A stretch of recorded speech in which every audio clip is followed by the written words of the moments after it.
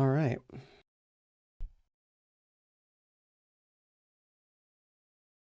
We'll try this again and see if it works better this time. Put up the guest box real quick. I think the problem, the problem seemed to be with the computer, not with TikTok.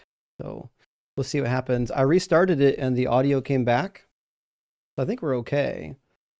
But for one reason or another, the audio decided it didn't want to work.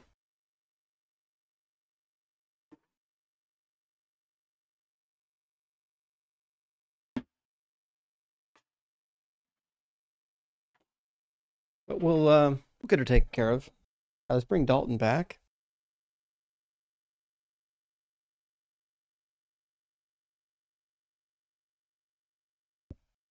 Welcome back, buddy. Yeah, and again, I can't fucking hear you. 1 second. I'm going to delete this audio source and re-add TikTok real quick. All right, try it now. Hey, sorry, no, my mic was muted. My mic was muted. I didn't realize my mic was just muted. Okay. Now you're playing jokes on me. My bad. I didn't even realize because I left for a second to go walk the dogs. By the way, the reason you may not have recognized every one of those Hebrew words is because the word chatulim isn't That's biblical cat. Hebrew. Yeah, chatul means cat. Okay. Yeah, ha'im chatulim afadim al kavlim means are cats better than dogs? Oh, so it's ha'im. Gotcha. So, yeah, that's a tough question. I don't think so. I got to be honest. Like, I know a lot of people are divided. Like, are you a cat person or a dog person? But I really love cats and dogs both. I can't really say that I would pick one over the other. I would say this though, that if I'm going to have a cat, I want my cat to be a little bit dog-like, meaning I don't want them to be like super unpersonable. Aloof. Yeah, and aloof, and like I want it to actually interact with me and be my friend. So there's that, I've already decided that once I start making some good money doing this, I'm just going to buy one of those robot dogs, and then I get a cam for it because I don't have the time to take care of an animal. Yeah. So, one of the interesting things, when you were learning to read Hebrew, did you learn with modern Hebrew or did you learn with vowel pointers? No, I had to learn with vowel points. Okay. Now, I mean, I learned that certain letters together made a Hebrew word. So I knew that, like, if I saw Pei, Resh, Shin, Yud, Mem, that was Pharisees, Pehushim. It wasn't until later, though, that I did start to learn, like, I needed to learn the vowel points so that I could read new words I'd never seen before. Yeah, and you know what? That's one of the hardest things I had is, so when I learned Hebrew, we didn't learn a lot of words. Like, for example, I never learned a word for cat because it wasn't relevant to the Bible. Like, I learned Tatul because I started last semester taking a modern Hebrew course, because like in the Bible, like you need, like the vocabulary list you need to read the Bible is so different from the vocabulary list that you need to speak as an everyday person. Yeah, so if you go, for anyone who wants to know, if you go over to Israel today, if you read a newspaper or just a book or anything like regular like that, or signs in Israel, they don't have vowel points. You get vowel points in very specific settings, like in studying the Talmud or studying the Hebrew Bible. But in general, day-to-day life, they just don't use it because they read and speak Hebrew the way that ancient peoples would have read it, just by knowing that these particular letters together in this context is this word and it means this. Yeah, and everyone does it different. Like even ha'im, right? So like ha'im in biblical Hebrew would be the word im, which is an interrogative, and the hey would be called the interrogative particle, right? But when I'm taking my modern Hebrew course, when we use im, we almost never use ha'im, even if it's definite. That just happens to be the style that we use. I haven't seen anyone in this book so far use the interrogative hey. Maybe they're saving it for later, but I've noticed that in modern Hebrew, like they get away without adding it, whereas in biblical Hebrew, it's always there. It's just so there's some confusion between modern and biblical. I'm still working out, but we'll get there. Yeah, for sure. All right, let me grab. I'll get a couple super chats, and then I think Nebraska Steve was up next. Our TikTok queue had a bunch of people. I apologize. They're all gone now. I'm sure they'll filter back when they get a moment, and we'll get some debates going here. Lockfury says, "Who wins in a fight, Raptor Jesus or Allosaurus?" Well, thank you so much for the $50 super chat, Lock. And who wins in a fight? I mean, I got to be honest. I don't know what kind of dinosaur Allosaurus would be, but if it's something big like a Brontosaurus or something really fast like a raptor, I think he could compete. I don't know though, because the Tyrannosaurus or the Raptosaurus. The crazy thing about the Allosaurus is that it keeps going after the young dinosaurs, and that's not cool. He only goes after baby dinosaurs. Unfucking believable. That was good, Don. That was good. Oh boy. Who would win though? I'm going to put my money on Allah. He was a better warlord than Jesus was for sure. Interstate says the golden shower rule. Oh no. Do others as you would have them do you. I mean, that does count. And especially if you're in, that rule is even more important, I think, if you're into golden showers, because you do not want to just randomly golden shower somebody who's not into that. I mean, that's not something you want to find out by accident like this. Anyways, G-Force, thank you for the super. It says, Justin, do you know about the recent fire that broke out at the circus? I heard it was intense. So, get it? Do you get it? I know, it was in the circus tent. Intense. That's a really good joke. We used to do the same thing. We used to say, there's a joke we talked about biblically. It says, what was sex like back in the Bronze Age, back in Abraham's time or whatever? And you would say, intense. And so this kind of the same joke. But, one's a little bit more childish. Anyways, great joke, though. I appreciate that. And Retired Bomb Tech, thank you for the $10 super chat. Says, spoke to my neighbor about all the horrible stuff God did in the Bible. She defended and justified it. I then asked her, I then asked her, I'd her all good God. I think you mean if her all good God told her to end kids' babies. 10 seconds later, she says this. Okay, so you asked her, if God told you to end the life of a baby, would you do it? And she said, yeah. And that's how you demonstrate to somebody that their God is evil. And because their God is evil, that makes you evil because you'll do that shit. And Dugosaurus, amazing name, says Dugosaurus defeats all. That's a fact.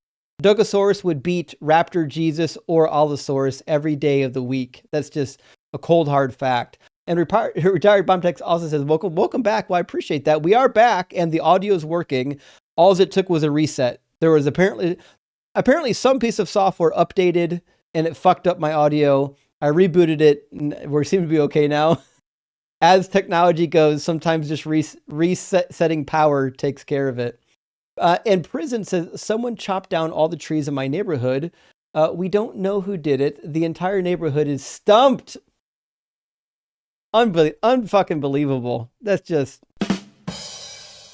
I can't add anything else to that. That's an amazing use of words, my friend. I appreciate that. And GeForce says, rock hard for DJ? Oh, dad jokes. Hell yes. Rock hard for DJ. Definitely rock hard for dad jokes. I'm all about the dad jokes. All about it. Sensibility. Thank you for the super chat, friend. Says, I heard that Jesus called himself the son of the morning. Well, in Revelation, calls himself the morning star. Is that right? I thought Lucifer was the son of the morning or the morning star. Okay, so this is a little bit intricate. Let's talk about this real quick. So in Isaiah states that that the king of Tyre is the king of Babylon is the morning star, the son of the dawn, the morning star, so on and so forth. This is not an identity necessarily. This is a reference to position. The morning star is like the brightest among the stars, meaning they're like the best. They're the most powerful, the most unique. You can see them even when the daylight's out. And so when Jesus says, "No, I'm the morning star," he's not saying that he is Satan. What he's saying is, "I'm the best." Right? It's like saying, "I'm the Alpha and Omega." Like if Satan said, "I'm the Alpha and Omega," and then Jesus says, "I'm the Alpha and Omega," it doesn't mean that they're the same person. It just means that they're both claiming the same title for themselves. It's also that I think that the Morning Star, it serves two different purposes with each of these different analogies. In the one hand, in the Lucifer story, it's like the star that lasts the longest and it goes into the sky before the sun comes and obliterates it, which is like, the king who lifts himself up only to get obliterated by God. In Revelation, I think it serves the point of how the morning star heralds the coming of the morning light. So Jesus is heralding the coming of the light. So this is how the authors are using the same exact symbol, but with different imagery. Yeah, but it's not an identity marker if that's what you're asking. And last super chat for now from our friend Reverend Nate. Thank you so much for the super chat. It says, Justin, you created evil Dr. Blitz when you admitted you haven't seen The Matrix. I apologize. Maybe I did do that. This is canon now. I'm sorry. Can't wait to see the Deacon of Deconstruction versus Dr. Blitz for custody of Ian. Oh, well, I know enough about Dr. Blitz that he will for sure work out a fair custody arrangement with me so that we can exchange custody of Ian back and forth. It's the only right thing to do. As to the custody split, I guess that'll be up to the court to decide what kind of a custody split. But to be fair, proximity wise, Ian is closer to me than Dr. Blitz. So that means I'm probably going to get primary caretaker responsibility, and Dr. Blitz is probably going to have to pay child support and be on some sort of a custody rotation. I mean, that's how it works in my state. So, there's not much we could do about that. It is what it is. All right, let me grab Nebraska Steve. Nebraska Steve was up next in our queue. So give me 1 second. Hello. And he's back. It's super loud too. Hold on 1 second there. All right, hey Steve, I don't know what microphone you're using, but it's super, super hot. Is there any way you can turn it down? Sure. Yeah. Let me turn my volume down here. Hold on. Well, not your volume, your microphone. Your microphone's crazy hot right now. Oh, okay. Is that better? I can turn it down, but it's picking up all kinds of background noise. Well, hold on. That might turn my space heater off. Hold on. Yeah. I mean, that might do it. Yeah. That's way better. Yeah, typical winter evening in Nebraska, so gotta have that space heater running. Yeah. Okay. Hey, happy 2026 AD, everybody. What do you guys think the AD is after the year 2026? What to you? You mean Justin, what does that mean? CE? We don't use AD. Well, I use AD, and that means historic. That sounds like a personal decision. That's not evidence for Jesus, though. Well, what's the AD mean after 2026? That's just calendar proof, historical evidence. It's ad domino. So Jesus was crucified, and we know that it's a reference to Jesus. Do you know who put that in place? The church after Jesus. There you go. Yeah. The Western Church. The people are not ad. It's anno domini, I think is the way to pronounce it. Anyways, this is something that Gregory put into place, Pope Gregory, and it was like 1,500 years after the fact. They were on the Julian calendar for 1,500 years before they, the people in the Western world changed it temporarily, I would add, to Anno Domini. So again, this is irrelevant to whether or not Jesus did anything. Like somebody changing the way they count time within Europe says nothing about whether or not the truth of Jesus is true. For example, like if the Muslim world, if the entire Near East changed their dating system to revolve around the time frame of Muhammad, would it mean that Muhammad was telling the truth? It would mean he was a actual historical figure that a calendar is based upon. Well, first of all, I don't think that it means that they would be a historical figure. I think that's something that I wouldn't agree to. Nevertheless, that's not something we have to argue about. You already know that I'm not a mythicist. I don't think that we have to argue whether or not Jesus was historical. I'm 100% willing to grant that Jesus was historical. Okay, well, I have evidence that Jesus was a true prophet of the Supreme Elohim. I can't listen. I can't wait to hear this, Steve. You do bring interest. I forgot to get I got to get my clips sheet open before I forget. I would say of all the people I talk to on a regular basis, you do bring. I'm going to call it very unique arguments. So I can't wait to hear it. What is the argument? Okay, so are you familiar with this? I know you probably know these verses because you're very good with the knowledgeable of the Bible. So you're familiar with Matthew 24:1, Mark 13:1 and 2, and Luke 21:5-7. You're familiar with those verses, correct? Yeah, the beginning of the Olivet Discourse where he prophesies that the temple is going to be torn down piece by piece. Right, and he prophesies this 70 years before it happened, and like this was a temple that was made of stone on solid ground, and like who would have known that it would have collapsed 70 years later? And these. Well, I mean, it's an interesting proposition, and to be sure, like this is a common talking point, right? So I think there are two problems with this particular claim. Also, for anyone who's on Discord right now, I don't have Discord open. Make sure you ping Carnage Asada. Carnage is your biggest fan, Nebraska Steve. She loves when you come up on the show. But the reality is, we have no evidence that that text is quoting something that Jesus authentically said. And most scholars would date Mark after the fall of the temple, which means it's written in post. But the other thing, too, is even if it wasn't, let's pretend that it wasn't written in post. Let's pretend that Jesus legitimately did say that the temple is going to fall and all that stuff, at some point in the future. Well, the reality is that wasn't novel. We already those predictions were already being made. So if you read the Talmud in Sanhedrin 97, there is an interesting discussion on what are the signs of the coming Messiah. And they're saying in Sanhedrin, listen, the Messiah is going to come after this temple is destroyed, which means Jewish people at that time period were already predicting that the temple was going to fall because they thought that that was in line with their reading of the book of Daniel. Okay, but what about the prophecy of all the other buildings around the temple? What about that would collapse? Daniel said that would happen too. Mm-hmm.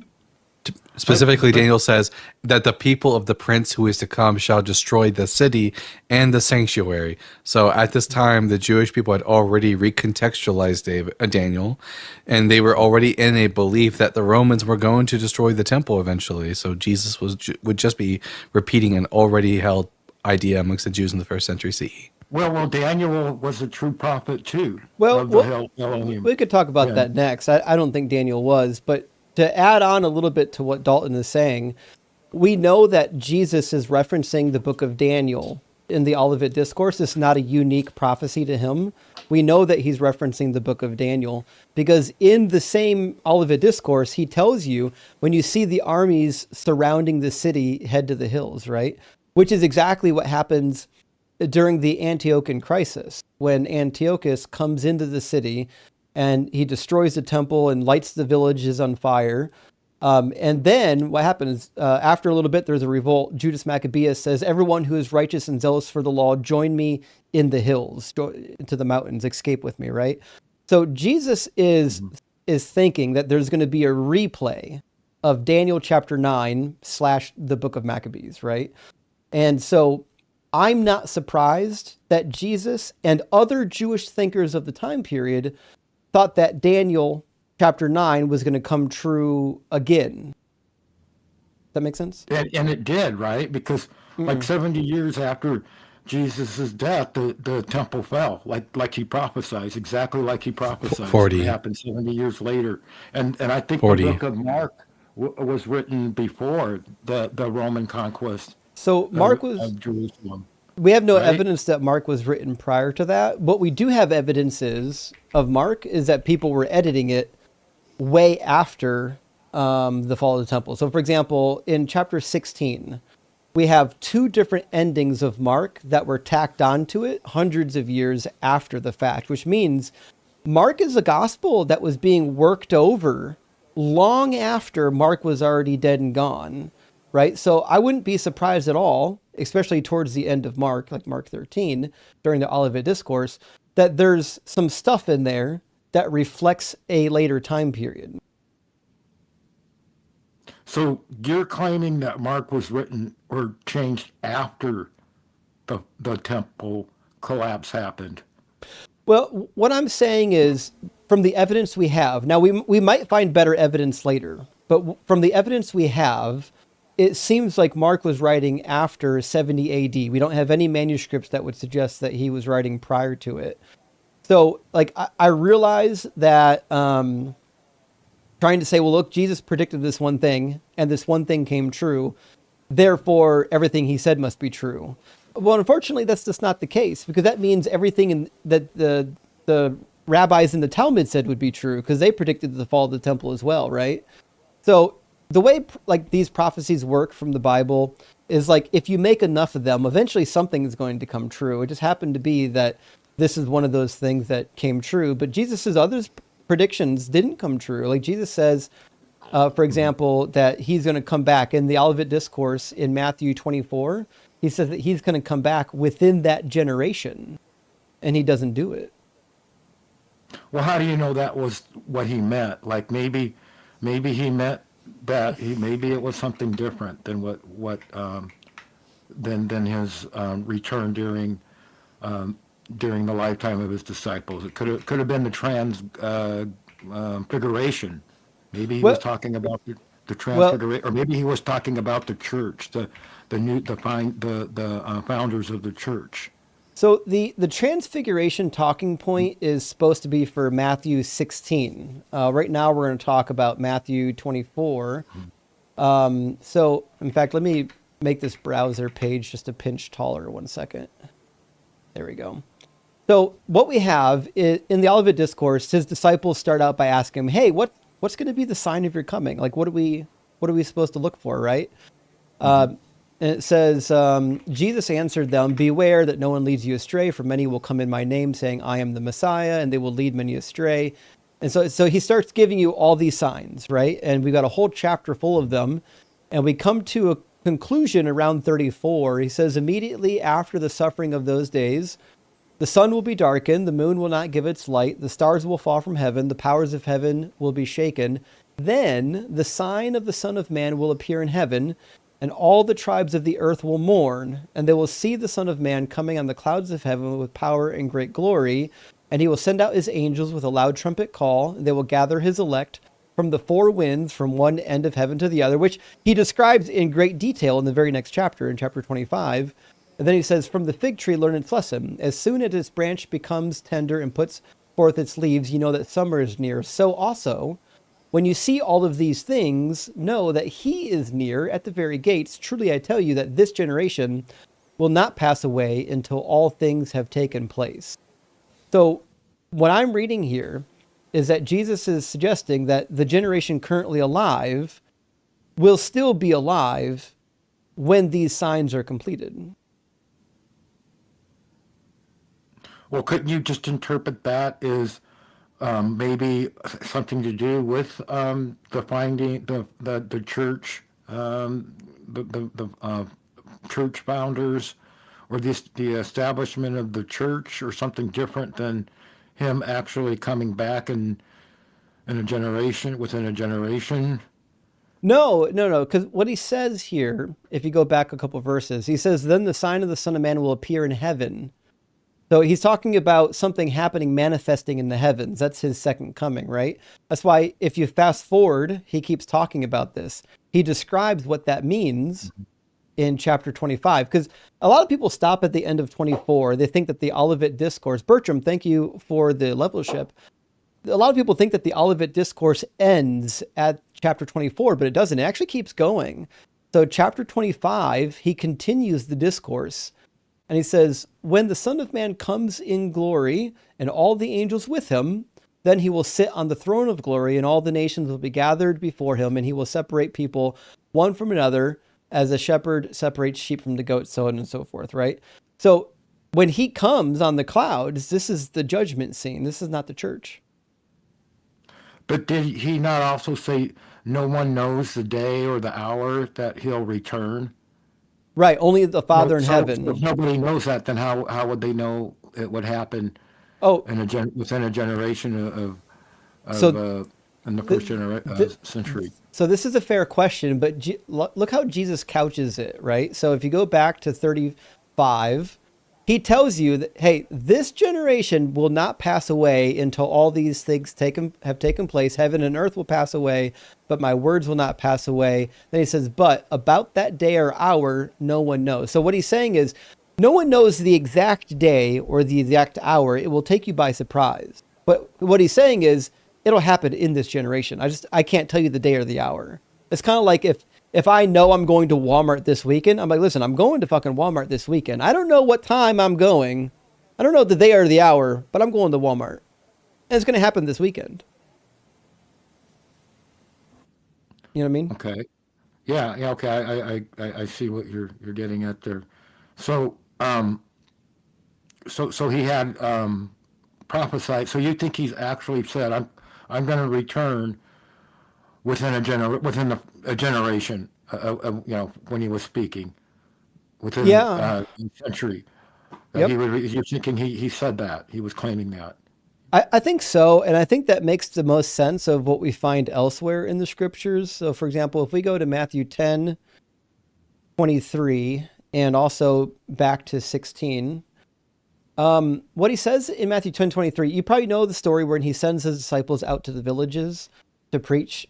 He says, when they persecute you in this town, flee to the next, for truly I tell you, you will not have finished going through all the towns of Israel before the Son of Man comes. Which means this is again within a generation. And then he doubles down in Matthew 16. He says, the Son of Man is to come with his angels and the glory of his Father, and then he will repay everybody for what has been done. Truly I tell you, there are some standing here who will not taste death before they see the Son of Man coming in his kingdom. And the transfiguration was only 6 days away. 6 days, that's it. That's all he had, right? And those disciples didn't die in 6 days. And it's important to recognize that he says that they're going to see the Son of Man coming in his kingdom. We know what that phrase means. The Son of Man coming in his kingdom is a one-time event. And that one-time event hasn't happened, not even at the transfiguration. Because if you go to Matthew 26, Jesus tells the high priest that it still hasn't happened yet. In fact, when he's questioned by the high priest, 1 second to grab it real quick. And he says, then the high priest said to him, I put you under oath before the living God. Tell us if you are the Messiah, the Son of God. And Jesus said to him, you have said so, but I tell you from now on, you will see the Son of Man seated at the right hand of power and coming on the clouds of heaven. This idea of Jesus coming on the clouds of heaven is the second coming. That's the fulfillment of Daniel chapter 7, which hasn't happened yet. So Jesus coming on the clouds certainly couldn't have happened during the transfiguration. If near the end of his life, he's saying it still hasn't happened. Well, I mean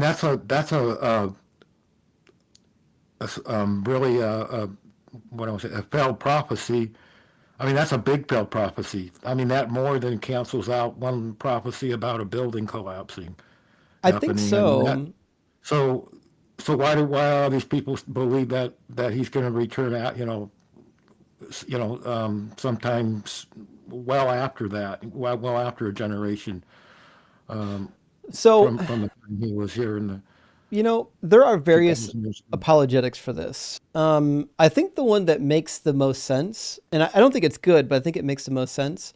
There was a book written on it. I think it was called "When the Son of Man Doesn't Come." I'll have to Google it to make sure that's the right title. I think that's the right title. But so basically, the idea is that they're saying that, well, this prophecy was contingent, meaning there were things that had to happen for it to come true, and those things didn't happen. Now, I don't believe that's a good way to read it. Jesus isn't saying, I'll come back if X, Y, and Z happens. That's just something that people have to add into the text to make sense of it. Now, the traditional apologetic, and I think it's even worse, but the one that's more typical is that they'll say, well, listen, Jesus wasn't talking about this generation. He was talking about a future generation. But a future generation, I think, is silly because then the grammar of the passage is kind of meaningless. So I'll put it back on the board and I'll show you what I'm talking about. So if I told you, Steve, if I said, listen, Steve, I'm going to drive to the store and I don't know when I'm going to do it. It might be a long time from now, but this generation won't be dead when I do it. You would rightly understand that as being a marker of time, saying, hey, it's going to happen within this generation. If it was going to happen after you're dead, and I'm talking about a future generation, I would say that generation. That's the difference. This is near, that is far. So when he says in verse 34, says this generation will not pass away, this only makes sense if he's talking about the current living generation, because any other generation that witnesses it, well, we know that they're alive. You don't have to tell us. You can't witness things if you're dead, right? So saying that, hey, this future generation that sees all these things happening, they'll be alive when it happens. Yeah, no fucking shit. We know they're going to be alive. That's how you witness things, right? So the reality is the statement only makes sense if Jesus is using it as saying, here's kind of the cutoff. It's going to happen before this generation passes away. Yeah, I mean, that would make sense. That's how I would take it. If somebody said this generation and they were speaking to me, I would be thinking they're talking about, my generation, Yeah. not some distant future generation, right? Agreed. And here's what Paul says, because Paul, I think Paul agreed with Jesus. I think Paul, Jesus, and the disciples, if they're real people, I think all of them believed that Jesus was coming back imminently, which is why Paul writes to married people and to people that are engaged in business and commerce. He says, hey, don't do any of that. Fuck all that stuff. You don't need any of that stuff. What you need right now is to be dedicated to the gospel. And he says to those who are already married, act as though you're not already married. In fact, I'll read it from the beginning. It says, are you bound to a wife? Do not seek to be free. Are you free from a wife? Hey, do not seek a wife.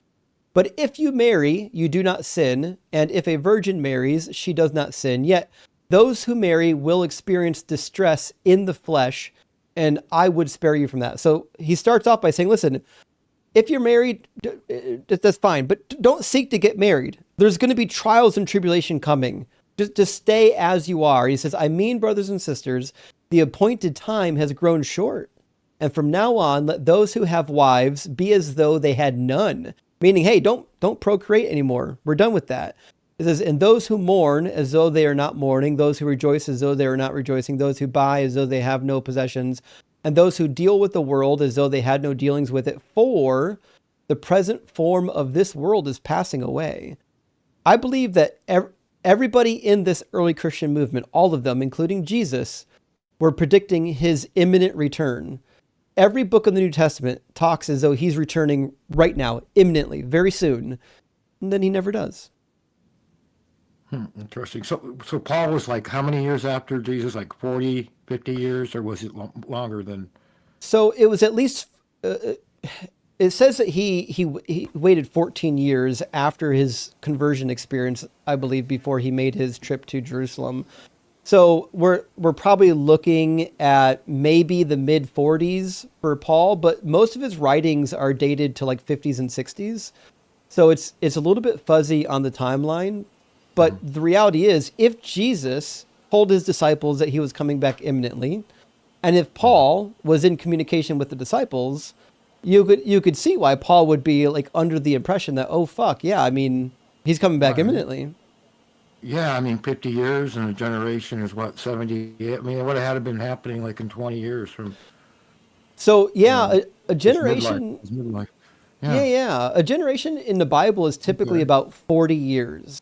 So remember in the book of Numbers when the Israelites are cursed to wander until the generation dies off? Well, that's why they were in the desert for 40 years, because that's how long it took for one generation to die off. Okay, interesting. Well, so he really made a bad blunder, a bad prophecy. He Right. says, I'm going to return like in the first century, generation within a generation of his birth, and then he never returned. Right. In defense of Jesus, I don't think the historical Jesus actually said these words. I think that the gospel authors are putting these words in his mouth. So I don't think historical Jesus thought of himself as returning because he's going to die. That Yeah. certainly could be the Okay. case. Yeah. Huh. Well, I'm a non-Trinitarian Christian, so I don't believe that like Jesus was actually God himself. So maybe somewhere his wires got crossed or something. So that could be By the it. way, And Mhm. the name of the book you were referencing for him, Justin, is "When the Son of Man Didn't Come" by Christopher it. M. Hayes. That's the one. Okay. Which is a shame that he had to write that book, because prior to that, the word Hayes, the last name Hayes, was so well respected in the biblical community because of Christine Hayes, and he had to come along and sully it with apologetics.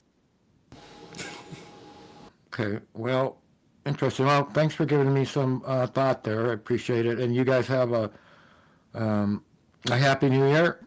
Hey, you too, And buddy. wish you guys the best. Yeah. Thanks for coming by. Cheers. Yeah. Thank you. Cheers. I really do like Nebraska, Steve. Yeah, what a pleasant exchange.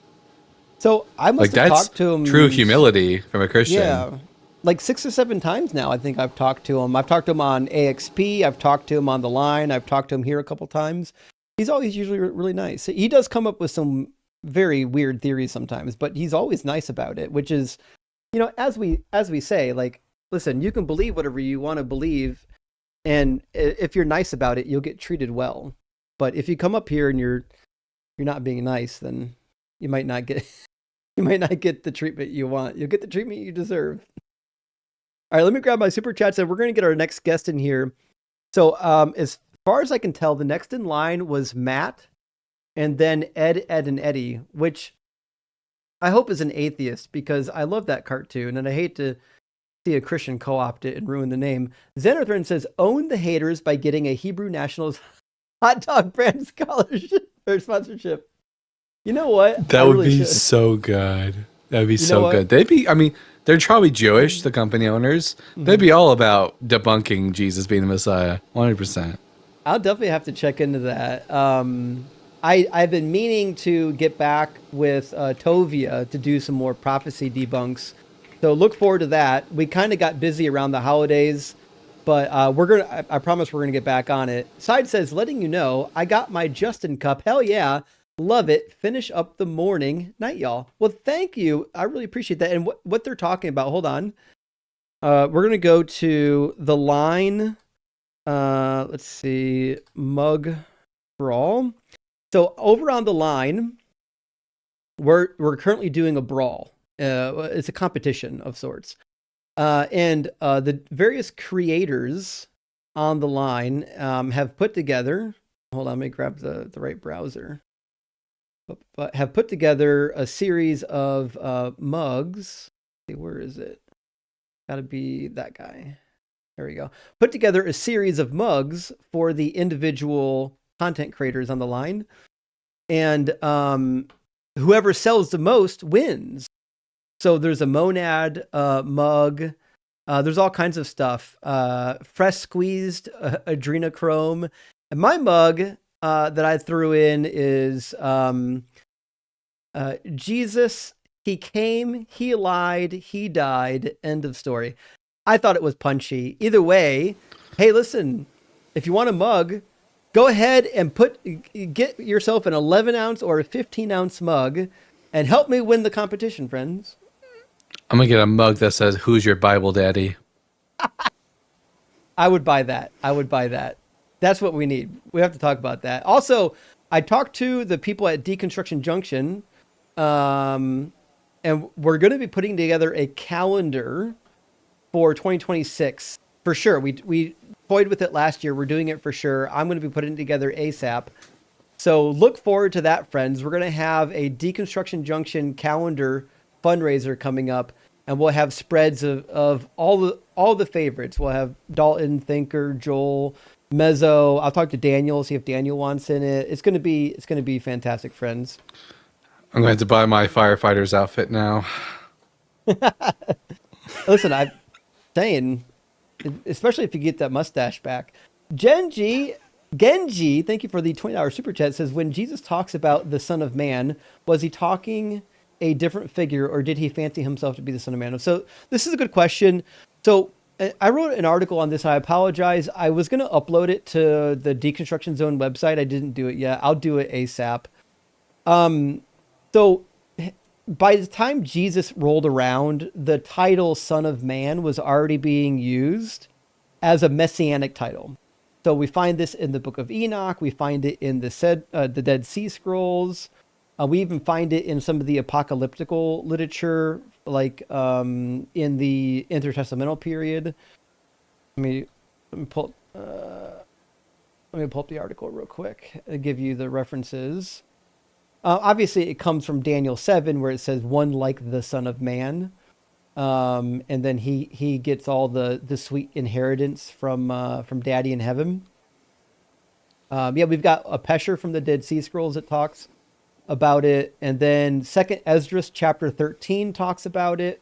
First Enoch chapter 46 talks about it, so on and so forth. So we've definitely got this growing tradition of the Son of Man, the messianic figure from Daniel 7.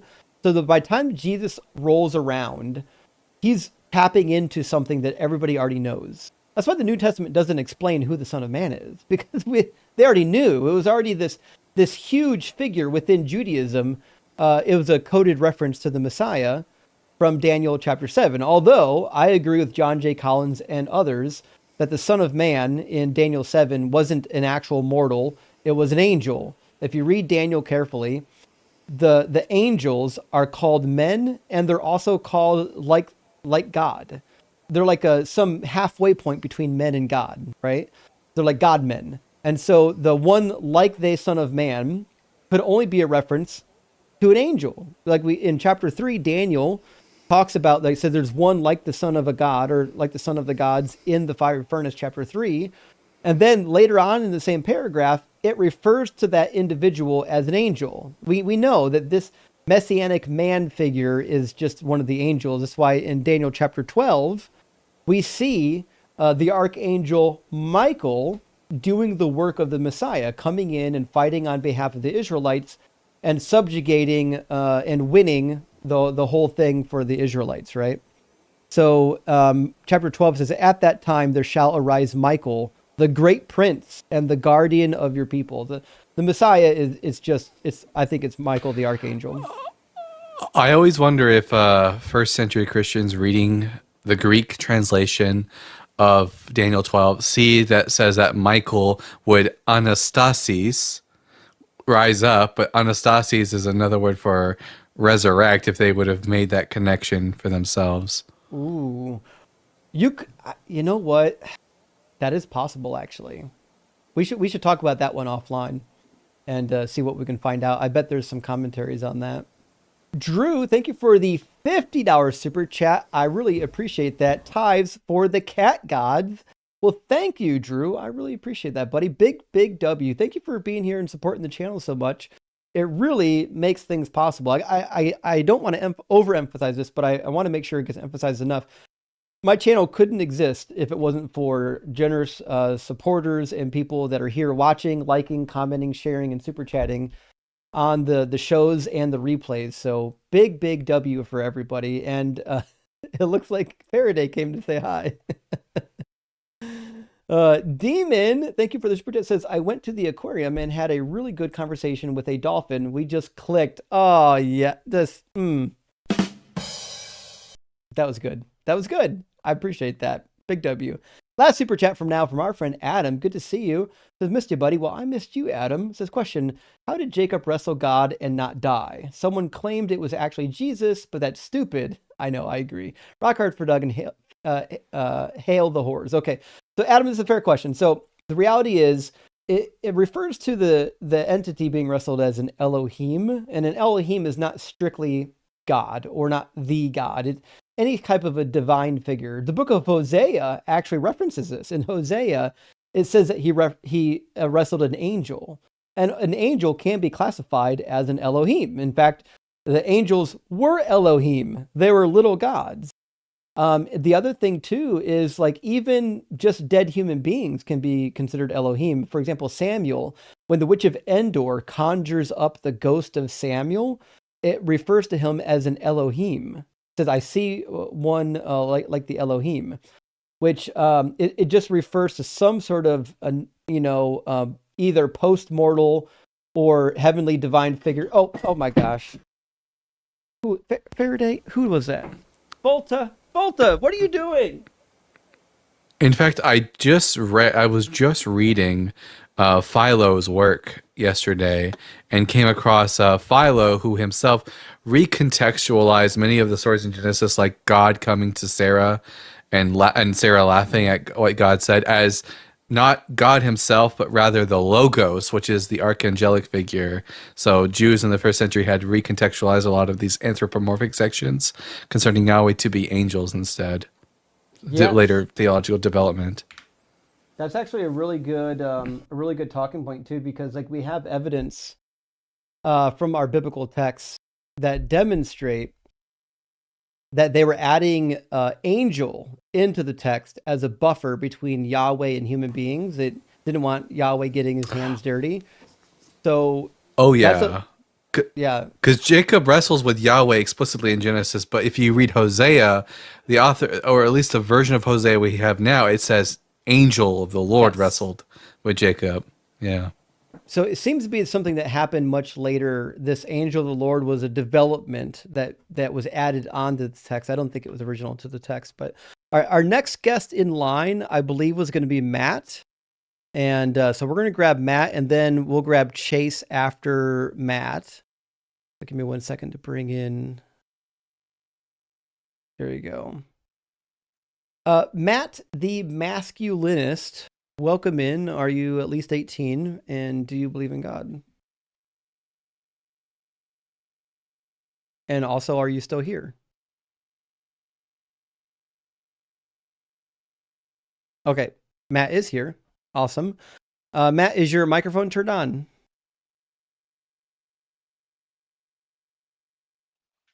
Yeah, can you guys hear me? It is now. Yeah, we can hear you. Yeah, welcome in, Matt. Perfect. How you So, guys doing, man? you know what? I can't complain. How are you? I'm really well. I'm really well. I'm excited for this new year. Oh yeah, I'm 18. And I believe in God. Okay. And which God do you believe in? I'm actually a Muslim. I believe in the Islamic God. Sure, sure. What do you think is the greatest argument or evidence for the Muslim God being real? Well, I think there's numerous arguments. To be honest, my favorite as a foundation is to go with the cosmological argument. I think you probably are familiar with the Kalam cosmological argument. Yeah, we're all familiar with the Kalam. I don't see how the Mm, Kalam. First of all, I don't grant the premises in the Kalam. But mm. if I did grant the Kalam, I still don't see how it gets you to Allah. But we can work on that. So we'll start with the Sure. Kalam, and let's just work through it, and we'll see how we do. So premise number one Yeah, of course. is So, premise number one would probably be I'm just going off my head. Would be that um, the universe has a beginning. Um, well. just give me a second. Give me a second. All right, Mhm. Jesus. I I think just that's premise number hold on. two. Yeah. Just bear with me. I'll just pull this up. Um,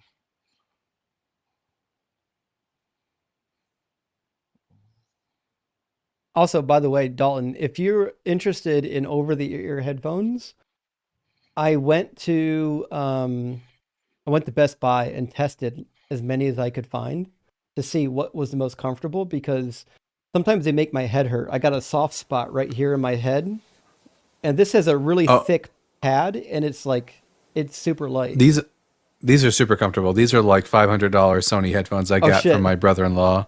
those are for Yeah, real. he donated them to me, and they're super comfortable. Yeah, mine doesn't like that. Mine are like 125 or something. But yeah, having good headphones makes a big difference. So Matt, did you find Yeah, yeah, the yes, premises yes. for Sorry. us? Yeah, sorry about that, man. Sorry about that. I just pulled it up. I was waiting in line. I thought I wasn't gonna get in, but this is awesome. But anyway, so yeah, so I got it up over here. The premise number one is whatever begins to exist has a cause. There we go. Yep. All right. So P1 will Yeah, that say should be the first one. Mhm. whatever begins to exist has a cause. Now, I agree with that. Mhm. Premise number two is where we're going to fall apart. So give us your premise number two.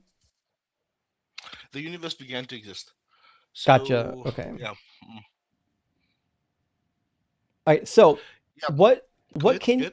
what can you give us to support premise number two? Because I don't believe that science or anything else supports the idea that the universe began to exist.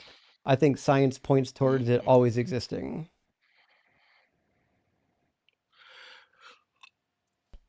I have to disagree with that.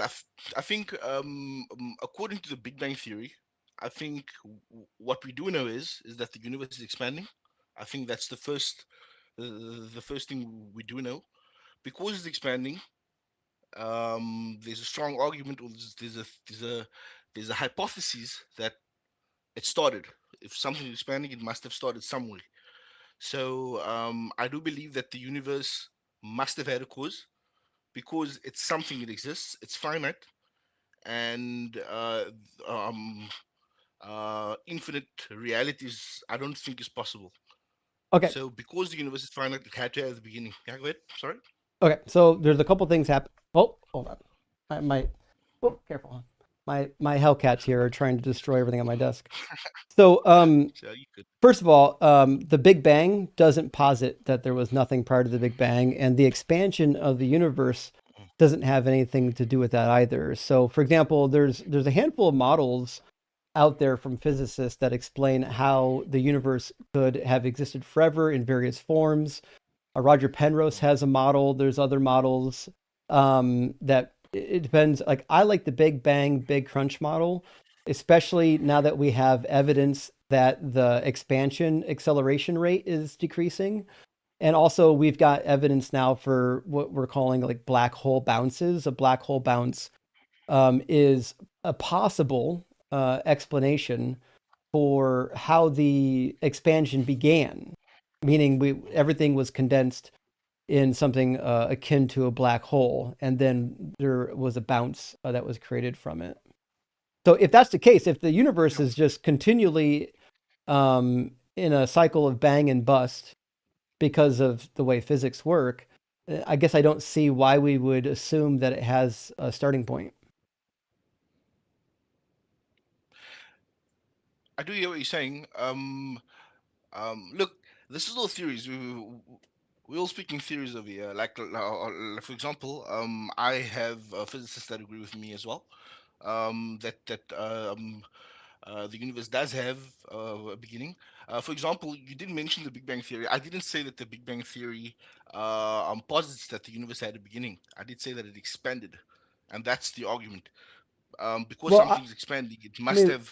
Yeah, go ahead. we Sure. we agree. We agree that the universe is Hmm. expanding. What Yeah, I'm saying is that that doesn't mean that it didn't exist at one point, right? So the question at yeah. hand is what evidence is there that would lead us to believe that the universe at one point just didn't exist?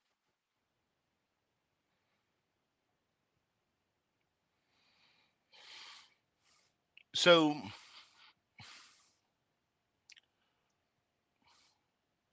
as I said, okay, I do understand this is more of a philosophical point I am making.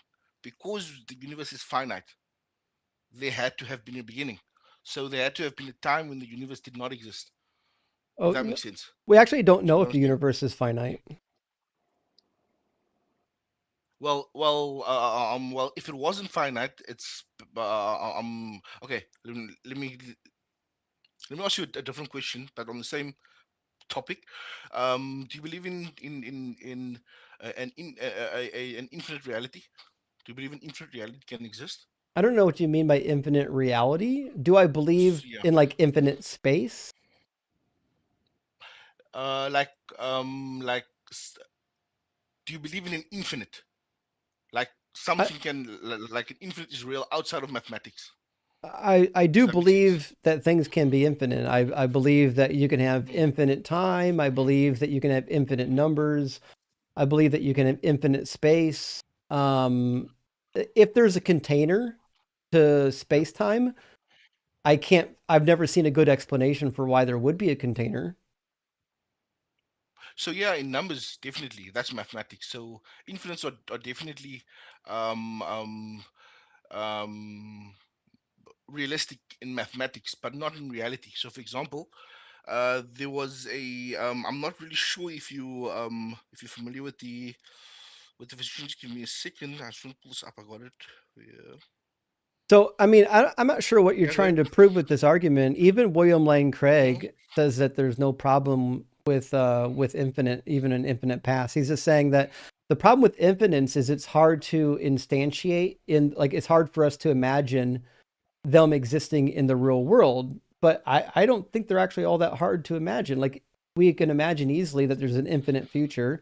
We can imagine easily that there's an infinite amount of numbers. I mean, I don't see Numbers, yeah. the problem Mm. with suggesting that the universe has always existed and that there's an infinite amount of time in the past, and even that there's an infinite amount of space time. Like, I don't think we're, like, if you took a shuttle and you were flying at the speed of light, I don't think you would ever run out of space to fly into. Yeah.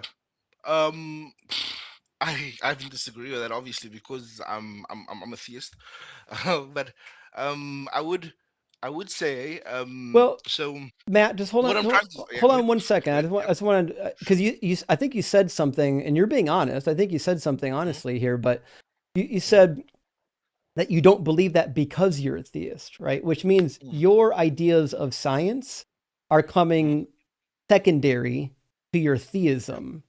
And I just don't think that's the way you should be operating. I think you should be putting, like, reality first. Theism theism might be true given what we know about reality, but we shouldn't be interpreting reality through theism just because we've already committed to it. I 100% agree with you. But as a theist, as someone that believes in religion, I probably do have a bias there. So I completely agree with you on that point. Maybe I don't look at things in that way. I should probably look at it more in that way. But yeah, having been raised as a religious person, probably I don't look at it that way. But I agree with you there. However, I don't think it takes away from my argument though. So um, for example, right? Are you aware of a scientist called Alexander Vilenkin? No, no. So, So and yeah, the go reason ahead. why Go I ahead. don't know this person, and also the reason why I don't care, is because Mhm. what's about to happen. Because you got to keep in mind, Matt, I've done this 1,000 times. I've had the Yeah, go. Kalam argument a million times. Sure. You're going to quote me some physicist that agrees with you, and then you're just going to Mm, demand that I agree with your physicist. Well, the problem is I can quote you physicists that agree with me and demand that you agree with me, right? So these appeals to, well, my physicist says this or my physicist says that, it's not really, it's never going to get us anywhere. What I'm mm, much more interested in is less about, hey, what does my favorite physicist say? I'm less interested yeah, in that. I want to hear, well, what's the evidence at hand? yeah. No, I hear you, but I wasn't going to do that. So remember earlier in the conversation you mentioned that physicist says I was going basically I was just countering that other physicists also agree with me in that, for example, causality, an infinite regress of causes is paradoxical. Oh, It why? cannot exist. Basically, Why? that's what I was the argument I was going to make. So Basically, go ahead. this is not new. This is something that Aquinas was banging the drum Yeah, on a long time ago, but I've never heard yeah. anyone give a valid argument for why you can't have an infinite past or an infinite sequence of causes. And I know that you've probably heard some arguments, like you've probably done Hilbert's Hotel or some other nonsense like that, but none of them actually work if you just dig into it a little bit. Okay, let's try to dig into it. I'm gonna make the argument. For example, causality, an infinite regress of causes. If that was a reality, we would never be in the present right now. So, for example, Why? let's say you had somebody with a ball. So somebody, you have the ball. Somebody had to kick that ball to you. that person had to pass that ball to that person, and so on and so forth. And this goes on ad infinity, Mm-hmm. right? Um, in space and time, you having the ball would never happen Sure it would. because you have an infinite reach of time. Nope. So the problem that you have here is you're trying to use the edge of infinity as the starting point. Infinity has no starting point. So what you're doing is you're trying to classify infinity as something that's finite, and that's why it doesn't work. Infinity's not finite, but every moment on the timeline is finite, which means the minute I drop this pen, it doesn't matter what happened before it or after it. That's now a finite point on the timeline. And there's always a finite amount of time between any 2 points on the timeline. So just the fact that moments are finite, that's all you need to go from point A to point B. Mm, mm. I think you have it. The other, I won't say you're wrong. I'll say I probably understand it the opposite way. So, for example, I believe that when you think of infinity in a finite reality, it doesn't work. Sure So, for does. example, uh, so okay, go ahead. Well, I'm You just just saying explained it. it there. So, I'm just yeah, saying it does. good. There's no problem with it. There's no logical contradiction. There's no physical contradiction. No scientific contradiction. So there's no reason to believe that that's not the case, especially because we know that mass and energy are conserved. Like we already have like scientific laws that tell us that this happens to be the case, right? Which means we would need some evidence, right, that some for some reason there was just nothing. And if there was something, and this is kind of goes back to what we started with, let's just imagine for a second there was a first cause. I don't think there was a first cause, but even if there was, we have no reason to believe that it was a god. It very well could just be a naturalistic force because the argument for a first cause is just an argument for necessity. You're saying there's a necessity for a first cause. I'm going to call that first cause God, but I could easily just say, well, the first cause was the magical unicorn. It's a naturalistic force. It's not a god. It only does one thing. That one thing that it does is naturalistically cause the beginning of things, and that's it. So like if like the argument for first cause never actually gets you even to a god, much less to a specific god. Hey, Justin, in block theory, aren't all moments of time, past, present, and future, equally present and equally real? Yeah, in beat time, yeah. So it doesn't require you moving from one to the next because they're all equally present. Mm-hmm. Where they're all equally real. I don't know if they're all equally present. I'll have to look into that. I know Ian has done a lot of work with A and B theories of time, and I think Dr. Blitz has as well. I'll ask to both of them, but I mean, I agree with you. Depending on your theory of time, like all moments infinitely in the past or the present would be equally real. Right. That does sound. I haven't heard of that theory. I want to look into it as well. I don't know if you want to move from this. Maybe I do have a moral argument as well. I think a theological argument, but I think the moral argument, if you want to go there, I think Islam has probably the strongest basis for a moral argument for the existence of Oh, God. moral argument? No, I don't think Yeah. so. I mean, I do love the Mm, moral argument, and we can certainly mm, talk about the morals of Islam. But mm. I think your moral argument, and correct me if I'm wrong, is going to hinge on the idea that morals are objective, right? Yeah, yeah, exactly. No, Okay, no, so I've heard you argue this before with Christians and I and Muslims. I think you spoke to as well. yeah, I've spoken to Muslims on this. Mm, Okay, so what evidence there is there that morals are objective? Because as far as I can tell, mm. even in theism, morals are still subjective. They're relative and subjective. Yeah, I think by the definition of the Christian God, I think you can make that argument, because I do believe in the Christian God, you do have instances where God changes his mind. Now I do understand also that the definition of subjective Well, of subjective is, yeah. Go ahead. whether or not the laws change, and I agree with you, if the Hmm. law changes over time, then it's inherently relativistic. But Yeah. I think that's irrelevant because in the Quran, like if morals come from your God's mind, like your God decided what is moral and what is not moral, well, that means you've got moral subjectivism. But I am pretty sure actually that some of the, at least maybe not in the Quran, but at least in some of the hadiths, I think some of the rules do change by the person. Like there's different rules for Muhammad that don't count for all the people in general. So like if Muhammad gets a different set of rules than the rest of his followers, well, we're right back at square one. You've got relative morals. Mm, mm, mm. So yeah, that's not really true. So for example, Muhammad in our religion doesn't have any leeway to the law than any other Muslims. So for example, obviously know Muslims are allowed up to 4 wives. In the Quran, it basically says, marry a woman of your choosing of two to four. But if you cannot do justice to them, marry only one. That's the verse. And the Prophet obviously had 11 wives, 9 wives at the time, right? However, up to that time, he had those 9 wives. He couldn't marry even more, any more from that when that law came down. Does that make sense? So Hey, after that, hey, he Justin, couldn't marry. real Go ahead. quick. Justin Ems is in the box.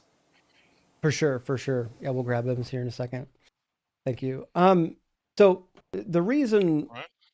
the listen, we could talk about whether or not the rules change. That's certainly something that we can get to. But the reality is, if your God decided what morals are, then they're still subjective. I do get that. However, if you have a necessary being making a judgment, creating a law, that he basically rules for himself that can never change. So, so okay, So yeah, go to ahead, be go ahead. sure, the problem you're having here is you're losing sight of what the word objective means. The word objective doesn't just mean that the rules don't change ever. It means Mm. that this is true independent of what any mind thinks it is, right? So if it's dependent on the mind of your God, then that means that it's subjective. But look, in the Muslim tradition, we don't believe that um, um, that that God is, how can I say? Uh, Let me explain it in terms of the Christian God. The Christian God, Christians believe that God is there's a relationship between God and man. It likens itself to God. We don't believe that. We believe God is separate from man. Right now, but It's an eternal, necessary being. Does that but make sense? Go ahead. uh, but that doesn't address what I said. All right, so just try to listen to what I'm saying and address what I'm Yeah. saying, right? So if your God decided what morals are, like it was a Yeah. decision that individual made, that means that morals are subjective. It just happens to be that the person who decided what they are is a god, but they're still subjective. That's what subjective morals are. No, I hear exactly what you're saying. And I agree with you to a certain extent, but what I'm trying to posit is if that person, given your analogy, like given what you said, that person makes the decision, right?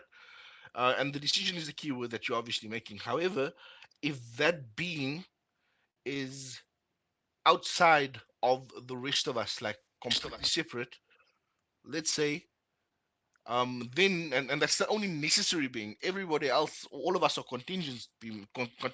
We depended on everything else. We depended on him.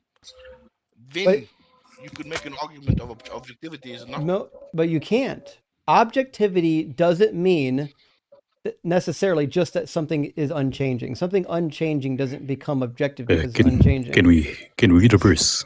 And hello, I I can, can we but read the I do Quran? want to I do before we do that, I do want to make sure Mhm. that guest understands that Yes. if any rule, whether it comes from a god or not, if that was something that came from a mind, that just means it's subjective. And this isn't like a debatable point. This is something that was already decided in the philosophical literature, like 3,000 years before I was born. Like, just go read the Euthyphro discussion about whether or not Mhm. God Mhm. acts in a way that is objectively moral because God can't break objective morals, or if things are moral because God dictates them, right? Does God do something because he can't do anything that's immoral, or does it become moral when God does it? So the idea is if something is subject to a mind, thank you, Bertram, for the Viking. If something is subject to the mind, even if it's God's mind, it just means that it's subjective. And that's okay. You can say Right. that God has subjective laws that you have to follow. You can say that, but they're still subjective. All right. So what if I'm changing the goalposts a little bit? Well, all What if right. we say Well, that? Go ahead. before we move on to a new topic, I think Ems had a verse he wanted us to read. Ems, what was it? Could you read chapter 2, verse 106? 2? Yeah. Okay. I got it. I think you know this one. I bet I've read it before. I'm on chapter 4 or 5 of the Quran now. So I'm making some progress, but I still got some work left to do. That is and by the way, this is a lot of progress because the first chapters are the longest. Dude, they're so big. The last 50 chapters are like half a page each. So Okay. Hey, Justin, I'm going to go head out and do some work. But hey, it was good hanging out with you. And don't forget to send me that picture. Hey, see you later, Yes. Ems. It was good I seeing you. found one too, by the way. I'll send it to you. Thank you. Good. All right. See ya. A big W for Dalton. Thank you, Dalton. So in the Quran, let's grab this passage and see what it says real quick. I think the text is probably big enough. Share the screen. You know what? I can. Put Give on my me phone. it give is me big one enough. second. Well, he's calling on YouTube. Video Ninja. Yeah. So give me a second. I can share my part of my window. I have to, because the way Video Ninja works on a Mac is different from a Windows. The way I was sharing my screen no longer works, so I have an alternative method. I'm on my next stream I'm going to have an even better method, but for now I think this will be good enough. Give me 1 second. Unfortunately, they don't let me crop my video. So let's see if we could do it this way. Now you can see probably my entire live stream. I'm sorry that it's the way it's cropped out. I can't really do much about it. That's cool, man. I can see everything.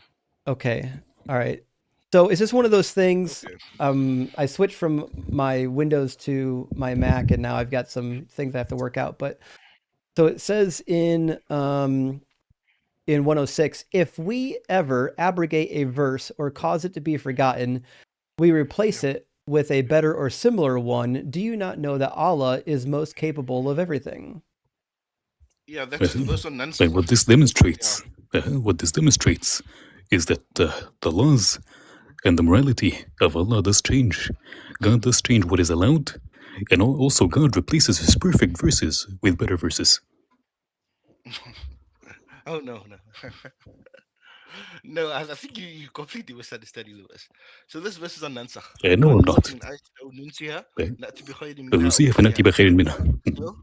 منها أو مثلها. ألم تعلم أن الله على كل شيء قدير. Right? So that's the Arabic. The verse on Nansakh, right? Abrogation is widely. This is a subject on its own, right? A lot of scholars have different things to say about it. So abrogation, we do have abrogation in terms of what's Do in the they? Quran. Do they? Yes, they do. Wait, Yes, they do. So, for you're saying example, the scholars differ. Could you give me two Allah. opposing views? Go ahead. So okay, so one view is that God, so verses of the Quran, for example, right, were read in the time of the Prophet. However, certain verses were how can I say, were forgotten by the people intentionally by God. Right. So, for example, there's a hadith. You probably know about this. There's a hadith from Umar radhiallahu anh, Umar, right? The second Khalifa of the Islamic Empire. Here there was a verse on stoning for the adulterer, and he mentions that he remembers this verse was recited in the time of the Prophet, but God caused us to forget the verse, so that for That is these not the funds and wording of things the do not hadith. Of get the into that. hadith. The wording of the hadith, right? Right. The wording of the That is not the not wording. a No, hadith. That is the wording of the. but that is the I'm general idea. paraphrasing. Oh yeah, yeah. That's a general idea, right? You don't agree with what I'm saying. You don't disagree with what I'm saying, right? It's not the wording of the hadith. No. I'm not reading. I'm off my idea. But the So, point is again go ahead. that God is replacing stuff, replacing laws. For example, when Aisha Not said that laws. the ruling of 10 sucklings was replaced by the ruling of 5 sucklings, and then that was replaced by the ruling of 3 sucklings, there is a change in the laws. God is changing his laws, which is again Yeah. demonstrating that the previous laws were not perfect if he's replacing them with something better. No. So this ruling was not on God. So again, I'm going to give you another example from that hadith that you mentioned with regards to suckling. Umar changed that law. So that wasn't a law from God. There's a difference between laws from God and laws that the No, Prophet it was a himself law from instituted. God. It was a law from Excuse God. me a second. Aisha says it was in the Excuse me a Quran. second. It's not in the Quran though. Aisha says it was in the And Quran. It was in the Quran. Aisha does not say it's in the Quran. Aisha does not say that it's in the Quran. He does say that. You can bring up the hadith. Jamil, I'm going to bring it up on the screen. Go ahead. So there are laws that the Prophet instituted, right? Those are not objective laws. Those are laws that the Prophet institutes for man. Umar changed that law on But suckling. but it still doesn't Go ahead. Could you matter. bring up, Justin, can you bring up Ibn Majah 1944? Mm-hmm. You said 19 what? 44? Yeah. Yeah, we got it. Sunan. Because this is a known fact. And Right, it was abrogated 3 times. Oh shit, yeah. It says the verse of stoning and of breastfeeding an adult 10 times was revealed, and the paper was with me under my pillow when the messenger of Allah died. We were preoccupied with his death, and a tame sheep came in and ate it. And then it says these verses were abrogated in recitation, but not in ruling. Other hadith established the number of fosterage to be 5. And can you read Muslim 1452a? That is 1452a. Oh yeah, the Book of Suckling. Yeah, it says Aisha reported that it had been revealed in the Holy Quran that 10 clear sucklings make the marriage unlawful. Then it was abrogated and substituted by 5 sucklings, and Allah's apostle died, and it was before that time found in the Holy Quran and recited by the Muslims. Before he died. That's certainly something that's been abrogated and changed.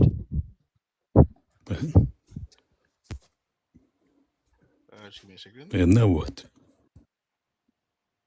Sure, dude. I'm not going to argue if you make a point. You know, let me just have a look. Give me a second. Yeah, I think Matt's been good faith so far. You said yes, I think. Muslim. What? It is Muslim 1452a, and multiple different narrations of the same hadith. Okay, you said Muslim 145.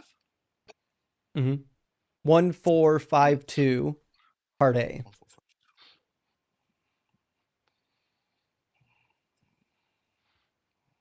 And when we're through with this, I would like to have a little bit of discussion on the Quran, because to me, I think the Quran, for me, the most problematic part of Islam is not the moral argument. I mean, I do think that child marriage is abhorrent, but I don't have objective morals. But it doesn't disprove.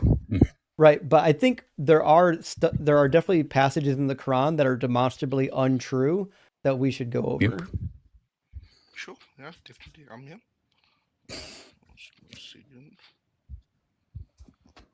I was spamming in the chat. When do we get to the semen part? You know, semen's coming. Yeah. Whenever there's a Muslim, we're always going to be talking about semen. True. I mean, whether they have to wash it off of his robe, or whether it's coming from the wrong location.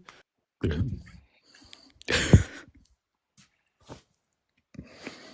She used to scrape it off with her fingernails. So. Poor Aisha having to scrape off protein stains with her fingernails. Ugh.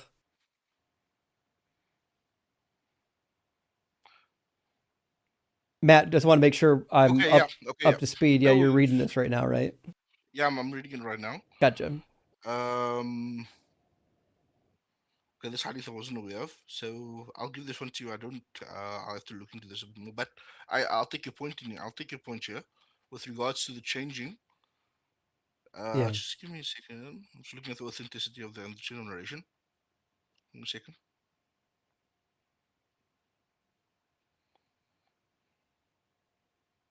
Okay, yeah. It says over here the hadith is reliable, so I don't have a reason to argue on that. So okay, yeah, we I, can move along. am So I I'll take your point there. am I Go ahead. wrong in understanding that Sahih Muslim was like all of them were reliable or just part of them? It is, yes. Sahih Muslim and Bukhari, yes. That's what I thought. However, Okay. yeah. Look. Okay, before you deny the strange- authenticity of the hadith, it is agreed upon by all of the scholars. The ruling is found in Oh, yeah, all I the said books of fiqh. no, I said that. This is not disputed at all. So do not Oh, yeah, try, I said please. Oh no! I said that. I said that. I looked at the reliability. It says it's reliable, so I'm not going to argue on that. Okay. Can I not say that, Justin? That is good. I So misheard you then. My bad. in regards to the moral argument, and it's not just with Islam that it doesn't work. It doesn't work with Christianity or any theistic concept, because nobody actually has a method for demonstrating that morals are objective, because all theists want to believe that morals come from their God. But unfortunately, even if morals do come from a God, they're just not subjective.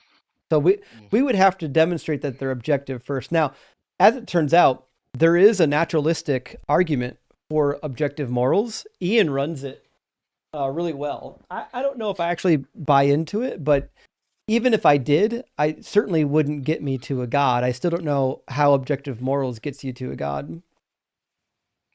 I think it's being outside of human, outside of humanity, basically, that makes the rules that nobody else can challenge.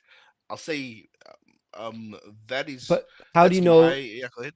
How do you know that it came from your God, and how do you know that they're good rules? No, I take your point. I can't prove that. Right, that's the difficult that's part. where belief comes. Yeah, that's where belief comes in. Right. So I would believe that the Islamic God and so on and so forth. But you want to speak about the Quran? You can go ahead, everyone. Yeah, so the Quran for me has a lot of really interesting stuff in it. And I'm a novice. I just started reading it again this year. I read a lot of it when I was in high school, just out of curiosity. I found it to be kind of silly. It kind of quoted or plagiarized a bunch of apocryphal Jewish literature that was floating around at the time. But some of the problems that I have with the Quran are it's the same thing that the Bible has, where it doesn't really know how the natural world works. And M's already brought up one of the most common complaints, which is it says that semen comes from between the backbone and the ribs, or the spine and the ribs. But the reality is that's not where semen comes from. We all kind of know this already. Yeah. Do you want to give me the verse on that? The chapter and the verse? I think Yeah. that's 8, isn't it? It's Tariq Quran 539. Go ahead. It's Quran 86, 5-7, right? I think that's what it is. All right, let me plug it in here. We'll get it going. Okay, so it says, let people then consider what they were created from. They were created from a spurting fluid stemming from between the backbone and the rib cage. But I don't know of any time at which our semen comes from between those two areas.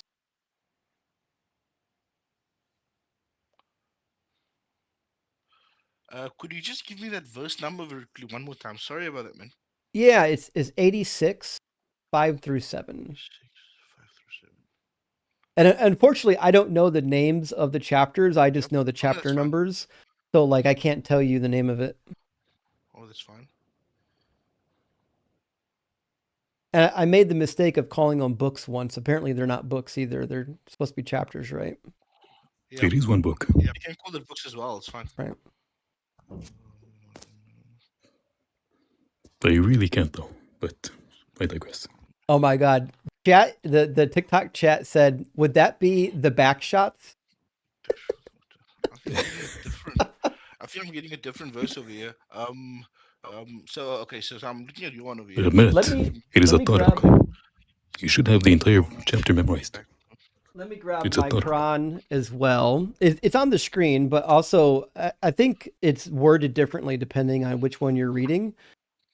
I remember correctly in this one that was published by Oxford, they had a slightly different rendering, but it still basically read the same. All Just right. give me a second. Do you think? Yeah, so in 86, it says, man should reflect on what he was created from. He was created from spurting fluid. Then he emerges from between the black bone and the breastbone. So they reworked it in a way that's not really supported by the text. It says that they emerged, implying as babies, emerged from the backbone and the breastbone, but that's just not what the text says. I mean, I don't know. So, the text could mean that grammatically, but the scholars, the vast majority of them say it means the former. But this is linguistically a valid interpretation. Yeah, so like we've gone over the Kind of. tafsir on this. Yeah. The tafsir basically all say the same thing that Ems and I are saying. That this is about where semen comes from. Yeah, so the tafsir is not from God, if you. But I get what you're saying. Well, So but I'm not basically, an Islamic scholar. See what I'm saying? So Yeah. like I have to, when I'm interpreting some of these passages, since I don't know Arabic, I know Hebrew, but like I don't know Arabic, right? So like I have to read the tafsir, I have to read the commentary because Yeah. this is not my culture.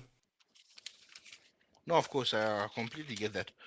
I'm just pulling it up over here.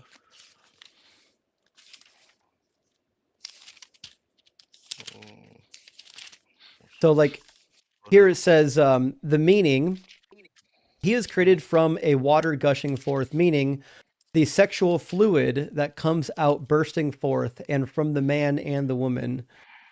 So like a lot of what I'm finding in the commentary is that this is specifically referring to the origin of the fluid, where the fluid comes from. That's why it says the fluid, the spurting fluid, is stemming from between the backbone and the rib cage.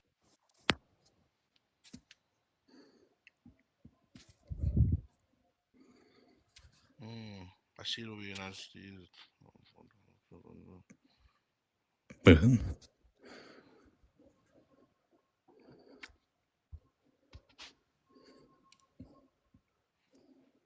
Gotta be honest, And I'm by not the way, since he explain does this. not, To be honest, yeah, it does not go ahead. What are you saying? what were you saying? Go ahead. Yeah, I don't know how to explain this verse. To be honest, I'm Fair reading enough. it over here. I'm not going to go into the tafsir right now. I'll look it up myself. This is something I'll say I have a question on. Justin, To be honest. do you want to pull up Muslim 315a? Since he doesn't deny the hadith. Oh no! I didn't say I don't deny the hadith. I think you just assume that.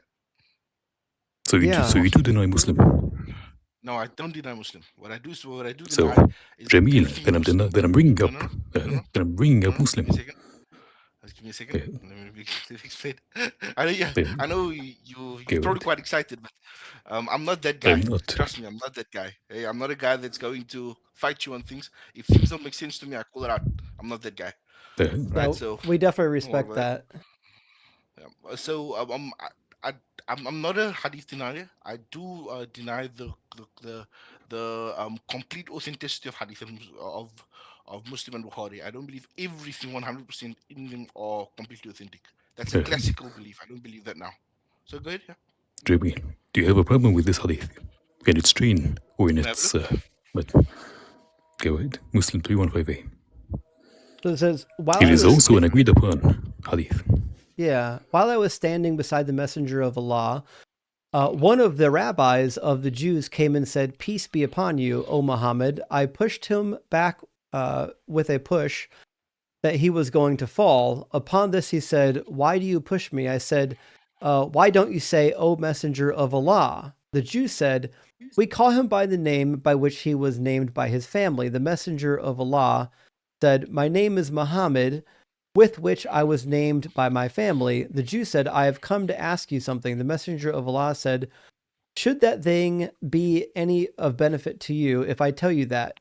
He, the Jew, said, I will lend my ears to it.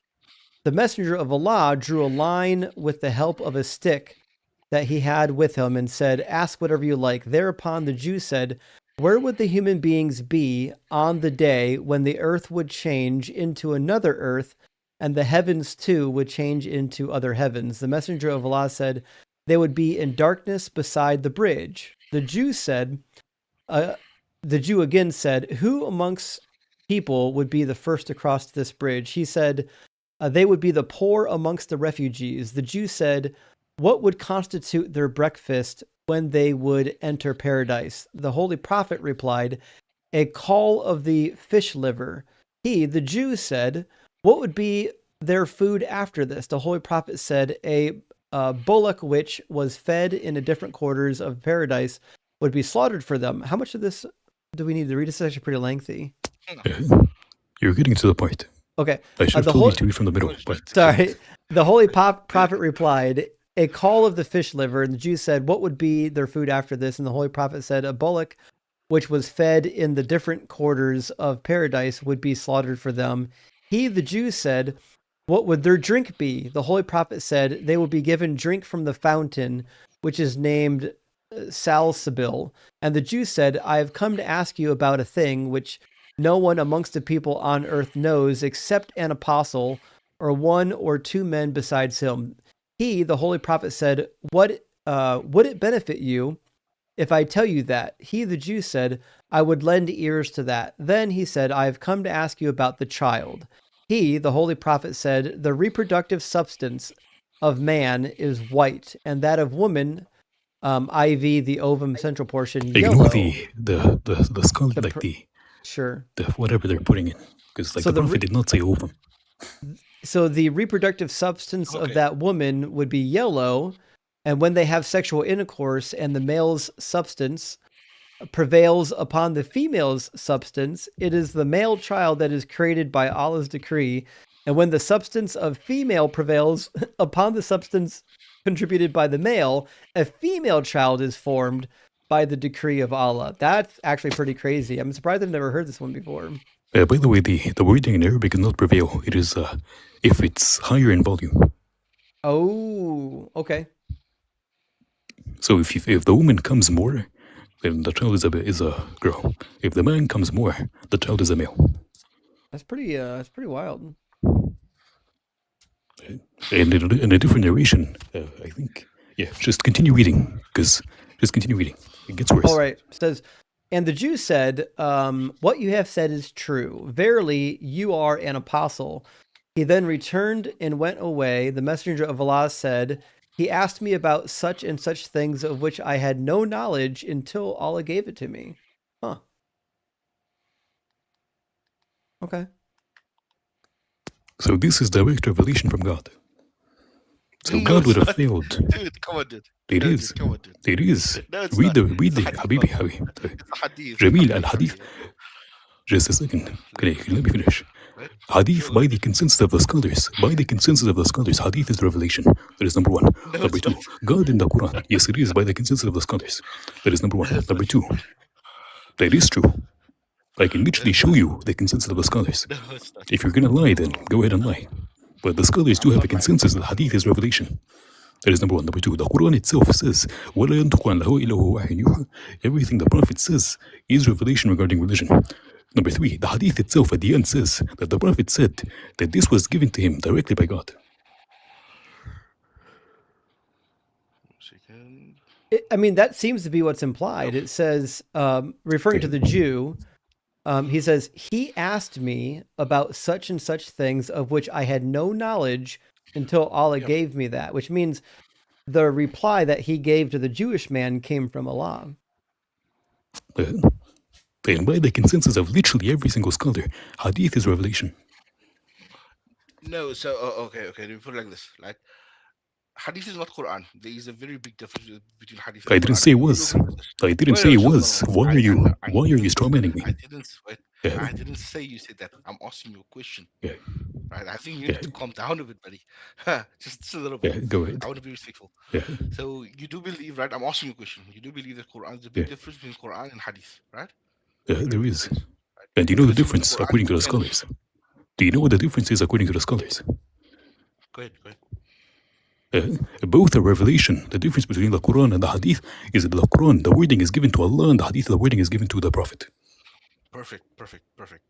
So, however, there's three ways that you can Yeah, deny a Hadith, right? The first way is by the chain of narration, the wording in and of itself, and whether it yeah. contradicts the Quran, right? No, that is Agree on that? wrong. Nope, I Yes, don't. dude, that is Nope, actually correct. That is nope. okay. Because the Hadith Okay, can go ahead. abrogate the Please Quran. tell us. The Hadith can abrogate the No, Quran, that's which not is true, Nisr buddy. al-Quran bil-Hadith. That's not true. It is That is literally agreed upon by crazy. all scholars. No, It is that's literally agreed crazy, upon by all brother. scholars. Brother. Nope, you're Okay. just simply ignorant of Islam. Justin, just Google this. Can the Hadith contradict the Quran? Can the Hadith abrogate the Quran? Just You're Google using it. an English source. No, That's fine. using an That's fine. English Go source ahead. is not going to help you.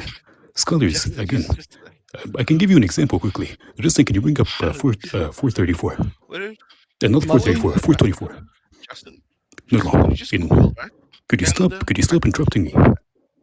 Oh, no, Using an English source again, I can give you proper resources for Islam. Are we doing Again. Sahih Muslim? Could you search up the types of abrogation? Sure. I don't even know if the sources would be available in English, but the types of abrogation include the nisq, again, the nisq of the Quran by the Hadith, which I can give you an example of. What? So Okay.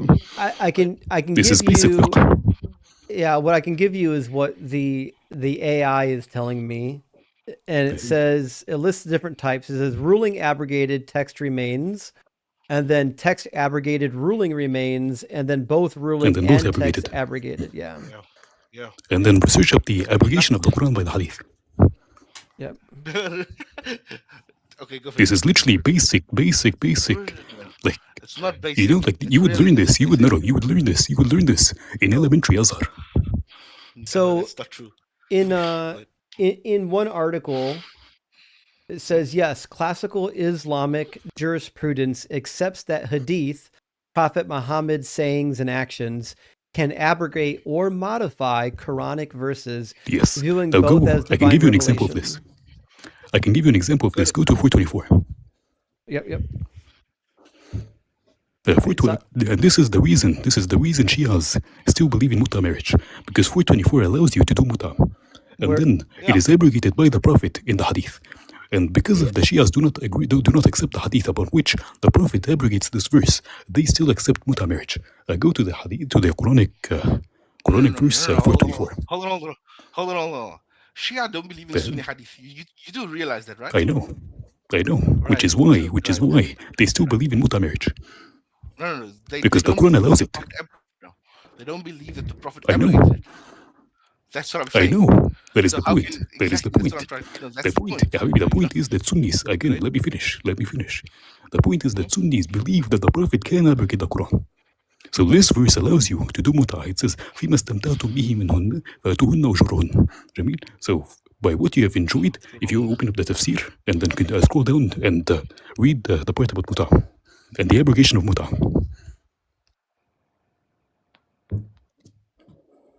Like, this is very basic Islamic, No. Muta is a different theology. issue. It's a completely different issue. No. Muta I'm is a giving you an completely example. different issue. Habibi, could you focus on what is So being you said? just I'm giving you an example. I understand. I'm giving you an So Justin example. just read it, I'm right? giving you an example. Yes. Can you let me finish? I'm giving you an example of the hadith superseding the Quran. Now, could you scroll down? Oh no, I understand. The prohibition of muta marriage and read. Muta. Please go ahead. There we go. So it says, Go ahead. so with those among them whom you have enjoyed, give them their required due. Was revealed about the muta marriage. A muta marriage is a marriage that ends up a predetermined date. It ends upon a predetermined date. In the two Sahihs, it is recorded that the leader of the faithful, Ali bin Abi Talib, said that the Messenger of Allah prohibited muta marriage and eating of the meat of domesticated donkeys on the day of Khaybar, which is battle. In addition, in his Sahih Muslim recorded that our Rabbi bin Sabra bin Mabad al-Juhani said that his father said that he accompanied the messenger of Allah during the conquest of Makkah, and that the prophet said, "O people, I allowed you in the muta marriage with women before. Now Allah has prohibited it until the day of resurrection. Therefore, anyone who has any women in muta, let him let them go, and do not take anything from what you have given them." Allah's statement. So this sounds like the hadith is overruling the prior ruling Yep. from the Quran. And this is agreed upon. This is not controversial at all. This is agreed upon by literally everybody. Give me a second.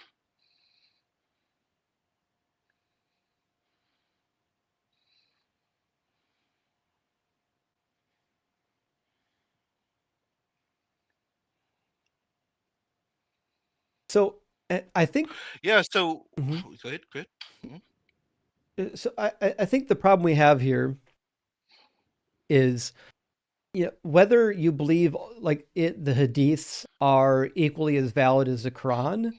We've got nonsense in the hadiths and in the Quran. Like, both of them don't really know how reproduction works. Both of them thinks that the earth is flat with like a dome or a firmament over top of it. In fact, That's not true, though. no, it's true. Like, It is true. when you read the That's Quran, not true. it's full of flat earth imagery. Okay, some examples. Just give me a second. Let's just stay on this very quickly. If that's okay with you. Just give me a second.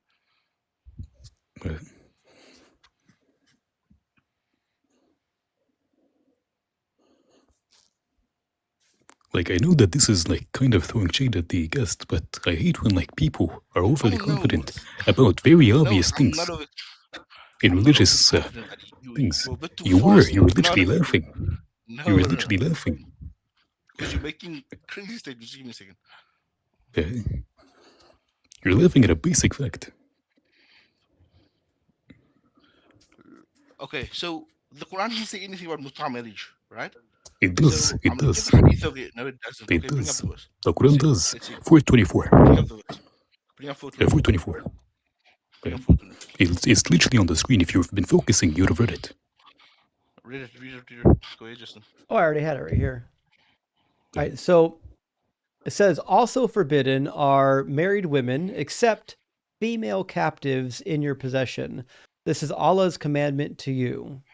Is that what a muta marriage is? Is a marriage of a captive No. woman? I don't know. No. Oh, No. okay. It talks about it later. Oh, okay. It says, "This is Allah's commandment to go you. Lawful to you are all beyond these, as long as you seek them with your wealth in legal marriage, not in fornication. Give those you have consummated marriage with their due dowries." False translation. It doesn't say consummated marriage with. It says that those you have enjoyed. Come on, buddy. And this is literally basic Arabic. It says فيما استمتعتم به منهن. What does istimta mean? Come on, buddy. No. What is istimta? Again, buddy. Again. Istimta is the act of doing muta marriage. Literally, istimta.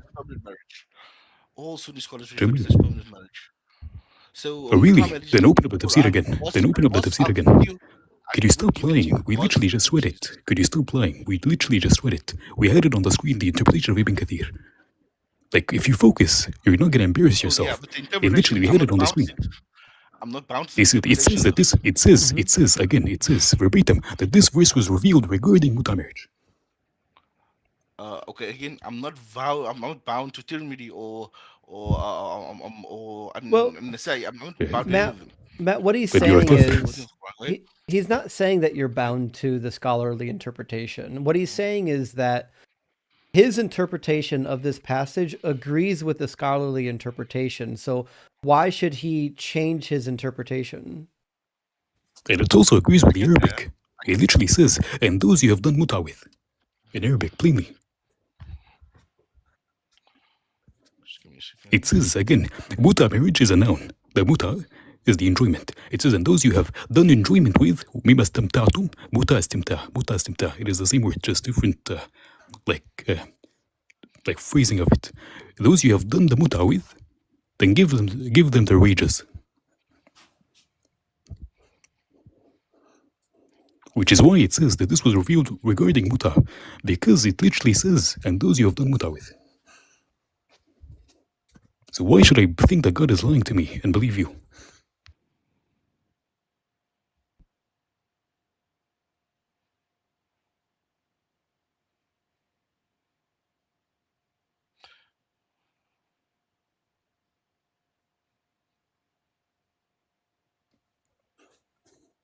Yeah, these are opinions that this or so muta marriage is included in this opinion, but the wording does not mention muta marriage. I know, It's not it about. does.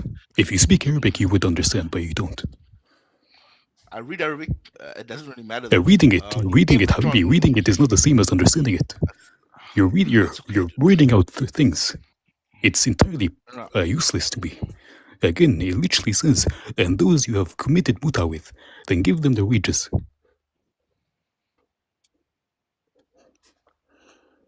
Like, this is plain Arabic. You disagree with Arabic, no, mashallah. I don't Intellectual disagree with Arabic. juggernaut, mashallah. No, I didn't say I'm intellectual juggernaut. Just Yeah. okay. It is So listen basic. here, right? It's like, it literally says, and those you have done muta with. Plainly says that. You're telling me I disagree with that. On what basis? Well, okay. So it So, clearly says those who've done muta with. Can you bring up the verse again so quickly? Matt, Can you Matt, read the verse one do you more time? mind if we Right? recenter the conversation? Because I Sure, don't go want to ahead. go on a long diatribe on this particular topic. So I'm not sure it's That is fair. relevant to either side. I think there's a lot more pressing issues we could talk about, and I don't know if this is the most pressing of them. So, like for me, when I read the Quran, I see what I would consider obvious problems. The same problems I see when I read the Bible, right? So, like when it talks about cosmology, it like just gets everything flat wrong. Like it describes a flat Earth that is rolled out with a heavens over top of it, and the sun, moon, and stars all exist just in this low orbit within the lowest part of the heavens. But let me grab you some of the passages I'm referring to. Mhm. So like it says, indeed, we adorn the lowest heaven. We would agree that the lowest heaven is that's closest to the earth, right? Yeah. Go Yeah, ahead. it says, we adorn the lowest heaven with stars like lamps and made them as Justin. missiles for stoning devils for whom we have prepared the torment of the blaze. So we have this idea that the heavens are some layer, and the lowest layer, closest to the earth, is where we find like the sun, moon, and stars, and that some of those suns they're thrown to the earth to kill devils. This is preposterous. Justin, for some reason I can't see your screen anymore. I'm not sure what happened. Mm. I don't know if the sharing timed out, but give me a second to reshare it. I don't know if there's a timing on this or not. Oh shit! I could just share my. No, I can't share my web browser. I can only share a single page. Maybe I Oh no. can. Here we go. Look, I can share the web browser right there. Perfect. I got it. I'm back. I can see it now. Yes. Is that Perfect. better? Okay. Yeah. So Okay. does it Yes. indeed? We adorn the lowest heaven with stars, like lamps, and made them as missiles for stoning, eavesdropping devils, for whom we have also prepared the torment of the blaze. So, like, to me, this is a crazy talk. The stars wouldn't be, whatever you think the layers of heaven are, they certainly would not be in the lowest layer. They're so far away from us, they would have to be in some outer layer for sure. And they're certainly not being thrown to the earth to hit devils. Right. So I completely agree with you on that with regards to looking at it from an atheist point of view. However, if I'm as a theist, I believe in um um, the how can I say the unseen, right? So in Islam we have something called the unseen. In every religion you have that angels, demons, all these things. So if I believe in that, I can look at that in a different way. Does that make That is sense? not his I'm not running contention. away from the question. Yeah, give me a second. That I'm is, not running away from that is you. not his contention. Yeah, go. His contention is Ahead. that there's an interaction between the unseen and the seen. The seen, which is the stars, is interacting with the unseen. He's not having a contention with the fact that demons exist. He's telling you that stars are not being thrown. That is something that is seen. Right. So if you read the verse again, right? We Mhm. adorn the lowest heavens with star-like lamps, and made them as missiles for stoning eavesdropping devils, for whom we have also prepared the torment of the blaze. It's not really talking about the actual stars. We adorn the lowest heaven with I know it is. star-like lamps. That it It's is. It doesn't say basic. star like in Arabic. It doesn't say that in Arabic. It is ended by the Okay, translator. So It literally yeah, says وَزَيَّنَّا scroll a السَّمَاءَ bit الدُّنْيَا up, Justin. بِمَصَابِيحَ. so Yeah, could you We just have scroll go. up a bit, Justin? Go ahead. if we get rid of the parts that are in brackets, meaning they're supplied by the translator, it would say, "Indeed, we adorn the lowest heavens with lamps and made them for stoning devils." Right. So what would we say is in the lowest heavens that are lamps? I think the point I think you're missing the point that I made. So the point I was making is that as a religious or as a theist, I do believe in the unseen. You as an atheist, you don't believe in the unseen. You believe in reality. No, I'm not asking So about the devil. I'm I asking about the good. lamps. No, I'm speaking about the lamps. What I'm saying is, I can accept this verse as a person that accepts the unseen. So I don't know what like How a different how dimension are or whatever. lamps unseen? Mhm.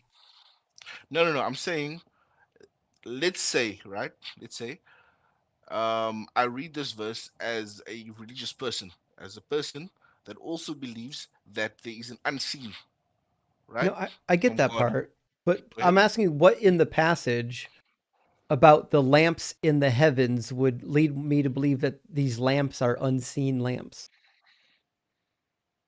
Right, but the heavens are also basically unseen. You see sky. No. So, السماء الدنيا by definition is seen. By the definition of the word, the السماء الدنيا no, is seen. that's not really true. That's not really true though, That is true. because That is true.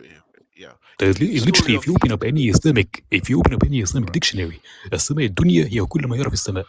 It is everything you see in the sky. So you see it in the sky.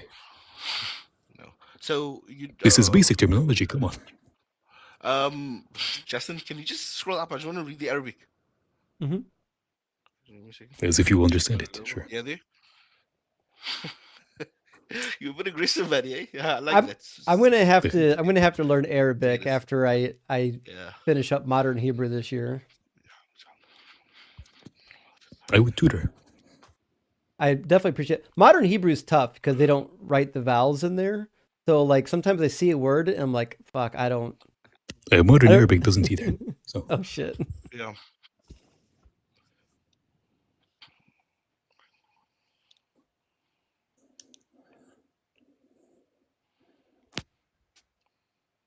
but And I so think if you open up the tafsir, look, it's going to tell you. from a religious person, I don't really see anything wrong with this verse. I do get where you're coming from, though, Justin, as an atheist, but I don't really see anything wrong with the verse, to be honest, as a religious person. the But I the do get problem your with the conflict. Go ahead. verse is that it's talking about illuminating entities in the sky, which are what? What are they? What are the what are the lamps in the sky?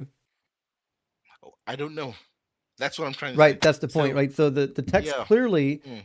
is just referring to like the stars because he says the same thing. So if you go to Quran Maybe.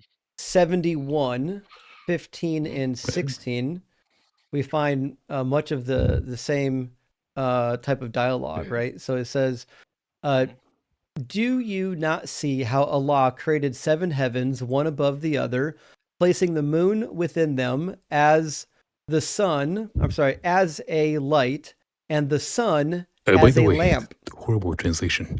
It doesn't say reflected light. It says that the moon is a light.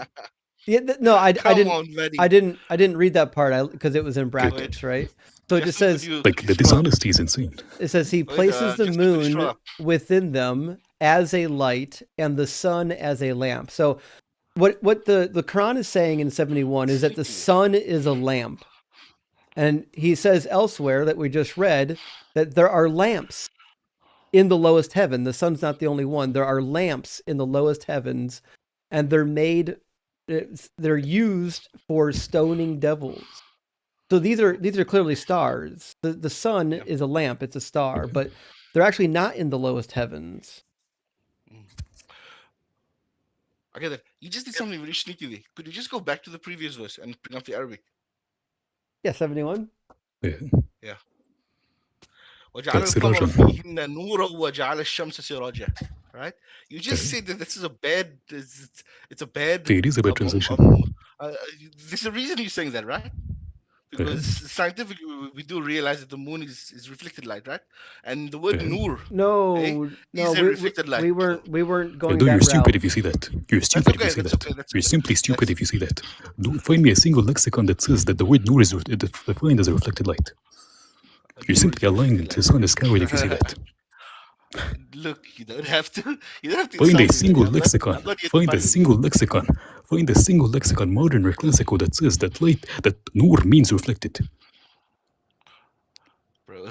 You don't have to fight with me, bro. I'm not here to fight. Again, find a single Calm down, lexicon bro. that says that. Why are you lying? Just give me a second. Like, this is plainly dishonestly lying. And again, if we go back to the previous verse, Justin, by the way, the word that is used in the previous verse is different from the word that is used here. It is masabih.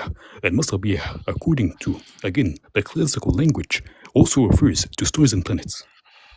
Yeah, and we have also in chapter, I think 37, says, "Indeed, we have adorned the lowest heavens with the stars for decoration," right? So we Yep, have this there you idea go. repeated multiple times in the Quran that the lowest heavens, the ones closest to the earth, has these lamps, these stars, and they have multiple functions.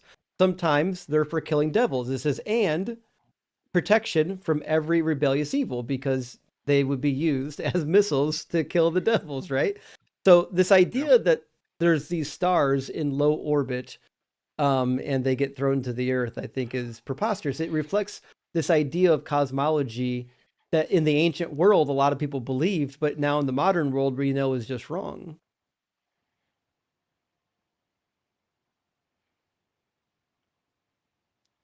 All right, no, I completely accept what you're saying. Uh, in my head, I do feel like it's from the unseen, but I do get what you're saying. Well, I mean, And it doesn't say I'll accept anything it, to be about honest. that. Like, it just says that Yeah. that the skies were made, and in the skies we have stars that they're there for decoration. Something that's decorating the heavens is Yeah, something that's seen. A decoration is seen. yeah, you're right on that. Yeah, I accept that. fair enough. So I got one last question Go ahead. though, Yeah, go ahead. and Go ahead. I'm gonna circle back, and we'll Yeah, kind of finish this conversation off with another no problem. moral question, because I, Sure. from the Muslim By the way, apologists. Mhm, could you, this is like, just on topic before we move on, could you read, mhm. this is like for your arsenal, we don't have to talk about it, but it's 6512.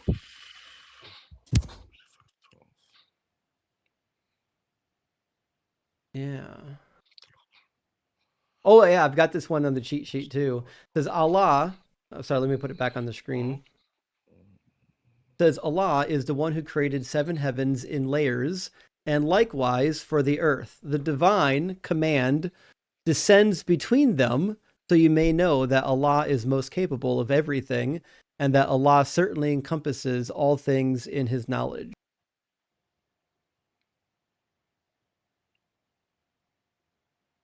So Allah lives in The the point here sky. is that, the point is here that they believed that the earth existed in layers, and that below the earth was also six layers, six other earths below the earth. Like the entire earths, like literally planets below the earth, in layers, like the skies and the heavens. Which is what is described here. Which would only make sense again if the earth is flat.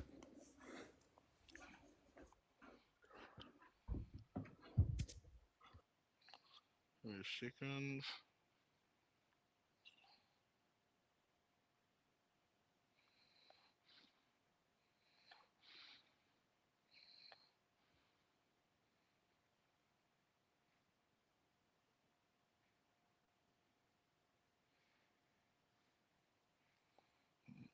You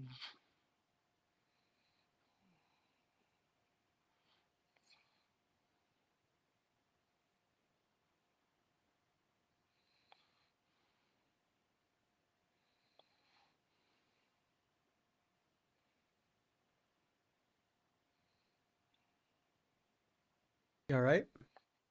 Yeah, I'm still with you. Just be with me. Mm-hmm.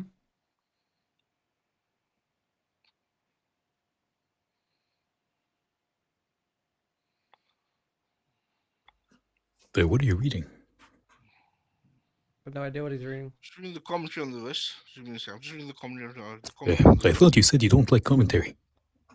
No, I'm just reading the commentary though. I'm not based on the commentary. I'm trying to understand the verse. I do. But you rejected I'm. it when I did that. Oh no! I'm not going to use it as an argument. I'm trying to understand the verse, the Arabic, but I'm not using it as that's why I'm quiet, right? Which verse? Like I told you. What did you say? Like I told you. Which verse are we If talking something about? doesn't make sense to me, if something doesn't make sense to me, I'm going to call it out. So I'm referring to the verse, the Surah Talaq. And which verse is it? Surah 12. Talaq verse 12. One's open here. Okay,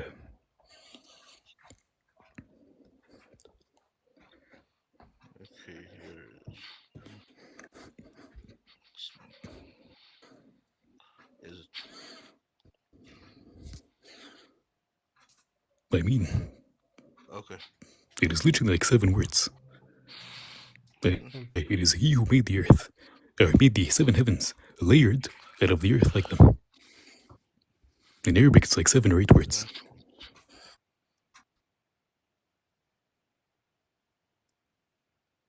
Okay. I'm gonna have to look at this verse. Fair enough.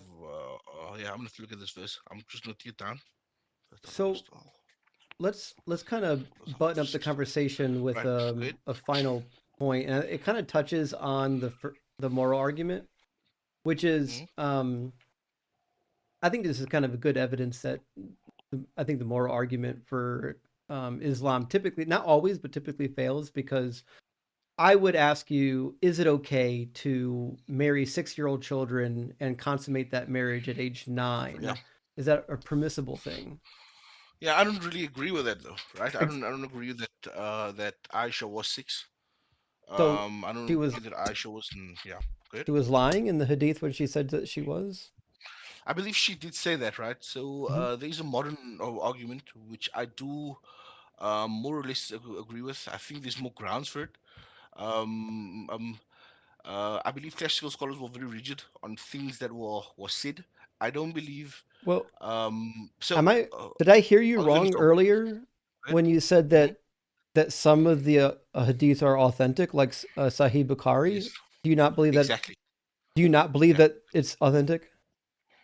No. So I believe this hadith is authentic, but I think that, or what I do believe is that I think we're looking at it differently, right? I'll give you an example, right? So there's a modern argument for this. So Aisha had a sister named Asma, Binti Abu Bakr. She was approximately 10 years older than Aisha. Find the Let's hadith, say go 8 ahead. to 10 years, Find right? the Just hadith. give me a second, bro. Give me the Just give hadith, a go second. ahead. Let me cook, bro. Let me cook, and then you can go. You can go ahead. You're not gonna cook anything if you don't even know the source because it doesn't It's fine. exist. Go ahead. No, it does exist, right? So Find it, go ahead. so anyway, just give me a second, bro. If you want to talk, you can go ahead, bro. Go ahead. Well, it's not Sure, that he find me the wants to source, go ahead. talk. It's that he wants you No. to demonstrate the validity of your claim. So, like, Yes, for example, I will. Okay, like okay. if I came up to you and I said, "Listen, the Quran says X, Y, and Z," you'd be like, "Well, fucking show me," right? So we're just asking you to Yeah. show us your source material, you know? Yeah. Okay, just give me a second. The only narration that is mentioned stating the age difference between Asma and Aisha is with a narrator that has a faulty memory, which is why it is rejected by the scholars. Imam Ahmad ibn Hanbal has completely rejected this narration due to the fact that the narrator of the story is known to have a faulty memory. That is number one. Number two, even if we grant the authenticity of the hadith, it only mentions an age gap. And we have more documentation of Aisha than we do of Asma. So it is more logical to fix the age of Aisha and then reduce the age of Asma instead of fixing the age of Asma and increasing the age of Aisha, because we have more documentation of Aisha. Basics. No. Not really. Not really. Things were It written. is. Do you know when It Asma passed is. away? If We need Asma back. I know, We need if I Asma. have more Hold on. documentation, again, Right. again, We need Asma back. again. Let me finish. Right. Again, if you open up actual modern, what is it called? If you open up like the agreed upon ages of death of Aisha and Asma, the age difference between them is actually more than 10 years. Because again, I told you the hadith is rejected. Not a single scholar actually accepts this hadith, and you cannot find a single book that authenticates this hadith at all. That is number one. Number two, again, even if I granted you, which I don't have to because again, not a single scholar does actually validate it. But if I granted you, it is more logical to fix the age of a person you have more records of than the person you have less records of. So again, if I, for example, have an age comparison between Abraham Lincoln and his nephew, I'm not gonna just fix or assume that the age that was given to me of his nephew is correct and then base Abraham Lincoln's age off of it. I'm gonna fix Abraham Lincoln's age and then base off of it the age of his nephew. Am I making sense? You are making sense, right? But you completely misunderstanding my argument. But you're not listening to me. Let me finish. The argument fails the point No, that it the doesn't hadith is fail, though, right? weak. No. It does. No. The hadith is Okay. rejected. Let's say the hadith is weak. Simply. Let's say the hadith is weak, right? Well, Let's say that it's weak. which It hadith is. We're not going to say it. It is. Which hadith On gives Asma's age? just give me a second. It's in. Just give me a second.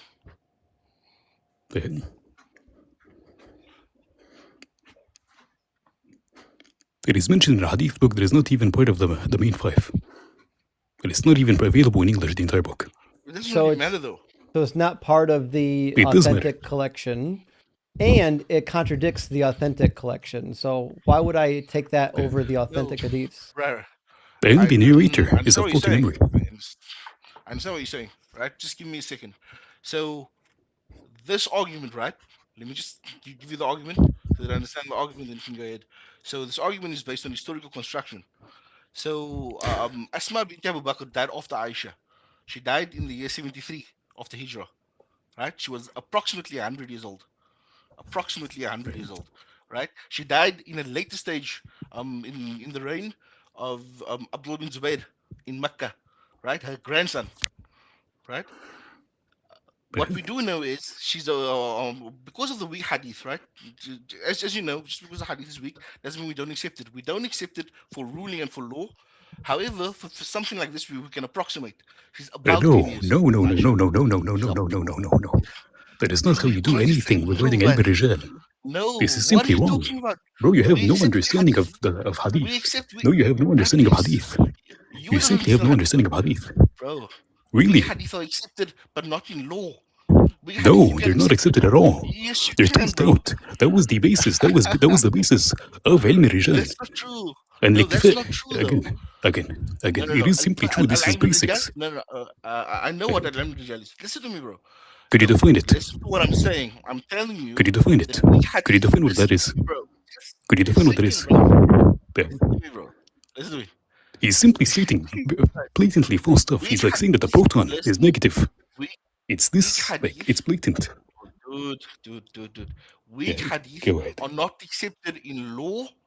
In law, it's not accepted because it's weak. However, for generalities, to approximate things, we can use weak hadith. What are you talking about, bro? Jamil, are you gonna stand 10 toes on that? Jamil, are you gonna say Jamil? Are you gonna stand 10 toes on that? Yes, bro. I'm gonna stand on that. Are you- Seriously. Okay. Then I'm just gonna bring up the different hadiths of, for example, the Prophet being humped by 10 black men. Sure, it is not a law. Dude. Oh my god. But it's not a law. bro. Come on. Jesus I can Christ. bring up hadith. Jamil, I can bring up I hadith just- of the fact that the earth is on the back of a whale. You're not listening to me. This hadith is authentic, by the way. It's authentic. Wait, There are Hold on. hadiths full of bad medical advice too. Like it says for understand. sciatica pain, you can just eat the fat of a And that is of a authentic. sheep's tail.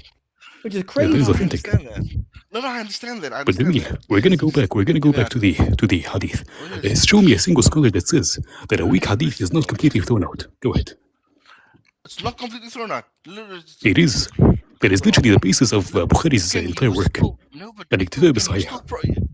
give me a second, bro. You can use it to approximate things. General No. things. You can use it to. No. Yes, you can, bro. You can't. Oh my. Literally, not a single scholar does that. Look, That is the entire basis of Bukhari's work. Unless, listen.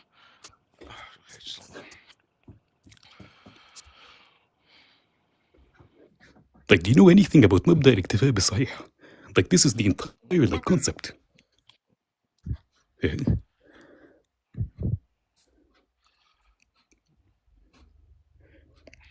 Like, he's genuinely saying stuff like humans have 3 arms. Like, this is how absurd what he's saying is.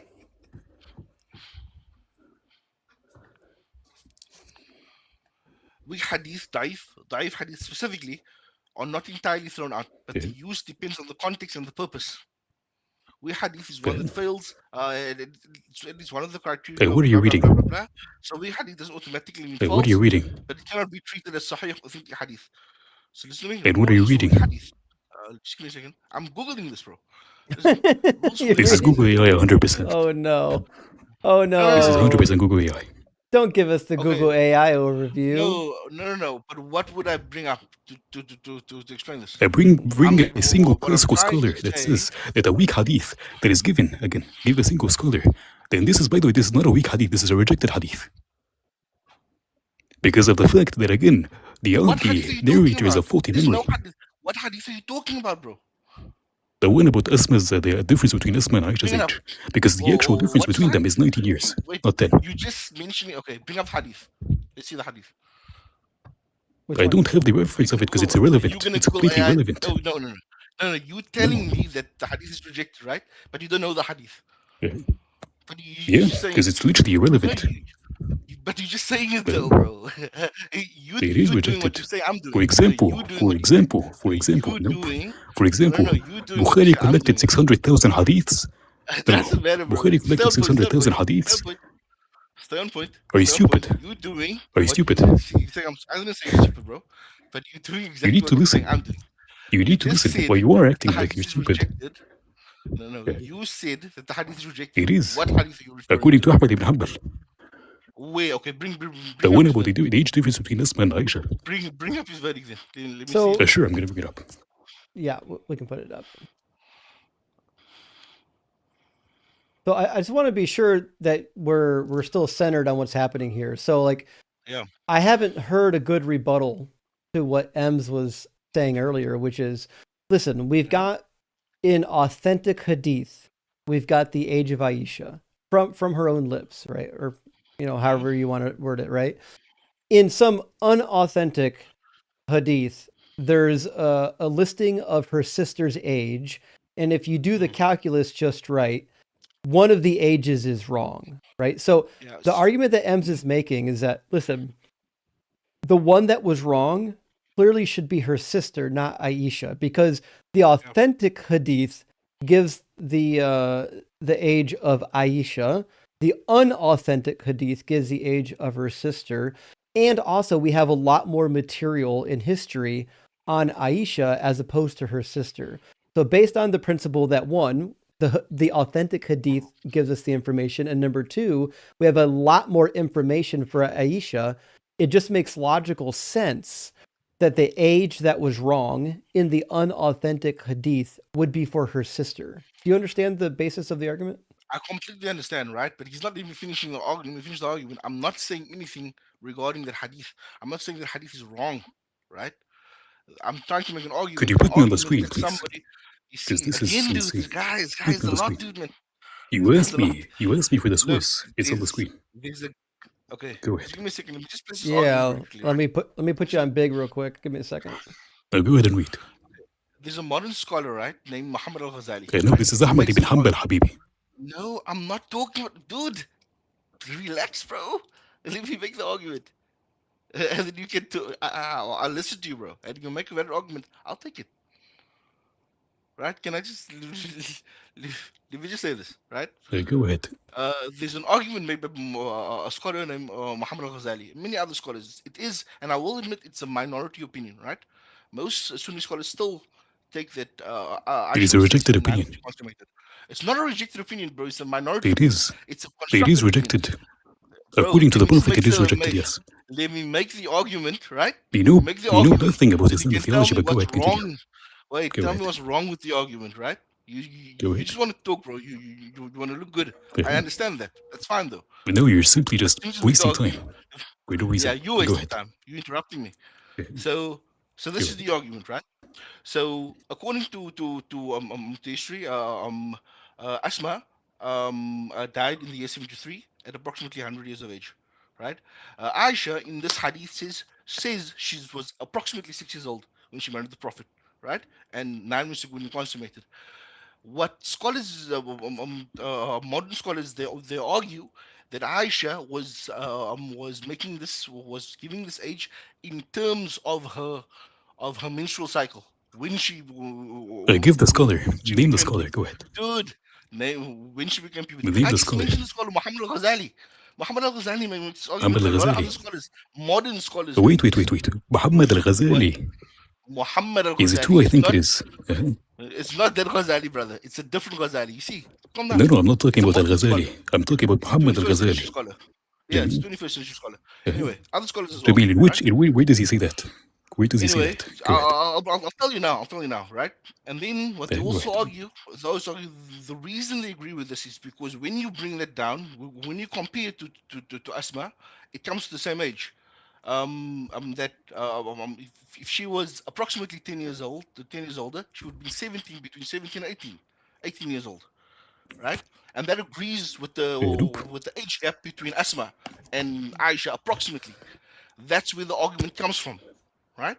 Now, this is the Uh-huh. minority opinion, but I accept this opinion, right? I It accept is this opinion. rejected. The reason I accept this opinion, I can tell you bro, why it is calm down. rejected. Right, That's your but what problem, we're bro. asking is It's okay why should anyone accept this? Because the because evidence that yeah, we have seems to point towards the fact that she was age 6 when she was married and 9. That's why in another hadith it talks about how she was still playing with dolls when she was with the prophet. yeah. So the reason I reject that, right, and I can reject that because the Quran doesn't say anything about it. But they're both The Quran authentic is silent on hadiths. it. Doesn't matter. Doesn't matter.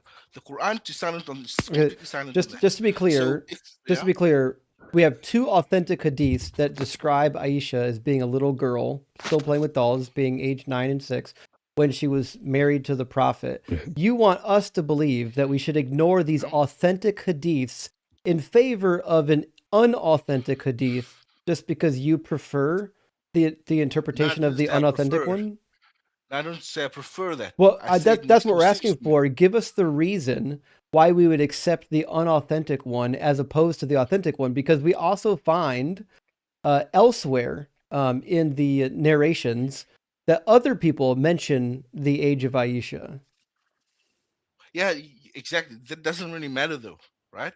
So why should Doesn't we really matter. accept? How would people Why should we know? accept your calculation from the unauthentic hadiths? Mm. So, like I said, the construction version, the modern argument does make more sense to me.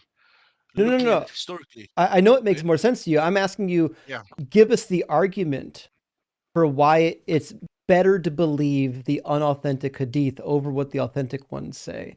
Why should we trust them? Uh-huh. Can I have the screen?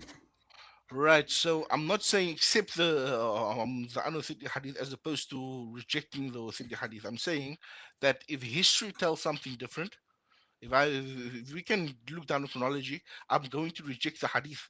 The hadith is not Quran, right? Quran is Right, protected by God. but Hadith but that is not doesn't, protected by God. Matt, that doesn't answer my question. My No, question no, is, we have multiple authentic hadith that give yeah, us her age as a little girl when she was yeah. married. You're pointing So to hold on. You're pointing to an yep. unauthentic hadith that contradicts that. And you're saying, no, you should believe this unauthentic one rather than the authentic one. I'm asking you, can you provide us a good reason why we would accept the unauthentic hadith as opposed to the authentic ones. I'm not referring to an unauthentic hadith though. Nobody brought up an unauthentic hadith. Where is it? Which hadith is it? Yeah. Here on the screen. So Ems there has it got is it on on the the screen. screen already. yes, on the screen. Go ahead. I don't see it. Could you read it? Go ahead. Could we have him read it? Read Go what? ahead. Because he asked me to show him where it is daif. So go ahead. Read what? Now go ahead and read. It is on the screen. Oh, sorry, he can't see the screen. You have to tell me. You have to tell me where to find the hadith because he can't read the screen. He can't see it. Let me send it to you on He Discord. can only. He can only see my web browser. Guys, by the way, I have to leave in about 5 minutes, so I think this will Okay. be the last point. That's okay. That's fine. Okay. That's fine. I mean, listen, you've given us well over an hour of your time, so certainly we appreciate you sticking around as long as you can. Yeah, but I don't want to run away from this though. I think I'm gonna give you guys this as well. I won't run away before this. Could you put it on the So, screen? yeah, let's go. Yeah. I think what we're looking for is this one here. I'm gonna put that on the screen. And All right. now this is all in Arabic, right? Yeah. Expand Okay. yourself on TikTok, by the way. Oh, sorry. There we go. Get my screen back up there. Now, All right, so you highlight the last two sentences and have him read them. all right, right here. صحيح حدثنا محمد بن عبد الرحمن قال سمعت عبد الملك بن عبد الحميد By the way, this is like listing multiple different scholars saying that the narrator of the hadith is weak. It says, وسألت أحمد بن حنبل عن أبي ثانية. I can't read the thing is too small. قال وهو ضعيف في الحديث أو ضعيف في الحديث. Yeah, He's it's weak in daif. It's not narration. rejected. It's weak. Daif is weak. It's not rejected. ضعيف. Though, eh? ضعيف is rejected. It No, is daif is rejected. weak. That is the entire basis, Habibi. That is the entire basis Daif is of Bukhari's work. Wait, give me a second. MashaAllah. Again, find a single scholar that says that this can be based upon anything. And again, the reason I told you that you can be rejected completely is because of a Tirmidhi 2167, in which the Prophet says that he has prayed that his nation is not united upon a falsehood, and God's hand is with the majority, and he who strays away from the majority strays to hell. And you're straying away from the majority, so you're straying to hell. No, dude. This is not a basis of faith, though. You do realize that. No, in the Quran do we have to? No. Like, this is simply stupid. I'm Tirmidhi replying to what 2167. I'm just replying to what you just said now, right? So I'm going away from the majority, the Jama'ah. I'm going to hell. That's a basis of faith, though. This is not a basis of faith, though. So you need to calm down, bro. Right? لا لا So this is حبيبي not a حبيبي faith-based thing. لا يجمع أمتي على ضلالة in general. I This guess is you're an generalized. idiot, bro. This is generalized. You try to. I love how you try to grandstand.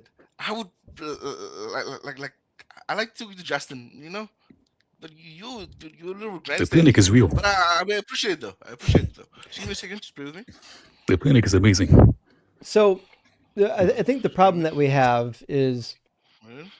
like the majority of the scholars agree with our interpretation. You're just saying that you Yeah. agree with the minority. And listen, if that's your position, that's fine. I don't think that we want to waste all night trying to force you to agree with the majority position. I think it's fine enough that you're just admitting that, hey, listen, you agree with the minority of scholars, and that's fine. Yeah.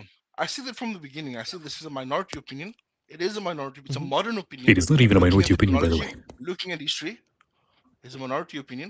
Looking at history as well. Also, I see that I get a phone call now. Just give me a second. So, for example, Oh, we lost him. By the way, it is not even a minority opinion. And modern interpretations are completely, like, they do not even matter. According to Ibn Taymiyyah, the only consensus that matters is the consensus of the first 3 generations after the Prophet. And after that, according to him, and I'm quoting him, the Ummah, with the nation of Islam, not the cult, has gotten too big that a consensus cannot be feasibly reached. So the only consensus that matters is the consensus of the first 3 generations. Yeah. Hey, So Ems, you know what that conversation that just was was? boring.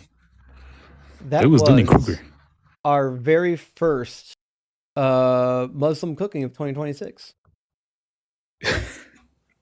It was. We rang in the new year with a hell of a first. You know, he was nice enough at That least. was I thought. obnoxious. He wasn't. Like this is on the level. Like I don't think you understand like how dishonest he was. Like he was literally reading my language and saying that like he literally read the word light and then he said that means reflected. Right. Huh? Right. Yeah, I get that. What are you saying? We find the same nonsense. I get annoyed when we get the same nonsense when we read the Bible and they're telling me it But it's says probably the something. same thing. Yeah, clearly that it doesn't actually say. And I wouldn't understand. What you're talking about. But it gets even worse when he's trying to like he started laughing and saying, so you're saying that this is a bad translation. It's literally a bad translation. It says, and we made the moon a light. How is that reflected? Where's the word reflected there? And he said, the word light in Arabic actually means reflected. Where? Yeah, I think that's a cope. It's not reality, you know. And we find the same thing with the Quran apologists as we do with the biblical apologists. Most of what they It's the have same thing. are unsupported copes, you know. Well, shit, friends, I'm gonna grab another guest, but let me get a couple super chats before we do that, and we'll keep the show running here. Meg, good to see you tonight. It says, glad you're back. Had withdrawal symptoms. Also, glad you're feeling better as well. Happy New Year. Well, thank you, Meg. I appreciate that. I do feel a lot better today. My sinuses are still clogged up. You might be able to tell, but I feel much better. So I think maybe by tomorrow I'll be like back to close to 100%. Mangle, thank you for the $10 super chat, says the Christian world view relies on the idea that God creates souls birthed from parents to pass a test. He doesn't grade on a curve. What are the best and worst apologist responses? Well, so most apologists wouldn't say that God created souls and is seeing if they'll like pass a test, because most people know, or most Christians would admit that God is all knowing and therefore he doesn't have to test people, right? He does it. The reason why they have freedom of choice is not because they're being tested necessarily, but because their destination has to be their choice. They have to choose to be damned to hell or to go into heaven. So it's more about responsibility than about testing. That being said, if you go back in the earlier pages of the Old Testament, God clearly does say that he tests people. He tested Abraham. He says in Deuteronomy on like 3 different occasions that he will test the Israelites to know if they indeed love him with all their heart and soul. The God of the Old Testament isn't quite all-knowing, and that's fine. You don't get the all-knowing God until you get to the New Testament, and that's the God that the Christians cling on to, the all-knowing deity. But in the Old Testament, the all-knowingness doesn't really seem to be there. So yeah, I don't know any Christians that say that God creates us and is just putting us into a test. They might exist. They probably do exist. It's just not something that I've heard on the live stream before. I mean, not frequently, at least. Sherry says, an old home remedy for a fever. Dalton was just talking about this. A shot of Kraken, 1 aspirin, and a teaspoon of honey. Stir well, it works. Well, thank you, Sherry. Here's the deal. Aspirin doesn't do shit for me. I've tried taking aspirin for various things all my life. It's never done anything. Not for a headache, not for a fever, not for shit. It doesn't do nothing for me. My body is like, what the fuck is this? It's like water. Doesn't even care. The only thing that helps. Too much. I don't take it at all. It doesn't do anything for me. Yeah. And even Advil barely does anything for me. So the only thing that works for me when I'm sick and I need to like bring my fever down or I need to deal with a headache or something is I have to take Advil and Tylenol together. That combination helps. But, you know, it is what it is. I do agree, though, a little bit of honey and Kraken, while it might not fix the problem, It's fucking fantastic. It will not you. Exactly. Yeah. Exactly.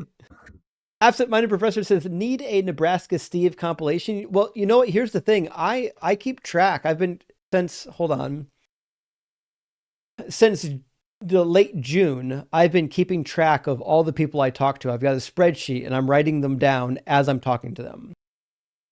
So here in the future, in 2026, I'll be able to put together much better compilations based on my spreadsheet that I've assembled, rather than trying to like go back in my memory and be like, oh, who the fuck did I talk to and when did I talk to them? So I think the end of 2026, I'm going to have some really good compilations for you. So I'm looking forward to that. Chambermaid, my friend, thank you for the $10 super chat. Says, I wonder if ancient people came back today and saw all of the things we have learned since their time, if they would be like, oh yeah, that makes way more sense than the God stuff. I think so. Like, ancient people weren't stupid. They were smart. The problem is they didn't know what we know, right? That's the really big difference. Like, they were already doing algebra, 2.5, 3,000 years ago. The reality is we just know more. We have access to information that they didn't have access to. Hank, thank you for the 666. Says Kalam is useless. Agreed. The conclusion says nothing about the nature of the cause, and the gaudy properties of the cause have to be imported wholesale. Indeed, it's really more of a what do they call that game that they do in the streets with the ball under the cups and they slide it around and try to see if you could you can figure out where the ball is. It's just a big shell game, is what it is. They're hoping to smuggle something in with an argument that they hope that you don't catch. They hope when they can make it, when they smuggle in a prime mover, that they can get you to agree that the prime mover must be God without having to think about it critically. But think about it for more than 5 seconds. And that's not the case. Drew, thank you for the $10 super chat. It says, speaking of the Big Bang, I'm also currently enjoying Battle of the Big Bang, the new tales of our cosmic origins by Naesh Afshordy and Phil Halpert. Well, I know Phil. I'll have to give it a look. I've saw the book floating around the interwebs, and I thought that it might be a good read. I'm glad somebody in the community is reading it, because I kind of have a suspicion it's good, and I think it captures where we're at. I think there was a time way back, early days, when people assumed that the Big Bang was like something from nothing. That doesn't seem to be the case anymore. I can't find any reputable like physicists or cosmologists that believe that the Big Bang is something from nothing. I think the general concept of the Big Bang has shifted dramatically in our time period. So I'll have to give it a read. And aiming upwards. Could you, as somebody on Discord brought this up, I think you might want to read it. It's Tirmidhi 3298. Yeah, it's regarding the verse we read about the layers of earth. It is a weak narration, but it's a narration from the time of the Prophet, so even if it was weak, it shows you that what the people at the time used to think about cosmology. Which is pretty interesting to read. You say it was Tirmidhi 3298. Gotcha.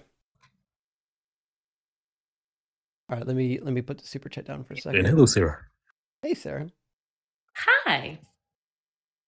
So it says, "O Messenger of Allah, which of the people is tried most severely?" No. It is 3298. My bad. Oh, 32. Sorry, I got 23. 3298. Okay. Says Abu Huraira said, once when the Prophet of Allah was sitting with his companions, a cloud came above them. So the Prophet of Allah said, "Do you know what this is?" They said, "Allah and his messenger know better." He said, "These are clouds that are to drench the earth, which Allah dispatches to people who are not grateful to him or supplicate to him." Then he said, "Do you know what is above?" And they said, "Allah and his messenger know better." And he said, "Indeed, it is a preserved canopy of the firmament whose surge is restrained."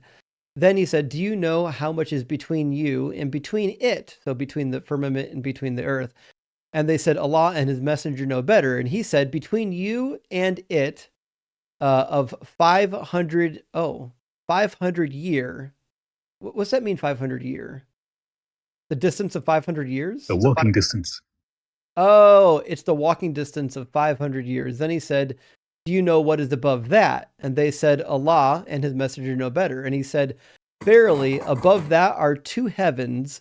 Between the 2 of them, there is a distance of 500 walking years until he enumerated 7 heavens.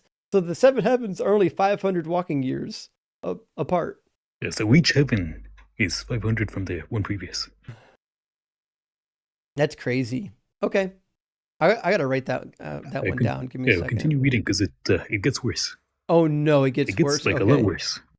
What is between each of the 2 heavens and what is between the heavens and the earth? Then he said, do you know what is above that? And they said, Allah and his messenger know better. And he said, verily, above that is the throne.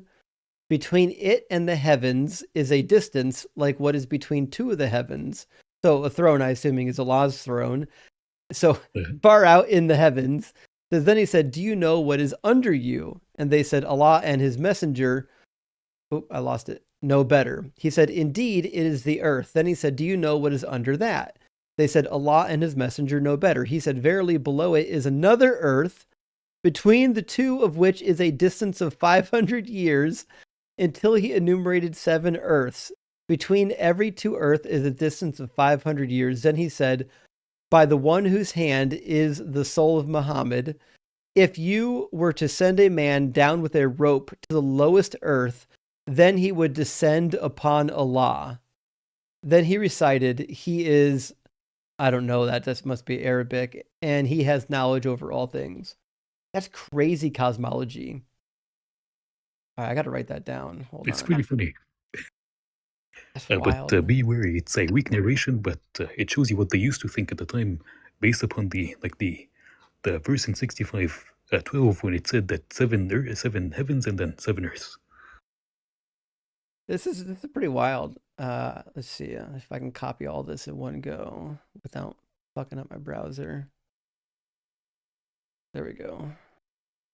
I'm going to put this in the spreadsheet. The Quran tab, which technically at this point is just the Islam tab in the cheat sheet, is starting to get pretty large, friends. If you got the cheat sheet, I've been adding really diligently for my reading and from the live streams. You should give me like editing power and I can add some stuff. Yeah, I can do that. I'll send you a link as an editor. In fact, I'll do it here in just a minute while I get the next guest up. Let me grab, I got 1, 2, I got like 5 super chats and I'll get our next guest in here, friends. Cardinal, I'm sorry, this is the one that was up here previously. Drew, thank you for that. It says, speaking of the Big Bang. Oh no, we did read that. I apologize. Okay, so we got that one. And then aiming upwards says Christian here. Well, welcome in, Christian. Thank you for the super chat. How sure do you think you would be to need, how sure do you think you would need to be that the perfectly good God of at least much of the Bible is real to be willing to actively put your trust and faith in him? Well, I think you're probably confusing belief and faith. So I would never trust or have faith in that God, even if that God was real. I could believe that that God is real. I would never trust it because of the horrible shit that he did in the Bible. So those are 2 different concepts. If he proved that he was real, certainly I'd be willing to believe that he's real, but I would certainly never trust something that thinks that it's okay to kidnap and rape women and pillage villages and commit genocides and bash babies' heads against stones.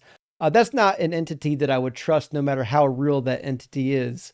I have no reason to believe that that entity is good by any stretch of the imagination. And Genji, thank you for the $15 super chat. It says, for Christmas, I got Who Wrote the Bible by Richard Freeman. Great book. Richard Elliott Freeman is amazing. It says, Why the Bible Began by Jacob Wright. Another good book, maybe even better. And Hidden Riches by Christopher Hayes. I didn't read Hidden Riches. I apologize. Have you read any of these and what do you think of them? For the first 2, I know. Fantastic books. Couldn't recommend more. The third, I don't know. But if you're into Richard Elliott Freeman, you might also do yourself a favor. I think I've got it with me probably somewhere in here. There you go. You might also want to grab a copy of this. And Sarah knows this. We've used this on stream before on our Bible study on her channel. So if you want to see a walkthrough Bible study, Sarah and I are doing one on her channel at Leaving Faith. But this is by Richard Elliott Freeman, and it's the Bible with sources revealed. Now, when he says Bible, he's not really referring to the entire Bible. He's referring to the Pentateuch. But he's got the documentary hypothesis laid out. So you can see who is the redaction school for each section of the text. And you can even go, say, to like the flood narrative, go to like Genesis 7, 8, and 9, and you can see how they section out the various sources for the flood and the Tower of Babel and whatnot. So this is a really, if you're interested in source criticism, this is just a really super handy reference work. Now, I mean, obviously, not all scholars agree perfectly on which texts come from which editing school. But most of them do have some level of agreement. I think that book is the best book for giving like a quick glance to see what scholars say. Lockfree, thank you for the $20 super chat, my friend. Says Sahih Bukhari 452 and 74I. You'll enjoy this one. I don't think I know that one. Let me see.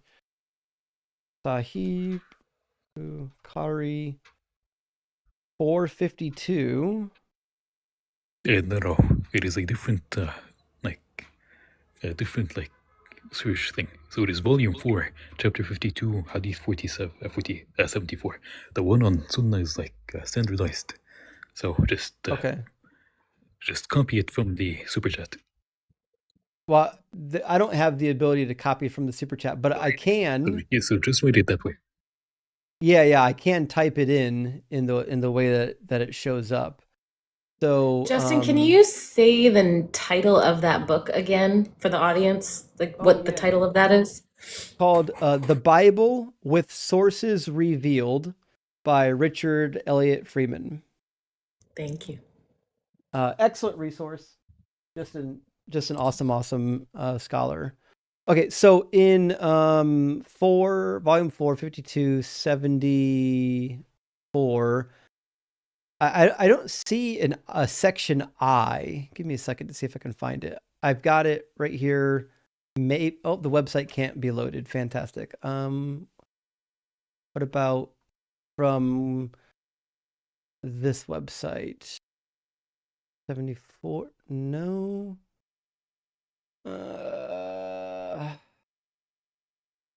I can't seem to find a way to pull up 74I. I can find 74A. Hold on. Here's a better website that might have it. Okay, this website has it. Could you share your screen for me? Yeah, give me 1 second. This website has got it listed in the way that we need to have it. I got to zoom in though. It's really tiny. All right, 71. No, I don't see this. There we go. 74. There we go. 74I. Okay. It says, Allah's apostle said, once Solomon, son of David. Yeah, okay, that's right. Said by Allah tonight, I will have sexual intercourse with 100 or 99 women, each of whom I will give birth to a knight who will fight in Allah's cause. On that, but this is not a good translation. On that, something, but he did not say Allah willing. Therefore, only one of those women conceived and gave birth to a half man, by him in whose hands Muhammad's life is. If he said Allah willing, he would have begotten sons, all of whom have been knights striving for Allah's cause. That's actually pretty crazy. So the idea here then basically is what you're saying is that because he didn't do the proper piety, giving reverence to Allah, God gave him only one That's child. a real belief, by the way. And it was a woman. Like currently, they do the same thing right now. If you do not say God willing, then God takes away whatever you're planning. But that never happens with me, and I never say it, so I don't know. Let me write this down. This is interesting. I've never heard this one before. I mean, there's so many hadiths. Oh, there's like, there's a hadith. There's a good one.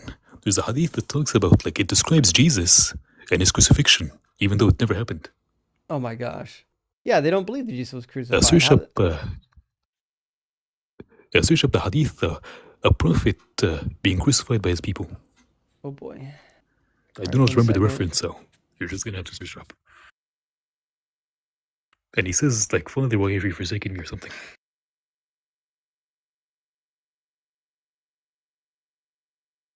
All right. It's in Bukhari 6929, I believe.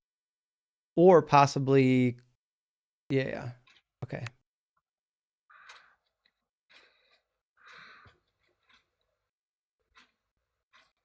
It says, that's right. As if I'm looking at the prophet while he was speaking about one of the prophets whose people have beaten and wounded him, and he was wiping the blood off his face, saying, "O Lord, forgive my people as they do not know." I bet the next verse probably talks about his crucifixion. Wonder, Well, is there be missing the button? one, or maybe I misremember it. Let's see if it's in the next At the verse. bottom, it shows you the next hadith. But I do not. Yeah. I might have misunderstood it then. Well, we can add that to the cheat sheet. I'll add you as an editor. Can you go into the Discord real quick and send me your Gmail address? And then while we're going to read, I got 2 more super chats. I'm going to get the next guest in here, but we'll get Ems added up as an editor on the cheat sheet. Herbie, thank you for the 20-pound super chat, says my Justin. The line mug arrived. I'm glad to hear it. Thank you for ordering, along with my promise mug. Awesome. 4 days ago. How long does it take you to make each one? Well, thank goodness I don't make the mugs. I actually do have equipment to make mugs. I don't make the mugs. And it's not my shop. This is in the line. This is the line. This is for their fundraiser. It's great to have you back. I'll catch up with the show later as I just woke for an old man comfort break. Well, listen, I take some old man comfort breaks myself. I find myself more and more waking up in the middle of the night and having to like go do some shit and then go back to bed early in the morning. I don't know why my brain does that to me, but it does weird things. It does that to me. Drew, thank you for the additional super chat. Says, so 500 walking years are farther than 10,000 steps, eh? You know, I would imagine so, but I'm kind of curious to know how they would measure off 500 walking years. Don't you think that's a weird? It's because like a lot of the time they used to measure distances between cities in like time. So they would say it's like the masirat, which would mean like the walking of a month, or like the walking of 2 months, because like that is how they measured like the distances. So just walk a week this way and then 2 weeks this way. You know, like that is how it worked at the time. And last one from Merge 1981. Thank you for sending out 10 Deconstruction Zone gifted memberships. I really appreciate that. Although I got to read one more super chat because it's so funny. Hold on. Chaos Engine says, whatever Matt was cooking, it's still raw. I think that's about right. We lost Sarah. Sarah, sorry, had to run. But friends, make sure you're following Leaving Faith so you can catch our Bible study on her channel. And we have a lot of fun. We should be putting another episode up this week now that I think all the holiday and stuff is kind of settled down. So, well, our TikTok guest that was next left. So what that means is next in line is No One on Fire or Nobody on Fire. And then after that was Huss, if I caught them in the right direction. Now, No One on Fire, Nobody on Fire, it looks like you didn't actually get fully connected when you connected up. I don't see that you have any hardware connected. It doesn't show that you're fully connected. I'm going to drop you down. If you get the chance, come back and see if maybe your connection's better the second time around. Huss, you are fully connected. So let's get Huss into the conversation. Huss, welcome. Are you at least 18? And do you believe in some kind of a God? Oh, can you hear me? Yeah, you're a little quiet, but we can hear you. Yeah, I do believe in a God, yes. Awesome. And which God do you believe in? A Muslim, so Allah. Good timing. All right then. What would be the best evidence or argument for the Muslim God By being the way, real? he's very quiet on TikTok. He's Very quiet. super quiet. Yeah, Is it just me or is it like the mic level? that's probably both. Like I I can can barely hear him. I can turn you up though. Hold on. All right, say something now. Is it better now or I mean, a little bit better. I mean, you're really quiet though. It sounds like you're whispering. no? I'm not. I might just have a shitty mic then. It could be a combination of both. Okay, so I think most people can hear you. I'll crank it up even more.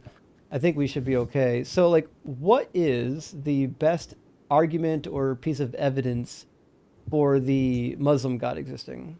But, just before we start, because I wanted to get your position. Are you Christian or are you an atheist? Atheists. Atheist. All right. And one more thing. I hope you get better all soon because I heard you're sick and whatnot. So, Thanks, I and I appreciate appreciate you that. giving your time to everyone as well. Like, I was watching you the whole time and you're a really nice guy. So I just wanted to get that out the way before. Big deal, man. Um, I mean, good deal. I mean, good deal. Not big deal. Good deal. no, I think you should be appreciated for that. But So, Huss, yeah, like you're allowed to give an argument for a generic God. I think our preference is typically that you give one for your particular God. So it's up to you. right. Well, I was watching your one with the other Muslim guy, and I didn't really understand your point about some of the um, verses to do with the semen, but we can get into that later. But one thing that I really want to talk about is like prophecies. How do you explain prophecies that come true? Like, They how does that happen? Where do they come they don't. So from? like Can you give me? I'm familiar with like some of the supposed prophecies in the Quran, and it turns out that some of them didn't even come true, and some of them aren't really prophecies. Like you have to twist the text in like a million different ways to make them say what you actually want them to say. But I also know that there are appear to be predictions in the Quran that don't come true. So I think just like Christianity, they Yeah. understood this time of judgment when God is going to come and like send people to hell or send some, to paradise and whatnot. They understood this to be like kind of imminent. And in chapter 21, it says it seems like they're expecting it to happen like right away. So, for example, says the time of people's judgment has drawn near, yet they are heedlessly turning away. Whatever new reminder comes to them from their Lord, they only listen to it jokingly. With their hearts totally distracted, the evildoers would converse secretly, saying, "Is this one not human like yourselves? Would you fall for this witchcraft, even though you can clearly see?" The prophet responded, "My Lord fully knows every word spoken in the heavens and the earth, for he is all hearing, all knowing. Yet they say this Quran is set of confused dreams. No, he has fabricated it. No, he must be a poet. So let him bring us a tangible sign like those prophets sent before." You know what? I'm in the wrong. I gotta fast forward. Hold on. I don't know why it gave me the whole chapter. I need to get all the way down further into the Verse. conversation. There we go. All right. So it says, "Humankind is made of haste. Mm. I will soon show my signs, so do not ask me to hasten them."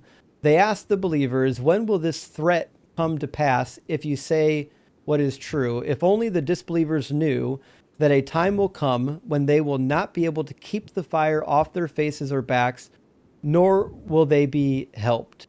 In fact, the hour will take them by surprise, leaving them stunned, so they will not be able to avert it, nor will it be delayed from them. I'm reading this as a prediction, just like the Bible has, of like this end time judgment being imminent. That hasn't happened, though, right? Right, yeah. So like it's still And we something that do we do find that the prophet himself thought that the day of judgment was very, very close to the point that he even thought that the Antichrist was alive during his time. but there isn't a given time frame, so it's Sure, but he it's like thought there was a little boy. His name was Ibn Sayyad, who the Prophet at one point thought he was the Antichrist who was supposed to come at the end of times. So if you search up IBN in the search, Yeah, just search IBN. up in the search IBN, But it wasn't Ibn, confirmed. and then space SAYYAD. You're going to find countless narrations of this kid being harassed and almost killed by the Prophet and his friends. Okay. In like hadith. Like just like find the hadiths. Yeah. Like here, for example, there. Yeah, Umar B. Khattab went along with Allah's messenger in the company of some persons to Ibn Sa'id, that he found him playing with children near the battlement of Bnei Magala. Ibn Sa'id was at the time just at the threshold of adolescence, and he did not perceive the presence of the Holy Prophet until Allah's messenger struck his back with his hands. Allah's messenger said, Ibn They're very Sa'id, peaceful.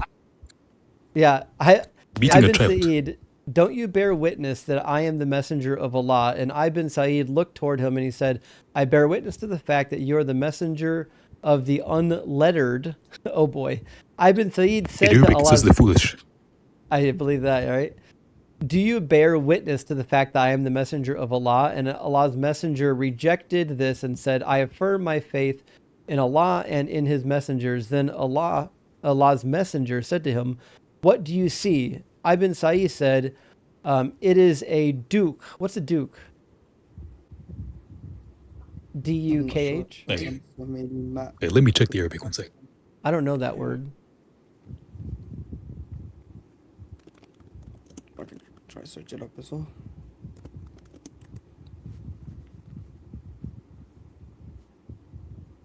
Pain or suffering? Is that right? Maybe. That's so it says here Duke in Arabic usually refers to daka, a type of strong dry tobacco smoked in a small pipe, but this is just the Google AI overview. It's almost never right. I don't think that, because I searched up I the think that might same be thing. correct. It sounds to be Okay. correct at That one. least. So Okay, yeah. he says, it is a duke. Thereupon Allah's messenger said, may you be disgraced and dishonored. You would not To a be able child, to by the go. way. Yeah, would you not be able to go beyond your rank? Umar B. Khattab said, Allah's messenger permit me that I should strike his neck. Thereupon Allah's messenger said, if he is the same, who would appear near the last hour, you would not be The able Antichrist. to overpower him. And if he is not, that there is no good for you to kill him. Abdullah B. Umar further narrated that after some time, Allah's messenger and Ubay B. Kaib went towards the palm trees where Ibn Sa'id was. When Allah's messenger went near the tree, he hid himself behind a tree with the intention of hearing something from Ibn Sa'id before Ibn could see him, but Allah's messenger saw him on a bed with a blanket around him from which a murmuring sound began being heard. In Ibn Sa'id's mother-in-law saw Allah's messenger behind the trunk of the palm tree. She said to Ibn Sa'id, Saf, which was his name, here is Muhammad. Thereupon Ibn Sa'id jumped up, murmuring, and Allah's messenger said, if she had left him alone, he would have made things clear. Abdullah B. Umar told that Allah's messenger stood up amongst the people and lauded Allah as he deserved, and then he made... Is there more of this? How much do I need to read here? Oh, there's a lot. I think this is like multiple hadiths, but the point is that he thought that this kid was the Antichrist, and he was stalking the kid to check if he was the Antichrist who was supposed to come at the last hour. Yeah, but he So didn't the say he Prophet was. thought that the last hour, sure. The problem is that the Prophet thought that the last hour was imminent. He even said to his companions He just that went on people a- alive went on a today would witness it. You Yeah. see my tangent. That is a So prophecy. like the prophecy is it's imminent and it hasn't happened yet. So you can't claim that it's complete. No, there is a prophecy that failed, completely failed. He said that people alive at the time would live to see the last hour. Yeah, we've got it right here in Sahih Muslim 2953b. Says, when would the last hour come? Thereupon Allah's messenger kept quiet for a while. Then looking at a young boy in his presence belonging to the tribe of Azdi Shanua, said, "If this boy lives, he would not grow very old till the last hour would come upon you." Okay, and what does this mean? Well, my interpretation of the hadiths and of the Quran itself is that they believed that the last hour, the day of judgment, was basically imminent. And I think, and this is my reading, I think that's why every page of the Quran is warning people about hell. I'm in chapter 4 of the Sorry, Quran. sorry to interrupt you. Mhm. Can you just, what is this one? This is Sahih Muslim. What's the, Yeah, Sahih um, Muslim yeah, 2953b. 953B. I'm just going to be honest, It I'm is not very good. well versed on this one, so I'm just going to do a bit of research, and maybe next time if I come in the future, I can That's fine. talk about it. Yeah. Yeah. So to me, this perfectly explains why like every page of the Quran is about hell. So again, I'm only on chapter 4, Mm. and I've been marking every page that mentions hell, and so far it's basically every page with red tabs. And I assume this trend will continue as I read through this. But I think It the only does. reason why you would spend every page of your book warning people about hell is if it was imminent. And the text seems to suggest that it is imminent. Yeah, but it still hasn't happened. Like, imminent means it can still happen in the future, right? But that's It not what doesn't mean that imminent it has, means. it's okay, but there isn't a given time frame. Right, but imminent means it's happening in the immediate future. It's not something that's thousands of years later. Yeah, but so that's your subjective view of imminent, right? Because No, if you had to put it, no, because if you had to put it and on a timeline of, let's say, humanity, right? Then if the day of judgment was to come, what at a certain point in time, from the beginning of mankind, it would be a long time, and now at the time of Prophet Muhammad, it would be imminent because the day of judgment could be closer to the time of the Prophet than it was from the well, time of the Prophet to the first man. Do you understand that's what I'm not saying? how the word imminent works. The word imminent has nothing to do with the past. It's about the future, right? So when you're talking about something happening imminently in the future, you're Yeah, saying these events are very near. They're happening yeah. soon. It's based on time, right? No, So it's based on future time, not past time. yeah, yeah, but you have to take in account to the future. Sorry, the past time. You don't. You can't. You have to take, because if But you you say don't. something, okay, but then if I say something So, is like, about to for happen and example, I I don't give a believe time that the frame, universe is infinite. There's no beginning to the universe. It's always existed. There's always been time. It's turtles all the way down, right? But hmm, if Ems tells me that I'm going to do something imminently, I don't think that's going to happen thousands of years from now because the past is infinite. The size but of the okay, past is never going to change how the word imminent means in interpreting future events. but it could happen still. If No. it, Can I give you, Justin? So so you're saying that this is failed Constantinople, because it it was didn't just. happen very closely. Is that what you're saying? Can I give you just something relevant to this? So Hmm. Sorry, ask, Constantinople, it ask, was. ask, When was it? Go ahead. Finish your question. I'll ask after. Go ahead. sorry, sorry about that. Mm. So It's just okay. Go ahead. because it hasn't happened, you're saying within the lifetime of the Prophet or in the next 10, 20 years, that's why it's a failed prophecy. Is that what you're saying? No. What I'm saying is you are misusing the word imminent. The No, I'm meaning trying to get of your the word understanding of. imminent is about something happening in the immediate future, and it has no relevance to how much time has already passed. The word And how would you imminent has define that? nothing to do with the past. It only has to do with what's happening in the future. How would you define that immediate future? Something that's happening immediately. You should be So, expecting it. Your eyes should be open, and it should be happening immediately, not thousands of years. And even in your religion, you believe that the earth is what, probably 6,000 years, which means imminently for you is 1/3 of all of human history. So that still doesn't match. I mean, like if it happens in a couple hundred years, it would, but It because it's wouldn't. still It's been 1,500 on years and that it time. hasn't happened. Yeah, The and it's word 6. imminently is useless. If imminent could be used to refer to something, a length of time that is 1/3 of all human history so far, then it No, so basically loses all meaning. Like, for example, if I live to be 100, right? And at age 65, I say, I'm going to die imminently. And then I die at 100. Well, that's not the correct use of the word imminent. Imminent would not mean 1/3 or so of my entire life. or no, that's fair. By the Like I way, said, I'm not well so versed, so I'm not gonna try, spin it around uh, because I'm not versed. I'm not well versed. so you know how like Constantinople has become Muslim, right? Yes, it's in modern day Turkey. Istanbul. So Yep. the Prophet said that the last hour or the final day would come after Constantinople becomes Muslim. Okay. Could you read Muslim 2920? Yeah. Hold on, let me grab it. So he says that after the Muslims conquer Constantinople and they raise the flag of Islam over Constantinople, that is when the Antichrist is going to come and the last hour is going to happen. And that happened like, what, 1,000 years ago?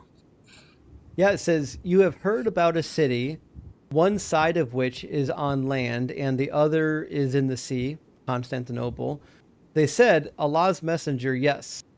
Thereupon he said, the last hour would not come unless 70,000 persons from Bani Ishaq would attack it.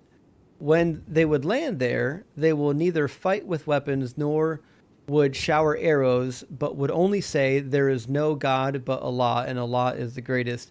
And one So I'm side gonna of it would scroll down to fall. where it says the thing because like it's pretty long. So. I think we already covered it.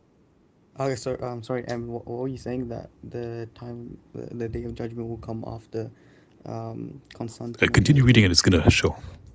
Okay. Okay. Da, da, da, da, Let's da, see. da, da. And There is no God but Allah, and Allah is the greatest, and the gates would be opened for them, and they would enter therein, and would be collecting spoils of war and distributing them amongst themselves, when a noise would be heard saying, verily, Dajjal has come. Is that the end? no, that is the false Messiah. After they're Oh, that's the after they start Antichrist. splitting, Okay. after they So, start splitting the spoils of war, that is when So- the Antichrist is supposed to come. right, as they're splitting the spoils of war, it says that the Antichrist is to come, and thus they would leave everything there and go back. Okay, so And, this clearly couldn't have come And true. further context, Muslim 2897, they gives extra context to the conquerors of Constantinople, and it says that, so 2897. No, sorry, Justin, just before you jump, Sure. the Sahih 2953 about the young boy, is that the hadith where it mentioned that the hour is imminent? It's one of them. Yeah, it says when There's would the multiple. last? What Yeah, was the what- exact hadith that used the imminent term so I can do some research on that? That was the one. It says, when would the last hour come? Thereupon Allah's messenger kept quiet for a while, then looked at the young boy in his presence belonging to the tribe of Az Shanu, and he said, if this boy lives, he would not grow very old till the last hour would come to you. So where's the word imminent? Sorry, that was in Quran 21:37 through 40. Sorry, the that's in the Quran. The Hadith Quran? is just So what's backing the- that up in the Quran 21:37 through 40. It says, 21? humankind is made of haste. I will soon show you my signs, so do not ask me to hasten them. They asked the believers, when will this threat come to pass? And it says, if only to, so on and so forth. So he says, soon I will show you my signs. So soon, I'm interpreting as imminently. So that's your interpretation. Well, I mean, what does the word could you- soon mean?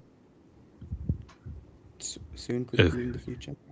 Yeah, but soon is not impose one. that imminent term, Soon is not 1/3 of human history. but it's not given a time frame as well. Yeah, but that's irrelevant. Soon is Soon sometime still in the has a future. meaning, and the meaning is not sometime in the future. Sometime in the future. That's not what soon means.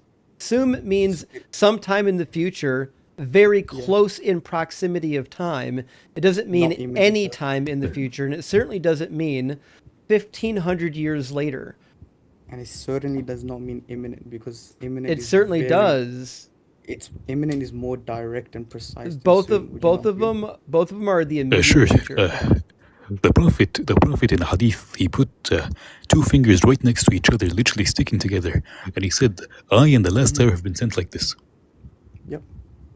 Cool. But And also, still- could you open up that's still the Hadith I sent you on Discord? So in the Oxford Dictionary, the word soon is defined as a short time.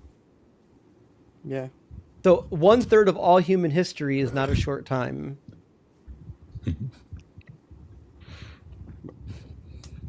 Oh, I'll have to do some research on that. Okay. So short. Could soon, you short. could you open up the Hadith I sent you on Discord? Okay, can I Yeah. present one as well before you, because you've presented like 3 now. So do you know about the Roman one? Which one? There's a couple. It The feels- Roman and the Persians. There's a couple hadiths that speak of the Romans. Did you have a The specific? Roman and the Persian. The Romans defeating the Persians. Oh, you don't want to do that one, do you?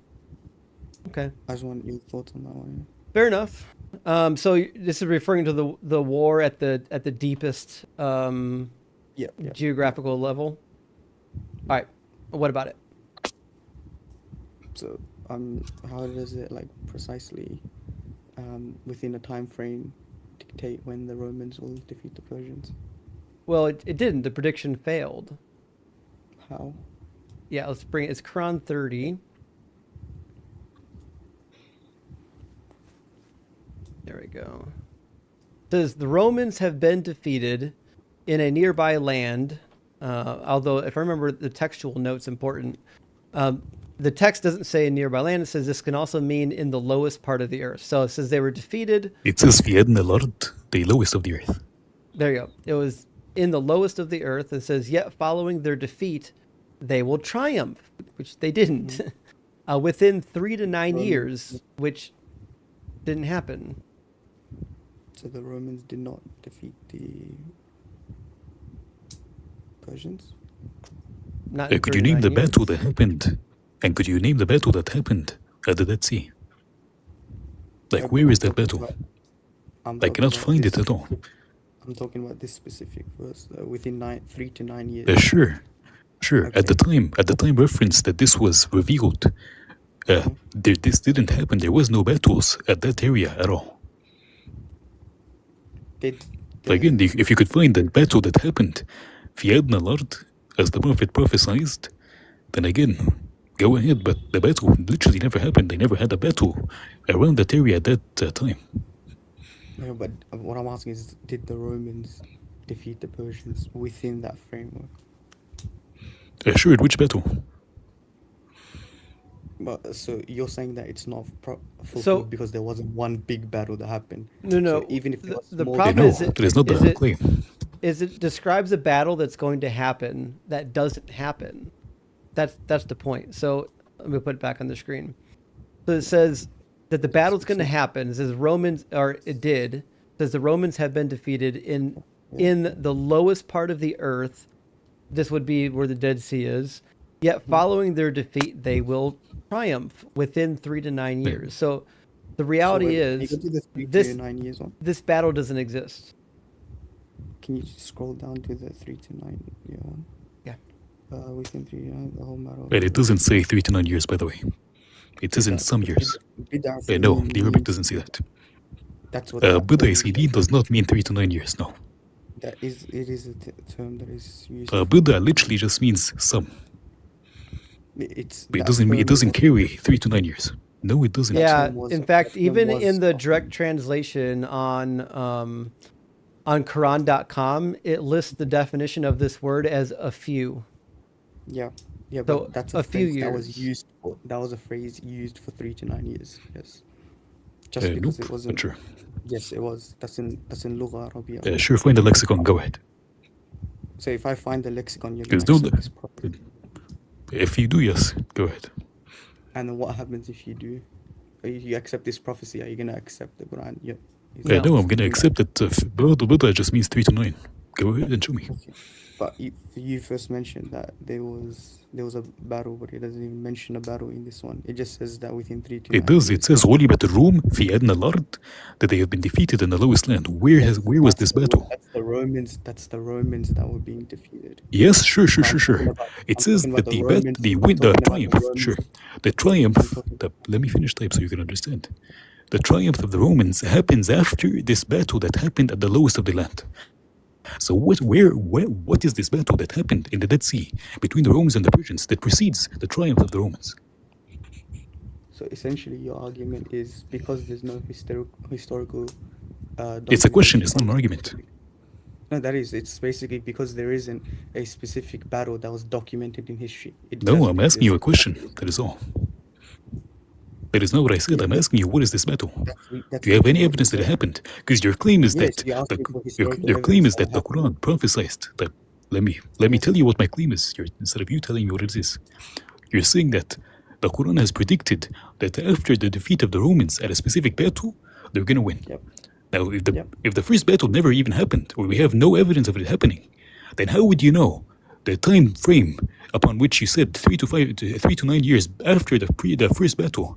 Like again, we said that the first battle happens at the lowest of the land, which is the Dead Sea, and then 3 to 9 years after, the Romans are going to win. Now, if the first battle never happened, then we have no time frame.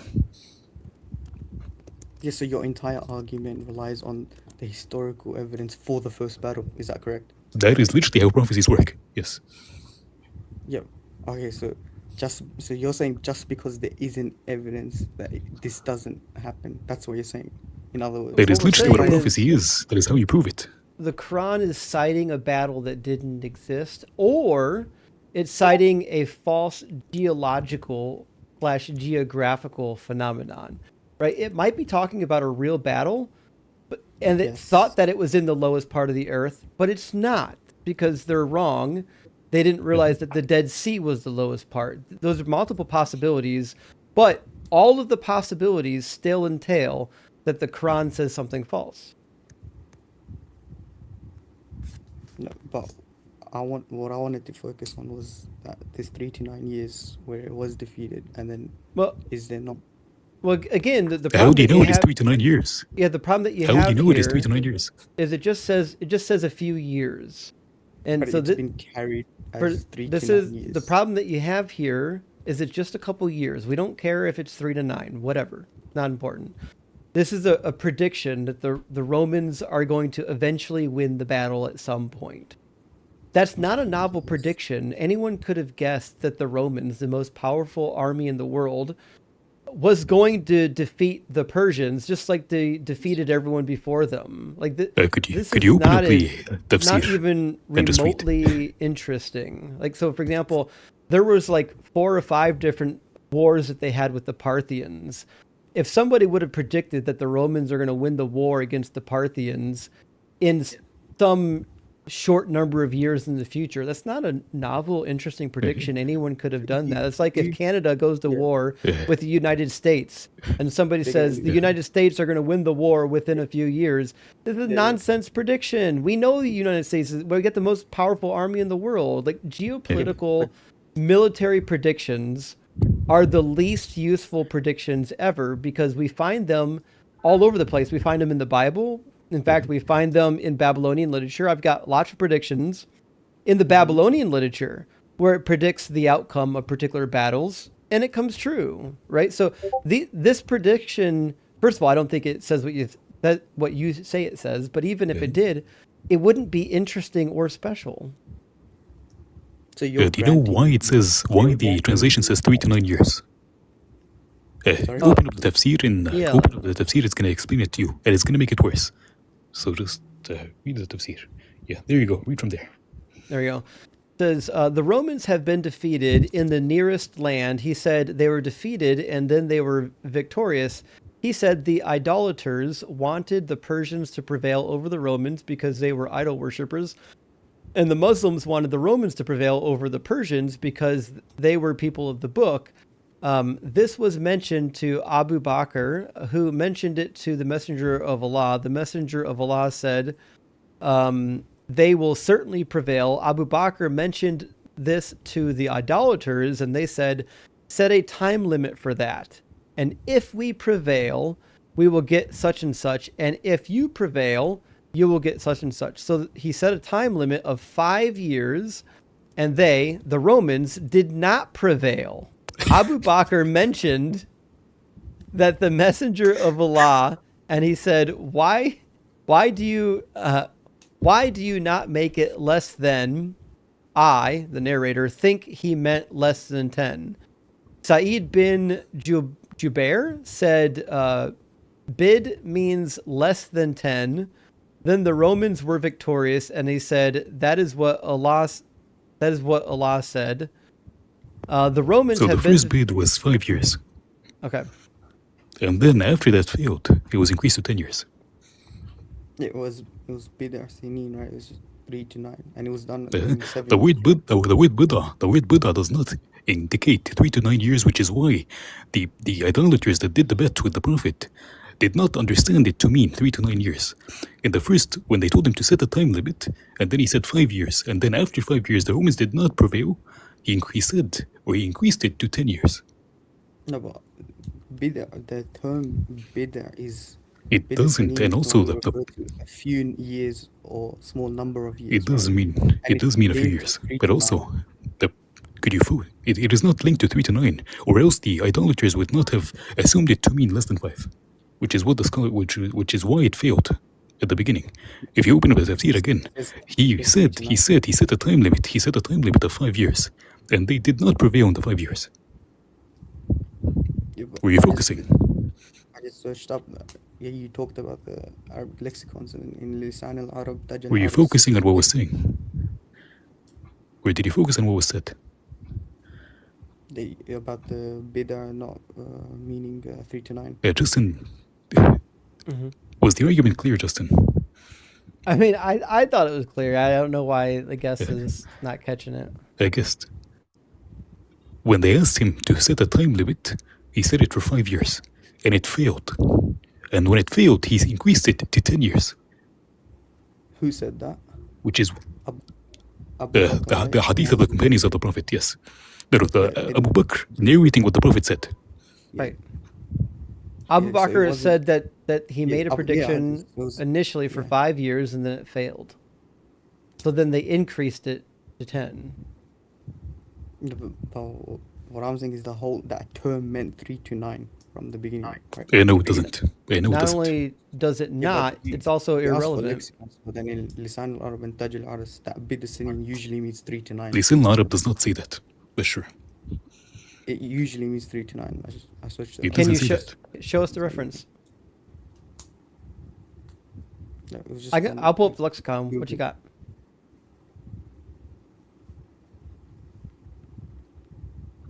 I have Lisan al-Arab, just a second. I just searched it up on Google, the Well, yeah, I want the lexicon Yeah. reference so we can look it up. Go in AI, lexicon. mashallah. Yeah. AI overview. Yeah, I just mentioned that one. Come Listen, I don't care if I have to pay money for the lexicon. I'll pay money for it. Give me the lexicon. We'll look it up. No, I just searched it I searched it up on Google and the AI said it is. Yeah, I don't care about Google AI. I want to know in the lexicon. Like Google AI is not a lexicon. I didn't mention that specific. Like it's one, so- a chat bot. That's it. It doesn't know anything.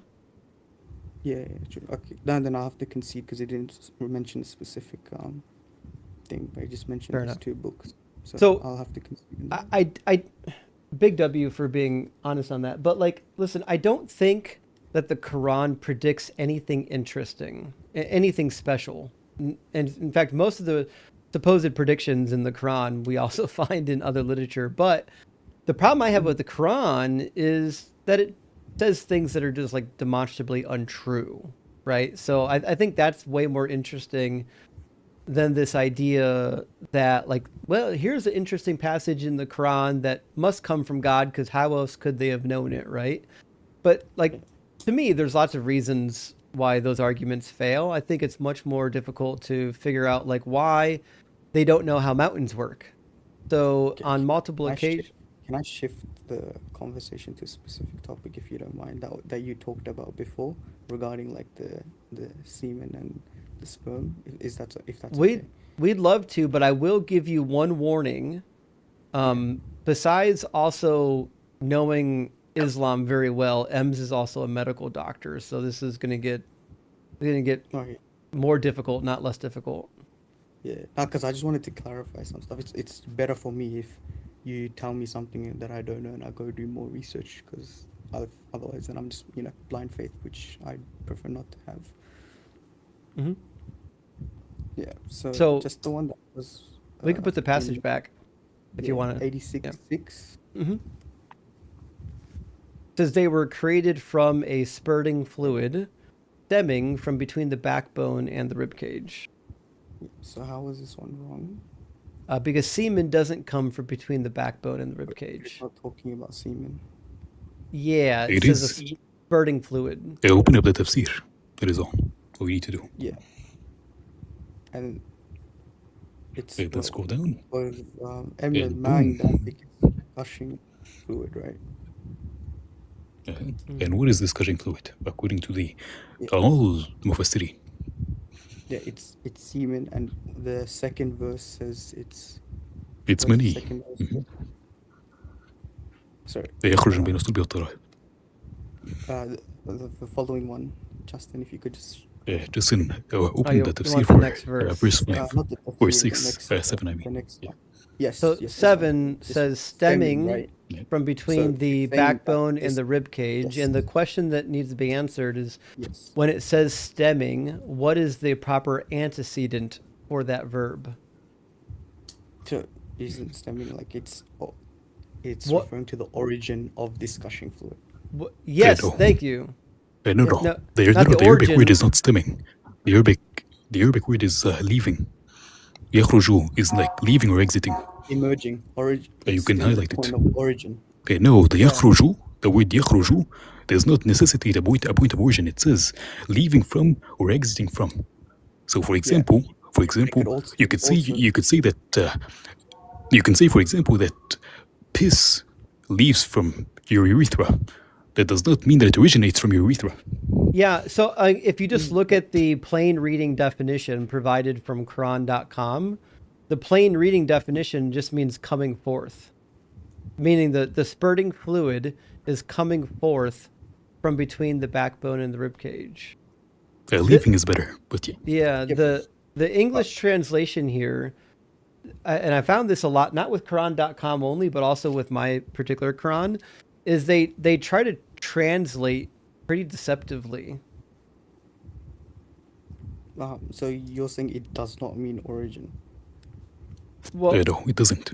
I'm not saying it. Ems is saying it, and Ems is a native And also, Arabic even if speaker. it does, and even if it does, it is still It's still wrong. be Can wrong. you grant me that it does? It'd still be wrong. I'm saying even if it does, it is still wrong, but it doesn't. يخرج literally just means to leave from. It is the verb to leave. Yeah, but, I'm saying like it can also be interpreted as and what? No, Allah it cannot, told us- because not a single scholar interprets it as that, number one. Number two, the language does not allow it to be interpreted as that way. Number three, even if it does, which it doesn't at all, like this is a butchering of the language, even if I butcher the language and say that it does, it is still incorrect. Because you're going to go to the embryonic origin, which is still wrong.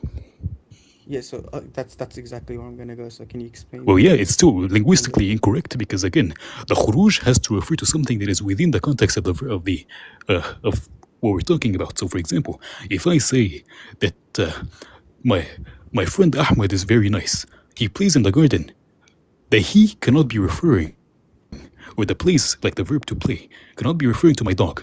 It has to be referring to something within the context that I mentioned. So again, the khuruj has to refer to something within the context. So either it is referring to the liquid itself, or it is referring to the human leaving from between the backbone and the ribs.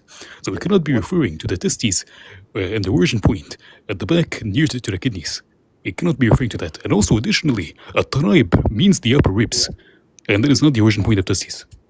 What does يخرج من بيني mean? يخرج from between, leaving from between. يخرج من بيني. Leaving from between. Again, you quizzing me on my language is not going to help you. No, I'm not. I'm trying to understand, but it's okay. It's interesting. It's actually the same in Hebrew. Sorry, يخرج من بيني means emerging from between, right? It would be from Leaving out from of, yeah. between. Emerging from between is also Leaving from between, yes. Leaving. yeah, emerging, leaving, right? Sure, emerging. Yeah. Although Yeah. you're going to use emerging to smuggle in origin, and that's not what it's saying. No, like if it's emergence and source, like it still argue that That it's so when you wrong. connect No. to like leaving from No. between, you could say that between that there's an origin point. So You know what? I'm gonna grant it for the argument's sake. Go ahead. okay, so then you like you said, you know where I'm gonna go with the embryology. Go ahead. And it's still But you're false. you're still gonna make God seem like an idiot, because God apparently would not understand basic Arabic grammar, and would not understand embryology. But you just said that you're gonna grant it. So whatever. I'm granting the meaning of the word leaving. I'm granting the meaning of the word leaving to mean originate from, simply Alright. because it makes your God look like a fool. Cool. So You know why? I'm going to explain it to you why. I'm going to explain why. Because if it means to originate from, then number one, the testes in the embryonic origin do not produce any sperm.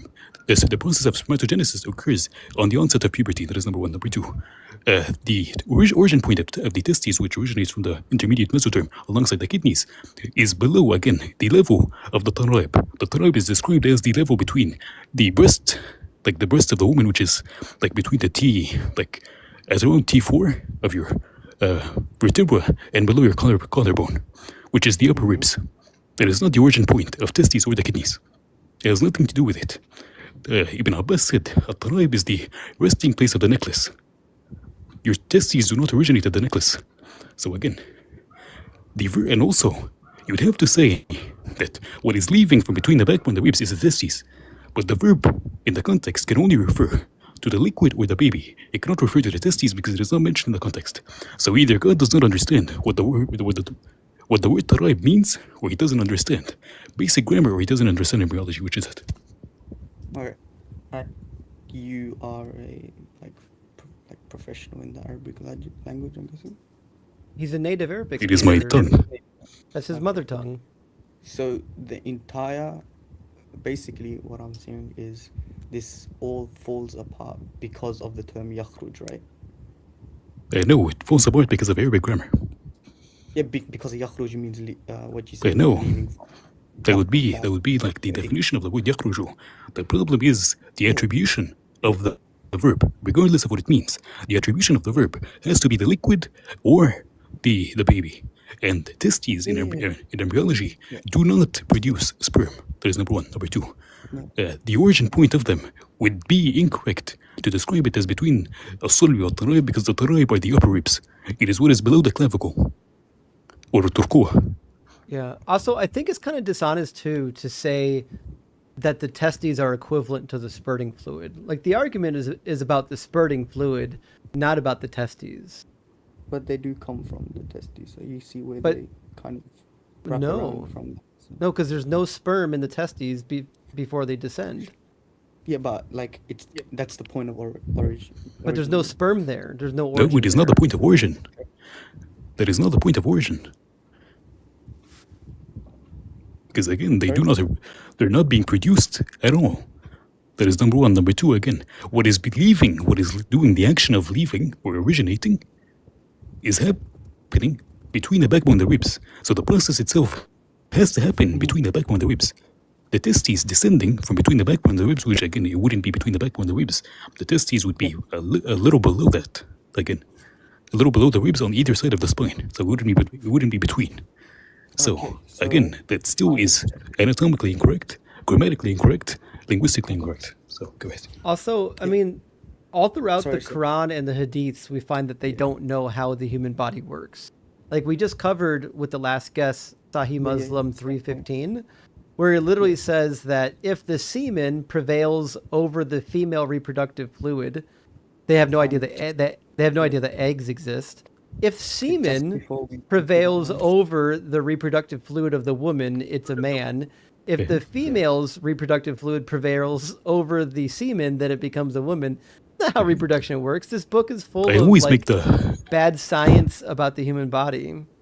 Alright, I always make the can I joke that if that was before we true, run to this one, then Muslim societies would be fully men. I'm sorry, just before we run to this one. Go ahead. So to do with this one, because like I said, I just want to do my research on this one. So thank you for giving me something to think about. So to do with 86 surah, it's basically the point that he made was the semen cannot come from the backbone and rib cage, right? Hmm. Yeah. And rib cage, because that's not where the testicles. But also, like the other thing too is the testicles. And M's, correct me if I'm wrong. At no point is ever between the ribs and the backbone. So Is that right? you could like it is borderline like at the very ends of like the ribs if you look at it Right. like from the back side, because like the ribs they curve from the back, you know, like how like your curves, yeah, your ribs like they go a little bit down and then they curve up back up like the floating ribs at the end. So So you from could the make front that they wouldn't be, at the end no you couldn't, because the tarab does not include those ribs. But anyways, so you could say that sorry, maybe it's like just borderline borderline. touching the ends of the ribs on either side. Right. But it's still going to be on either side I'm of gonna the either side of the spine. It wouldn't be So- between. Between so would it- mean that It would never be yeah. between. I'm just gonna interrupt you. Like you would You have. said that How would you go ahead? you said that taraib is a certain part of the back literally or- according Ibn Abbas, عن أكرم عن ابن عباس قال هذه الترائب وضع يده على صدره. He put his hands on his chest and said والترائب موضع قلادة والترائب ما بين الثديين, what is between the breasts, what is below the clavicle, ما أسفل الترقوة, موضع قلادة, the resting place of the necklace. He put he slapped his fist on his chest, on the upper part of his chest, and said هذه الترائب. These are the taraib. So can you give me the range? So it was from the breast to The clavicle. the clavicle. Thank you. Sorry, I'm just writing this down. And the resting place of the necklace. And the resting place of the necklace. And also, the testes develop on either side of the spine.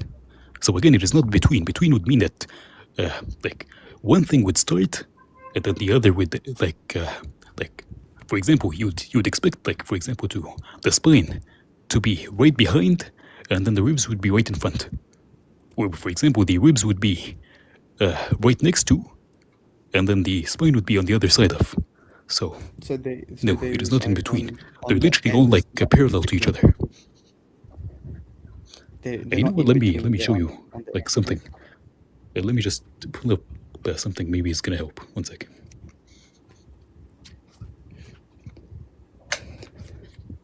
Can I have the screen? Yeah. Or I mean, if you send it to me, I can show it to everybody more easily. Just because I'm showing it on my iPad. So Okay. Oh yeah, sure. Yeah. Give me a second. Let me make you big. Okay, you're big just now. because I have my books again. Give me 1 second to blow you up on YouTube real quick. Yeah. 1 second. So, Oh yeah, I forgot about this image. That is a good reference. so this is the diaphragm. I can't These are see the testes after they've descended a little bit. Oh, yeah, that's right. can't see. The guest can't see it because he's on YouTube. Or Okay, if it's on Well. like YouTube or this you see it now. the second. One second. Now I'm still seeing the Surah Tariq. No, he can't see it at all. He has no access Okay. to my screen. Well, I guess. Sure, I can keep I mean, like explaining. I'm pretty much concerned. Yeah, so- like I said, I'm gonna do So, research on it. I'm Ems, you just trying to might not follow have been the- here at the beginning of the live stream, but I switched from Windows to Mac finally. Oh. Now that they released TikTok Studio, Why would you but do the that to yourself? problem, there's a good reason for it. There's some glitches in Windows that I need to get around, but Okay. the problem is Video Ninja, which is how I'm bringing in YouTube guests. When you use it on the Mac, one of the features doesn't work anymore. Namely, it doesn't know how to crop the virtual camera, which means I don't have a method of sharing the live stream with the guest yet. So what I'm going to do is I'm going to install a virtual machine and run Video Ninja in a Windows virtual machine, and then operate the controls from my Windows virtual machine so that we can get a proper screen sharing going. Have you stolen a computer from NASA? Not yet, but I need to. I'll tell you what, it's getting pretty ridiculous, but we're getting through it. Yeah. I mean, like, By the way, your I'm screen pretty, is messed up on my Yeah, end. I gotta chill with resize everything. Give me a sec. Do you want to move on to the one that you're talking about? The child will be a male, the child will be a girl. Yeah, well, that's in You in a guys are hadith. invincible. Come on. So in the hadith, let me pull it up for you, and because you can see my web browser, you just can't see my screen, and that's Yeah, I fine. can't So we're see going to it. be in Sahih Muslim 315a. Give me just a second, I'll grab it. It sounds like you're typing it in yourself. No, I So was letting, like, because nobody on fire was actually waiting before me, and he's still there waiting. So I'm like, I'm just gonna spend 10 more minutes because he's been waiting a very long time just to talk to me. yeah. Let me make sure I grab the right one real quick. That should be it. Ba, ba, ba, ba, Do you want ba. to skip down to the part where he says, Maybe I passed it already. It might be up here. See, words? description of the fluid of the man and the woman. A child is created from the water of both of them. While I was standing beside the messenger of It Allah. was towards the end, so you can just scroll down, I guess. Oh, did we already see it down here? I love it's how down like to yeah, it's at the bottom. It's like halfway through when it says the liquid of the man or the is white and that of the woman is yellow. Right. Yeah. This is a Yeah, I long love how one. like they literally just randomly add scientific terms There we like go. chromosomes and I know, right? ovum. Okay, so it says the reproductive substance of man is white and that of a woman yellow. And when they have sexual intercourse and the male's substance prevails upon the female's substance, it is made a male child that is created by Allah's decree. And when the substance of the female prevails on the substance contributed by the male, a female child is formed by the decree of Allah. Mhm. So, So to be sure, it says by decree, which means chromosomes are useless. By the way, according to the Quran, gender is determined like 120 days in. So Oh, I didn't know that. so you can look up and I wanted to the hadith of the angel asking God, is it a man or a woman, I'm or sorry, a sorry, boy or a just girl, before or we like a jump male or a ahead, can we female, just something like that. and Yeah. can you just please for this one, obviously you're native, so No, I was what just is giving the just in the reference so we can bring it up later. yeah, I'm just gonna focus on this one and then probably come back another time because so the term prevails in Arabic. Can you explain that one? The word in Arabic is ala, which means increased. So if the man's liquid increased over the woman's liquid, then it's a male. If the woman's liquid increased over the Yeah. man's liquid, then it's a female. Okay. Because when I searched it up, it said it means like kind of dominate or take precedence. It doesn't. No. It doesn't link to physical Allah. volume. Jamil. Translate the word verbatim. Yeah, so we could look at the Arabic, right? Yeah, Give me a second. It says that's what I'm asking. Yeah. or prevail. Give me a second. So it's going to be towards the end of this quotation. Let me find. Oh, it doesn't show me the Arabic here. Oh, I don't know why it doesn't. Or is it down here? Well, it doesn't. Yeah.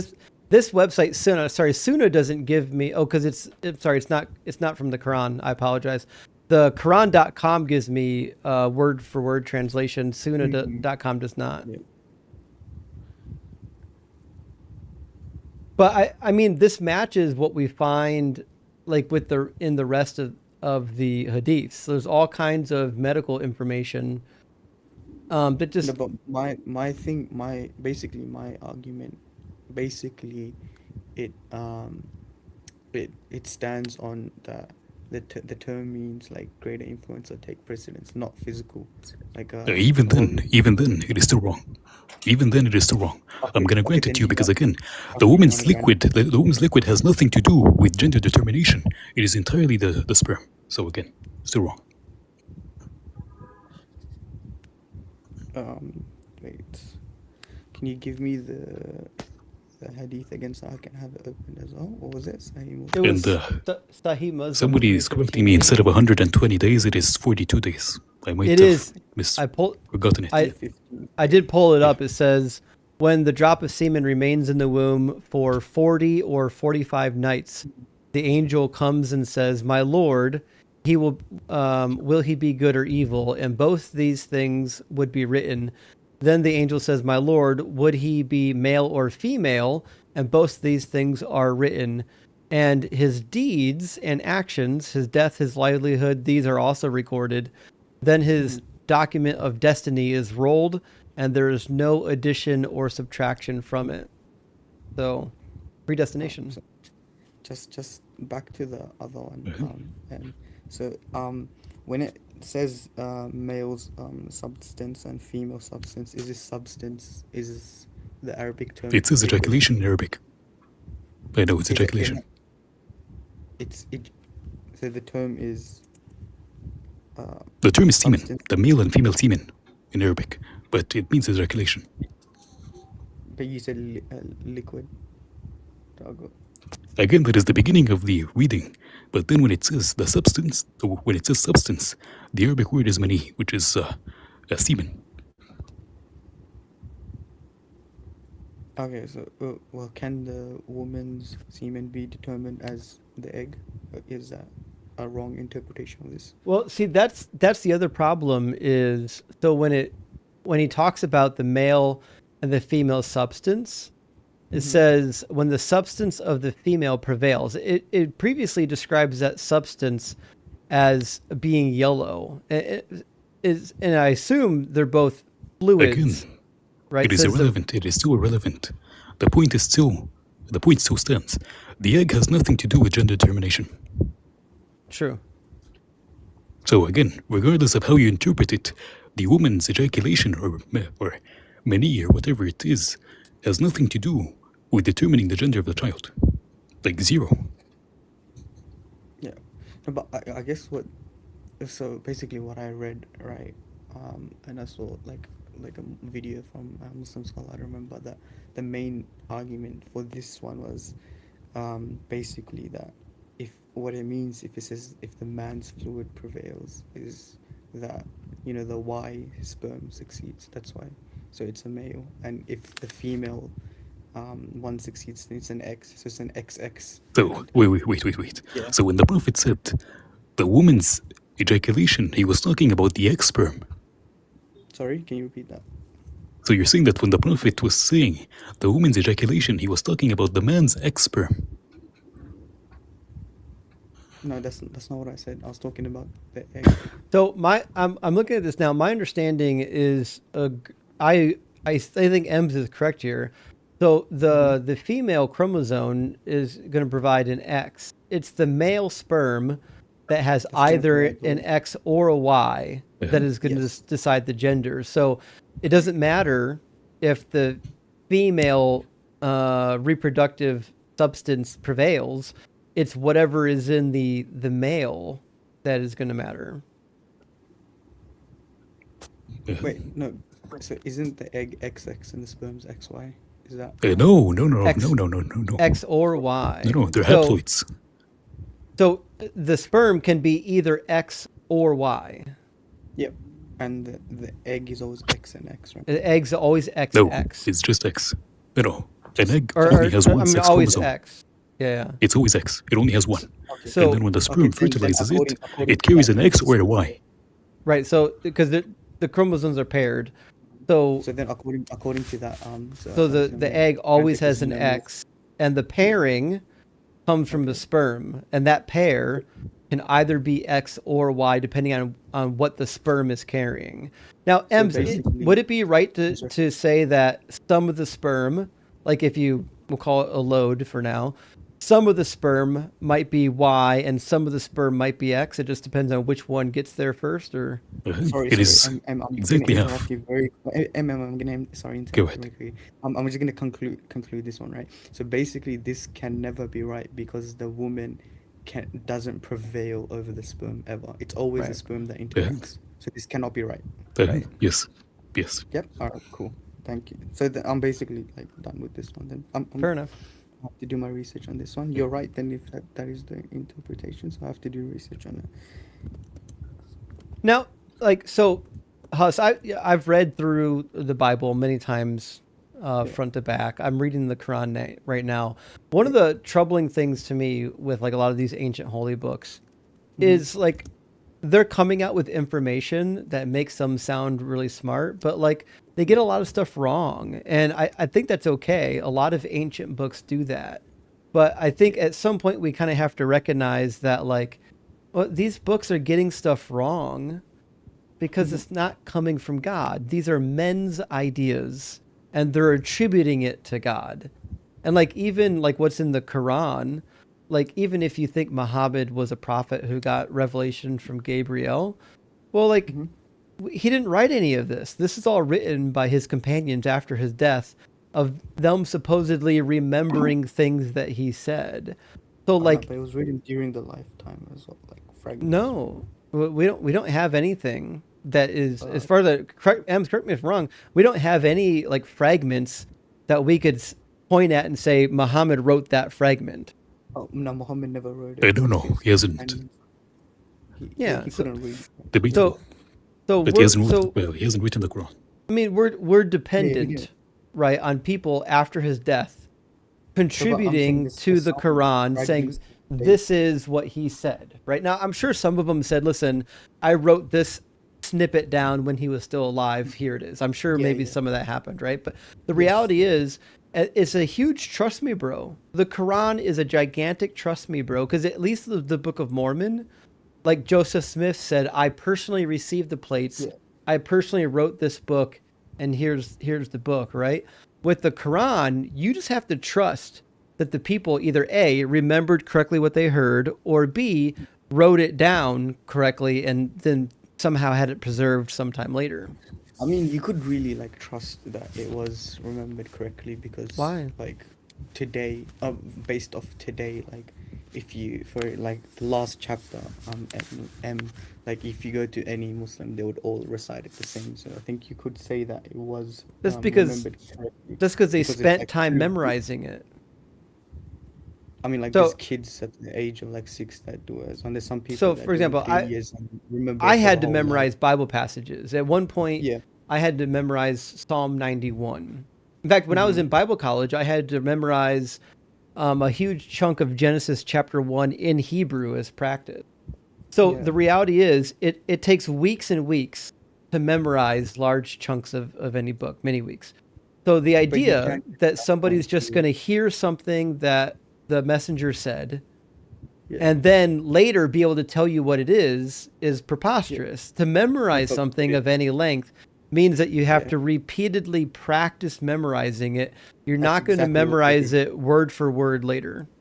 That's exactly what they did. They didn't. They did because like They when didn't. they used to pray, they used to recite these verses, and every what we call Ramadan, they used to read the Quran, you know, from cover to front. So it was always practiced. And No, the regarding the there memorizing is- of the Quran is practice. What Yeah. I'm saying is prior to the Quran being assembled, it's Yeah. silly to believe that people just had all this stuff on memory. No, but why is it silly to believe then, but not silly to believe Be- now? Like if it because that's happened now, not how then memory works. It doesn't How did- happen now, ever.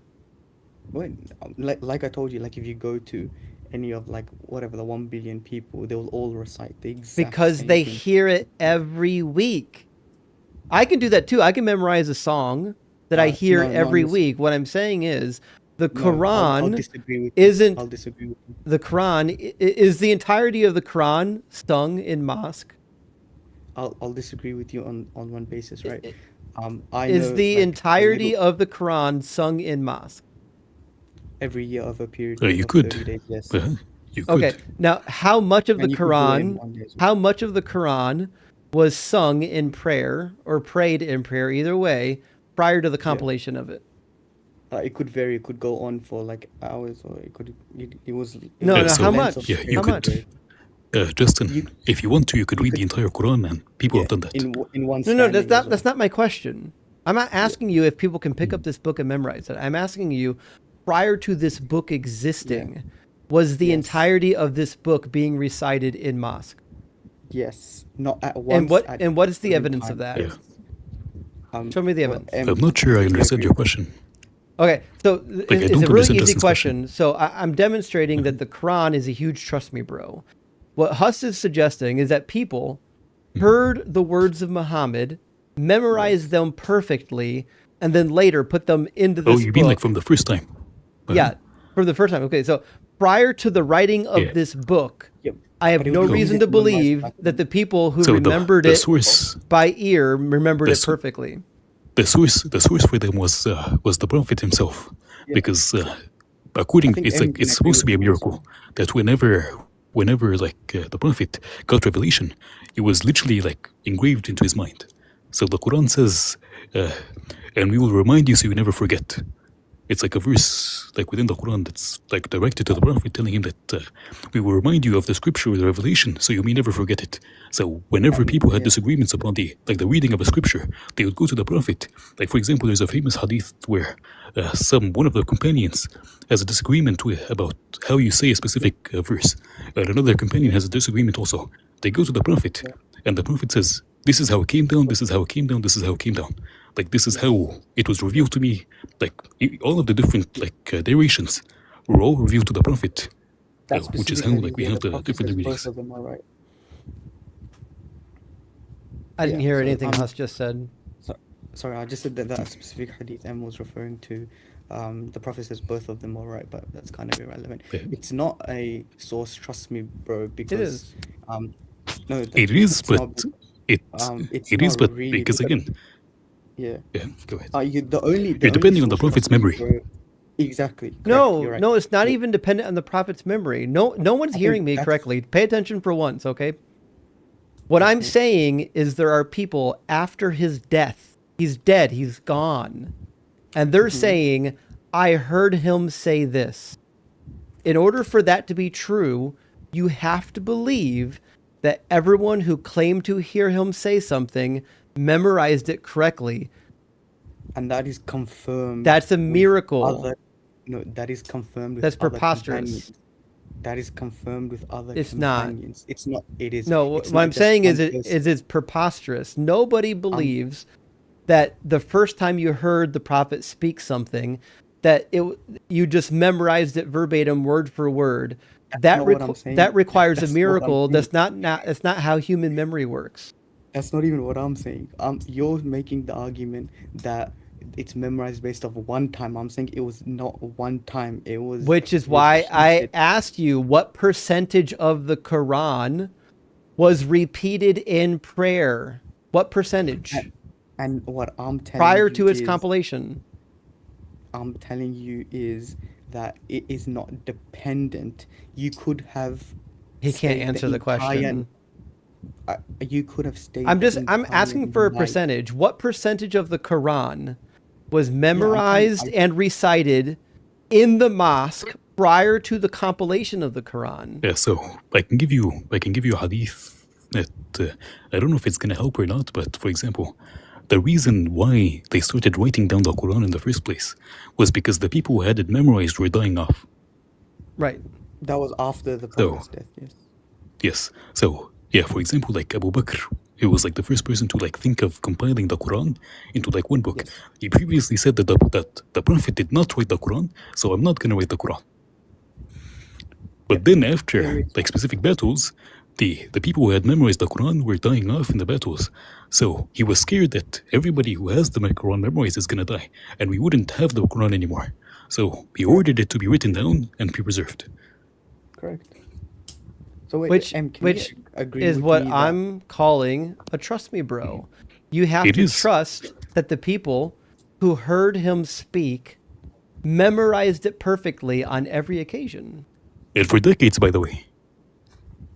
And had it but memorized for what I'm decades. saying- I love the comment section on TikTok. Rocket Lover says, host has done zero spiritual work, a nitpicker. Motherfucker, I've got 2 degrees in biblical studies. What do you have? What's your spiritual work? What do you put in? Go ahead, Huss. Sorry. So what okay. I'm confused in one thing, yeah, because I think me and M can agree that the source, trust me, bro, is the Prophet itself. But you're saying source, trust me, bro, is the people who memorized the. Yeah, because Yes. after the Prophet is dead, Yeah. then the trust me, bro, passes on to the people who have listened to him. Yeah. But So wouldn't before he you agree dies, the that- trust me, bro is the Yes. Prophet, and then after he dies, the Yes. trust me, bro is everybody else. Correct. And Justin's problem is the people after, right? Yeah, my complaint is that it's not how human memory works. Humans don't, unless by some miracle, don't just memorize something they heard word for word perfectly for many years. So Do you to know illustrate the how long problem, is I the drew a small graph. Hopefully this Yes. makes it very clear. So we've got a Yes. period of oral tradition. Yellow doesn't show Correct. up. Let me try brown. Correct. We've got a period of oral tradition where Muhammad is saying shit. And Yeah. people are listening. Can you not say Some that, please? sometimes say what? Shit? Yeah. I mean, Why? I just I'm not a fucking Muslim. I don't care. I I don't know, but police my like it's just language. I know, but it's just a matter of respect. If you don't, I just said like if you want to be respectful to me, you don't have to, but it's just something. I didn't call Muhammad a name. I just said the word shit. Yeah, which So implies try what this he again. was So preaching was shit. Muhammad was saying shit. That just means stuff. So in Okay. American Alright. dialect, Yeah, no, I get okay. it. Yeah, I get. I mean, he was a okay. fucking pedophile, Yeah. but that's beside the point. So Muhammad is over here saying stuff, right? This is the period of oral tradition. He's telling people stuff, and they're either memorizing it or they're writing it down. One of the two. That's it. That's all Yeah. we know. Now, the next thing we have is at some point I drew a line here. We have the Yeah. Quran being assembled. This Okay. is the trust me, bro. We're trusting that these people who are contributing to the oral traditions back here, that Okay. they memorized all of this word for word perfectly Yes. as it was given, and that's just not how human memory works. So you're saying that you can't memorize a book over 23 years that only has 114 chapters. That's what you're saying. Again, you failed to answer my question. What percentage of the book was recited in mosque prior to I its told- assembly? I told you. what do you mean in prior to mosque? the- By the I way, told you prior. Did, what it do you did doesn't mean they by matter. did they even have mosque? How did they do it? they Yes, did have had mosques, mosque, but what do you they didn't mean? even recite What it do you in mean, mosque. They could just sit in a Okay, in a so camp the guest or says recite it. They didn't have that to necessarily that recite it in- 100% of the Quran is recited in mosque in a given year, and that's fine. What do you mean in mosque? I'm asking. It doesn't have to be a I don't mosque, know but in your holy assembly. Okay, what I'm asking is, it is- prior to the compilation of the Quran. I'm not asking about today. I'm saying Bro, that's what I'm prior to telling the you. Quran being assembled. Yes. What percentage of it was recited verbatim, Yes. so that Yes. everyone knew what was in it, and how do we know? Yes. Yes. 100% during Ramadan. Yes. Okay, so no, 100%. wait, no. So The I just guest want is to make wrong sure I here. No, no. understand the claim correctly. You're saying 100% of the Quran before it was assembled was being recited during Ramadan. According to my understanding. No. Cite the source. He's asking like during the prayer. But okay, but during the prayer, like, you gotta understand, right? You could Yeah, during the recite prayer, you- 100% of it. You could recite 10%. Or you could of recite it, like you could recite- 0.5%. Yes, correct. You could, but that doesn't mean anything, because if it was done over the 30-day period, the whole thing was done Is- before it was compiled. Based on but what evidence? That's what I'm asking. It is not tradition to like recite the entire Quran in prayer in Ramadan. That is tradition, right? It is not tradition. That is- No, it's tradition to read the book, but it's not tradition to recite the entire book in prayer. Is that not tradition? But the tradition They is don't. when the book already existed. Again, I'm asking you to demonstrate prior to the existence of the book how they had access to memorize the words. Oh yeah, they would like so- teach each so other. then- so you- Yeah, Exactly. then It's a trust me, bro. Okay, so Prior- it's a prior- game of telephone. Prior to the book existing, okay. the best you have is a trust me, bro. Is a telephone. So and so said so and so, and you just have to hope that they memorized it perfectly. That's not how By human the memory way, works. that is but that is this- that is okay, how it this works whole- today. When you memorize the Quran, and like under like a sheikh, you get a chain of like memorization. Yes, you So do, like yes. you have a paper, you get a paper that says that you have memorized the Quran under Sheikh X, who has memorized it under Sheikh Y, who memorized it under Sheikh Right, Z, but- and it goes all the way back. Get this. It goes all the way back to the Prophet, and then from the Prophet it goes to Gabriel, and then it goes to Allah. Right, but we have the written Quran. What I'm asking for is evidence prior to it being assembled It's the that same any way. of this was happening. Yeah, but what It's the I'm same way, telling but you is, without like, the book. So you would they- just they were- use the No, guys. but I'm asking for the evidence. What is there the were fragments evidence that prior to the assembly of the Quran that I'm anybody pretty sure had there's any a of it memorized? I'm pretty sure there's a written fragment that dates either to the life of the I'm Prophet not or asking for a very, single very written close. fragment. I'm asking for evidence that would demonstrate that prior to the compilation of the Quran, anyone could have memorized its contents.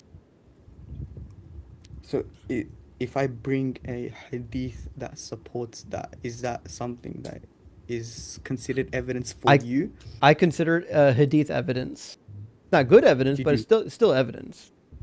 So if there is a hadith there that says that during the lifetime of the Prophet, before it was assembled, there were people that had it memorized, that is sufficient evidence to tell you that. No. That would be sufficient, but I don't think it's going to say that. It's not going to say that Okay, people so had it all all of it lays. memorized. I can Yeah. almost guarantee it's going to say that they memorized sayings or portions. Yeah, but I guess like you, your problem, what I see is it's with the Prophet. It's not with the No, people who it's memorized. not with the prophet. First of all, he's a liar Mm, anyways. My Okay, problem that's is cool. that what we have in the Quran is an oral tradition, Yeah. which is a No, but huge trust me, bro, because you yeah, have to assume that the people who wrote this down and assemble it perfectly memorized everything that they were told. And that's no, called a trust me, bro. no, that's wrong. You have to assume that the Prophet was a true prophet and No, I God don't really. have to assume that. I You can do. assume Let me finish. I Let can me finish. Let me no, finish. I can Let me assume finish. it and it's still a trust me, bro. I don't give a fuck. Let me He got let me revelation finish. from Gabriel. It's still a trust Yes. me, bro, that the Let me finish. revelation was actually memorized and recorded properly. That's what I'm Okay. talking about. I listen, I'm not asking you if the pedophile prophet got revelation. I'm asking you to demonstrate how it is possible that his followers in mass the first time or even in talking or praying with each other had the entire thing memorized so well that they can just write it down and assemble it. Cool. Every time they used to Perfectly too. recite it, if there was a mistake, he would correct them. There you go. That's it. He was dead. Literally. No, after he died. So After he died. you're saying so that entire line that you have, so you want to shift that line to from when he died to when it was assembled, not during his lifetime. Then, so that's your point of contention, right? My point of contention is that Muhammad said After shit he's while he dead. was alive. After he's dead, a bunch of people Yes. got together and said, here's what he said when he was alive. That's a trust me, bro. Yeah, but what I'm saying is like there's fragments that are written, so you don't even have to rely. But I don't care on, about the fragments. I'm not asking you about the fragments. Listen, Why there don't you are care about fragments of the fragments? Bible that are close to the first century. I could give a fuck about fragments. I'm Yeah, asking but because if it's 100% of the written. Quran It's isn't written. perfectly memorized, that means it's got problems. There's errors in it. It's So the it's I mean, the written. problem you have is that it doesn't matter if there's one fragment that is old. We need evidence that the entirety of the Quran was orally transmitted properly from Muhammad to his followers who assembled it after his death. But Yeah, wait, and I've Justin, we already have scripture that says the otherwise. I mean, we have showed you like Yeah, multiple different hadiths of like pieces says of they the were Quran missing. lost. Yeah, Yeah, it says that there were people have verses from forgotten it, a law that people forgot and lost. Let's read that one again. Remember where that one and was? so sheep he has eaten. yeah, let's go to that one. Yeah. Give me a second. It is you can find it in Muslim 1050 and in Muslim 1049 and in Ibn Majah, what was it 1499 I think, multiple different places. 1049. Not that At one. first, I thought that you were asking like if it's like recited in prayer every time. Like you could, No, so but it's not necessary. so, No, so I'm not. basically, I'm not asking you if That it is can why I be was confused. memorized. I'm asking the people who claimed to know what Muhammad said yeah. prior to the existence of the Quran. How can we trust that? So it says, if there were for the son of Adam a valley full of riches, he would long to possess another like it. And Ibn Adam does not feel satisfied but with dust. And Allah returns to him. Who returns to him? Ibn Abbas said, I do not know whether it is from the Quran or not. And in the narration transmitted by Zuhair, it is said, I do not know, whether it is from the Quran, and he made no mention of Ibn Abbas. And then go to the next one, because the next one says it is from the Quran. This exact one. Yeah, 150. Says, you are the best among the inhabitants of Basra, for you are the reciters among them. So continue to recite it, but bear in mind that your reciting for a long time may not harden your hearts, as were hardened the hearts of those before you. We used to recite a surah which resembled in length and severity to Surah Bara'at. I have, however, forgotten it, with the exception of this, which I remember out of it, so on and so forth. So they did forget it. That's what I'm trying to tell you. The human memory is not perfect. Like when you have an oral tradition, people are going to forget shit, man. Yeah, but what I'm saying is yeah, one or two people can forget it, but what about the? No, this was entirely forgotten. This was forgotten by everybody. And the Quran itself tells you that people are going to forget parts of the Quran. Like, literally everybody is going to collectively forget it. Okay, but what I'm saying is, today, how come everyone knows the exact same? And if someone makes a mistake, It is not the someone exact else same, will no. correct them. It is not the exact same, no. We have multiple variants of the Quran. Such as? Hafs, Warsh, Qalun, Yeah, etc. but those are revealed, so like. Yeah, sure, but there's still different not variations. changed. Okay, yeah. Sure, but it's still still different variations. It is not the exact same. Okay, And they but say it's different still stuff. revealed. They don't contradict each other. Also, though, right? wasn't They like do. back in the early days, wasn't Osman like burning Quran manuscripts? Yeah, That's because just standardized. people would write like incorrect like Quranic verses, or like they would write hadiths within the Quran, or they would write other stuff within it. So he would just burn it all and like standardize it. Yeah, but standardization does not equal corruption or not Well, preserving. No, what I'm saying is that Increases listen, the if you- chances of it. yeah, if you've got a guy out It does there not equal- burning no. parts, different editions or versions of Quranic sayings, what that means is that there were a number of errant sayings out there, which means you Yes. have to now trust that Osman got it right, that he didn't possibly No. burn some Yep. of the correct ones, which means now you're in Trust Me Bro number 2. No, you're wrong because it's Wait, not actually, trust- the funny part is that not that trust he used the and- people who memorized it to compare. Yeah, Let me just give extra exactly. context. So what happened Exactly. is he burned pretty much Exactly. all of them, and then he got the people that had it memorized and had them write it down. Yes. So it was a. So it he was used a- memory.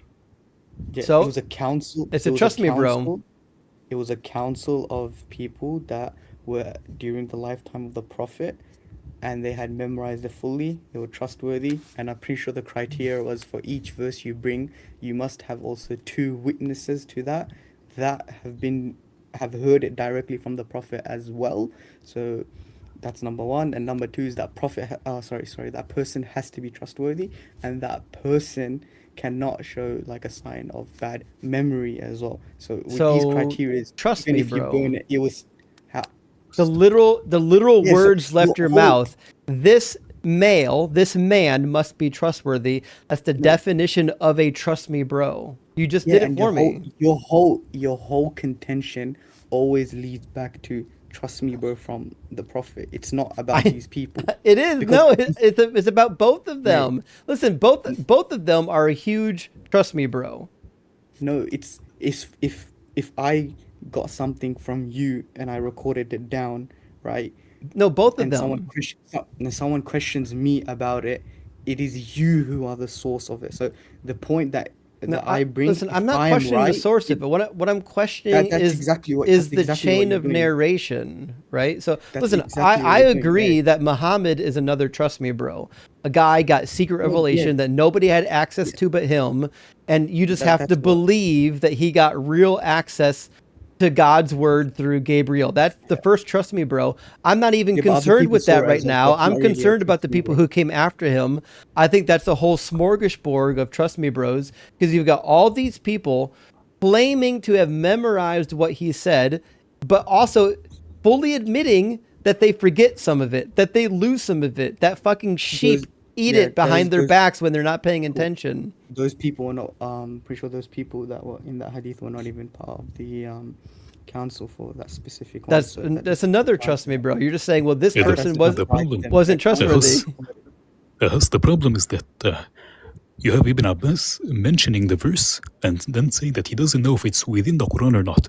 And then somebody completely different mentioning the same exact verse and saying that it was within the Quran, which would mean that it is more likely the case that Ibn Abbas just didn't know if this verse was in the Quran or not, but it was in the Quran.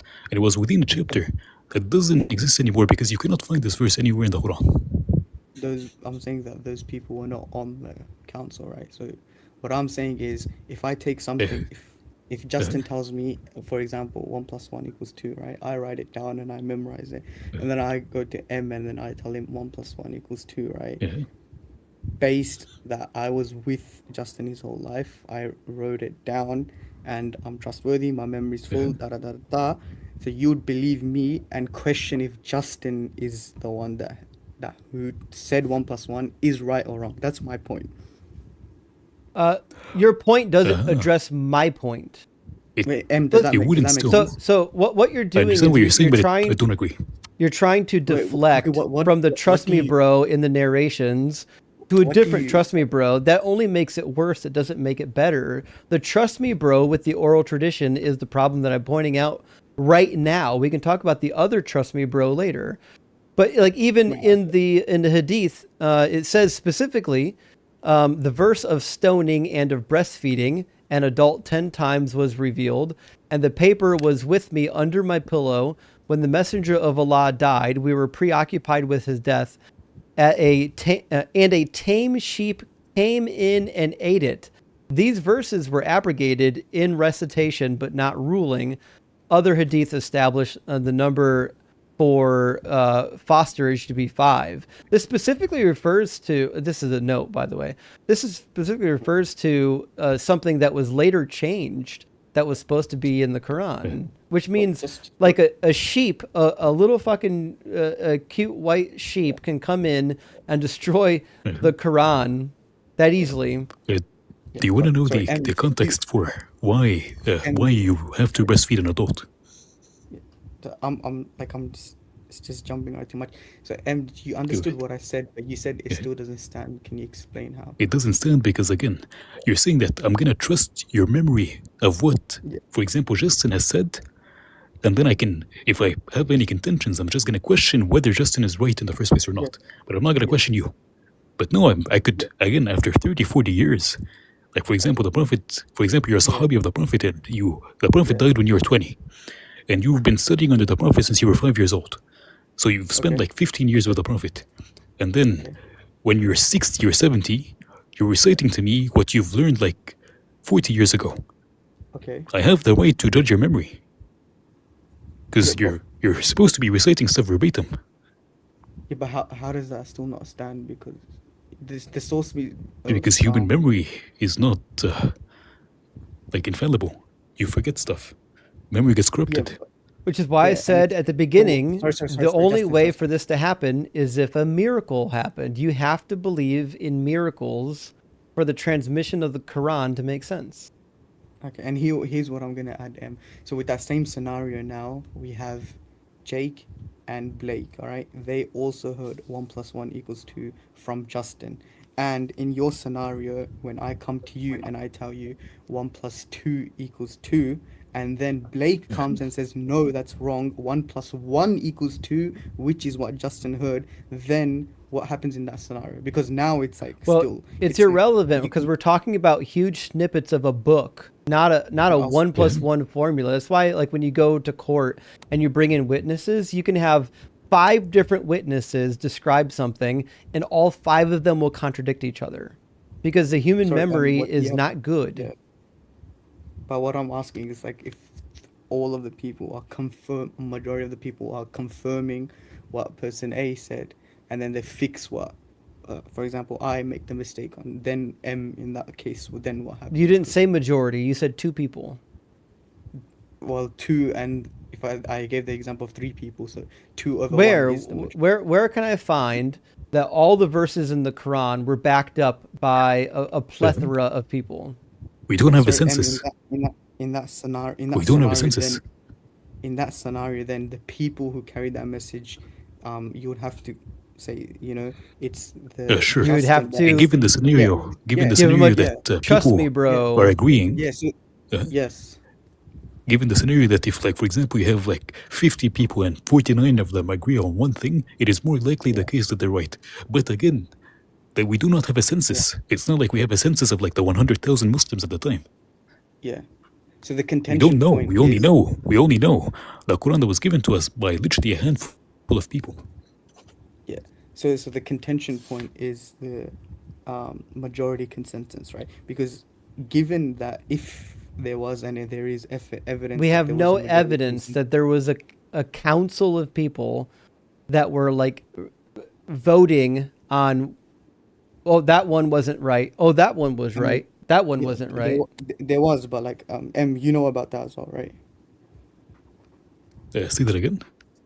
You know about the council when, at the time of Uthman, right? And Which council? sorry, Abu Bakr as well, when they compiled the Hafsa That's manuscript. after he's sure. dead. Yes. I'm still Again, linking so it back to the same person. after he is dead, none of these Bro, people I'm have still linking it back none to the of same these person. people have perfect memories. None of I'm them. still linking it back to the same It doesn't person. In the matter. same- None of them literally have in the perfect same- memories. It doesn't matter if you link it back to one person. That It does, never because in fixes the same- problem. In the same scenario of the 1+1, That even makes if it worse, because if you have to depend on one person's memory, I'm not now it's talking about one way person. worse. So trying to I link this introduced back to three- one person I is introduced never going to help three the people. situation. And Huss, I just want to let you know, like, there's no point in trying to talk over me. Your mic's not nearly as loud as mine. Like, if you I'm actually sorry, want yeah. people to hear what you have to say, use a Yeah. little bit of patience and respond after I say something. No, it's just because I'm trying to tell you something and then you're just going over it. So sorry about that. Apologies. But what I'm saying is that scenario I gave you, right? The 1+1. There's three people. Even if you die, you will be the source. Trust me, bro. These people will still not, and that's what also. Yeah, M no, they will agreed on. be. Again, I don't know why you keep trying to push the trust me bro back onto Muhammad. They're both trust me bros. That's where it goes. So if you've got one the guy that main- says a whole bunch of shit, and then other people after I die say that I said a bunch of shit, they're both trust me bros. Both of them. It's a one big trust me bro. So pointing to the trust me bro of Muhammad doesn't fix the trust me bro of the assembly of the Quran after he died. Yeah, but what I'm saying is, if given that the source trust me, bro, the Prophet Muhammad was perfect, then the source trust me, bro, the next people would also have to follow. No, that's not at all what that means. Even if That is what Muhammad it got means. perfect revelation from Yes, Gabriel, there's yes, no reason yes. why anyone would believe that the oral tradition after that was perfectly memorized. They're not connected. How are they not corrected? Because Because if the Gabriel Prophet- didn't wait, give wait, revelation to the people later after he died. Gabriel only gave the revelation to, in fact, Muhammad, which means in order for you to believe that every single person who claimed to memorize something that Muhammad said, you would have to believe that all of them had perfect memories every single time, or there was a miracle. Can you know something and I know something and I forget it? You correct me. That's true. Not So not even in if you- not an entire no not not an entire patch of the Quran. I Yes, you I ca- do if you can no do I it don't today, no you I could do do it not then as well. no you can't do it then because they didn't have the Quran yet. Huss, this is what I keep trying to tell you, and you can't get this through your head. They didn't have the fucking Quran to memorize. All they Yes, so had you- was this person told me Muhammad said this. They didn't have a book. They couldn't take this book back to their tent or whatever and memorize this shit. They didn't have it. Yeah, Which but they could means take the back best what you they have. memorized. No, they can't. They can hope to can. they can hope to remember what they heard from somebody No, they else can't. who hoped to remember what they heard. They Yeah, had no whenever they authoritative forgot text to something, memorize. It was one big string of trust me bros. It's crazy that you can't get this through your head so far. Bro, yeah, okay, but in my same position, it's crazy that you can't get this through your mind as well. That in a simple thing, when it was revealed, the people memorized it. If they made a mistake, they were corrected. How by the did they Prophet. memorize it? They didn't have it. Okay, repeat after me. The sky is blue. I'm sorry. Can you remember 3 words? Because I can remember 3 The sky words. is blue. Can you All right, please repeat re- after me? repeat after me. Huss doesn't know how memory works because he's never done actual research on how memories work. He thinks that people memorize every word for word perfectly the first time that they hear They it, but he's lost me. actually sadly mistaken. He has no idea that human beings aren't able to memorize word for word long narrations for any amount of time, even immediately after they recite it. Give it back to me. So now, can you repeat that to me over a period You of repeat it for 23 me. years with You repeat it. Repeat with it once. thousands of other people? Repeat it once. Can you repeat Can it you to me repeat over it a once? period? Can you? I'm No, talking about Huss, your nobody example. can. Not a single person here watching this live stream can repeat that back to me because that's not how memories work. So if Okay, you want so to you're- demonstrate the okay, validity wait, of Huss, okay, fucking no one can hear you. No one can hear I you, think I Huss. got- Huss, no one can I'm hear sorry, you. I'm sorry. If sorry, you can you want hear to me now? demonstrate how memories work, you're going to recite back as much as you just heard me say. Recite it back. All right, so okay, wait, I'm gonna concede this just for the sake of argument and move to this next point. So you're saying Don't is move to the next just- point. Recite what I said to you. No, wait, hang on. Let me finish You the can't do point. it. So Can you're- you do it? Let me finish. What let me finish percentage? the What point. percentage do you think you can recite back to me? Let me finish the point. So you don't saying- have a point yet because you haven't answered my question. What Let me percentage of finish, what I and then just you you might- didn't start let me anything, so you're finish. not finishing anything. Let me finish. What and then you percentage might- you didn't start Let me- anything. You're not finishing let me shit. finish. I'm not letting you I just- finish. You're going to answer I my just said- question or I'll just said repeatedly I- talk over you. So answer my just said question. I just What said I percentage conceded. of what I just said can you recite back? I just said I concede to you. Okay, What cool, percentage can you recite back that I just said to you? I said I concede. That doesn't answer my question. My question is, what? I'll give you there you zero. go, I'll give you zero. Okay, now why would Now I li- now believe listen- that the now people listen listening to to me. Muhammad, where Yes. you can't memorize 0% of what I just said, Cool. that they memorize Yes. perfectly 100%? Yes, very nice. Can you repeat that same sentence to me for 23 years and then test me, please? No, I can't because even Why not? I don't remember what I said because that's not how memories work. You're thereby demonstrating the point here, which is the human memory doesn't memorize what- things orally very well. Even the I mean, person who said the shit isn't my going to whole remember it point. without a You can miracle or a only- trust me, bro. So Huss, you've demonstrated my point perfectly, which is that no matter who says it or who hears it, you're not going to remember it. That's not how human memory works. And you've demonstrated my point as well, which is Nope. your source, trust me, bro, goes back to the Prophet. Because No, over a Huss, period of 23 I don't know years, how many times I'm if- going to have to say this. So I'm just going to say this for the last time. And if you don't get it, we're done. Okay? I already can I say told something you. before No, you just say it? don't Can I say say something anything. before you Don't say say anything. Stop talking. All right. I already told you. Muhammad is another. Trust me, bro. I'm not talking about Muhammad right now. I'm specifically talking about the other trust me, bro, which is what happened after the motherfucker died. Okay? I don't care if Muhammad is a trust me, bro. Muhammad being a trust me, bro, doesn't fix the other trust me, bro. The other trust me, bro, is that people don't memorize things they hear. They don't. And even the guy who said it isn't going to remember it either. You have to concede at some point that the Quran is a miracle. It's not something that happened naturally, or it's just a huge trust me, bro. All right. Can I talk now? I'm sorry, do you not know how conversations work? No, I'm just waiting in case you So didn't finish. the way conversations work is when I stop Yeah. talking and I wait for you to start talking, that's how you know it's your turn to talk. Now, you talked a lot. so I thought you were just taking a deep breath. Children have to ask, is it my turn to talk? No, because you ran out of breath, so I was just making sure you didn't have anything else to say. Mhm. So basically today, there are plenty, hundreds, thousands of blind people that have memorized the Quran just by hearing it. So if it can be Because done today, they it can had also be access to it. You're done. not They were listening. hearing it. Huss. They were hearing Huss, they're not. it. They're blind. No, we'll try this again. Huss, just for 5 fucking seconds, put your listening ears on. I have a fucking book. Okay? I don't care if you're blind or not. I can recite this book enough to memorize goddamn near all of it. I don't care how long it takes. I can do it. They didn't have it. They didn't have it to memorize, Huss. I'm asking you, prior to the creation of the motherfucking Quran, Why would we believe that they had any of this shit memorized before they had it to memorize? They didn't fucking have it yet. Do you understand? So do you understand that your entire thing is based on it's not written down? That's your whole thing. No, that's not my whole point. My whole no. point is Are you prior to okay? it being written down, you have to assume that every person who ever heard it from Muhammad memorized it perfectly.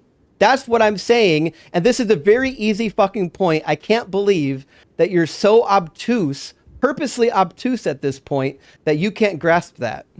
Everybody in the audience grasp it. Everybody in the audience put a 1 in the mention- comments if you understand what I'm saying and this clown has no idea what's happening still. Hus, Cool, imagine cool. if you had one person who learned it from the Prophet, who had a singular mistake, for example, any random mistake within the entire 114 chapters, and then he went and taught more people, and then he authorized them to teach more people, and then he authorized those people to teach more people. You'd have an entire subset of people reciting the same mistake. Wait, sorry, can you, so you're saying And they wouldn't be able, the point is, like, for example, a guy goes to a random city, a Muslim guy goes to a random city, and he has the Quran memorized from the Prophet, but he has one mistake within his narration, and he goes and spreads Islam to that place, and he starts teaching them that. Then every single person who learns from him, and everybody that learns from them, the people that learned under him, are going to be reciting the wrong Quran, and they wouldn't have a reference to compare. Okay, but wouldn't And you then say when they that meet, that- when they randomly go to a third city, and then they meet somebody from another city who has the correct Quran, and then they recite to each other, they wouldn't have a reference point to decide who's correct and who isn't when the Prophet is dead.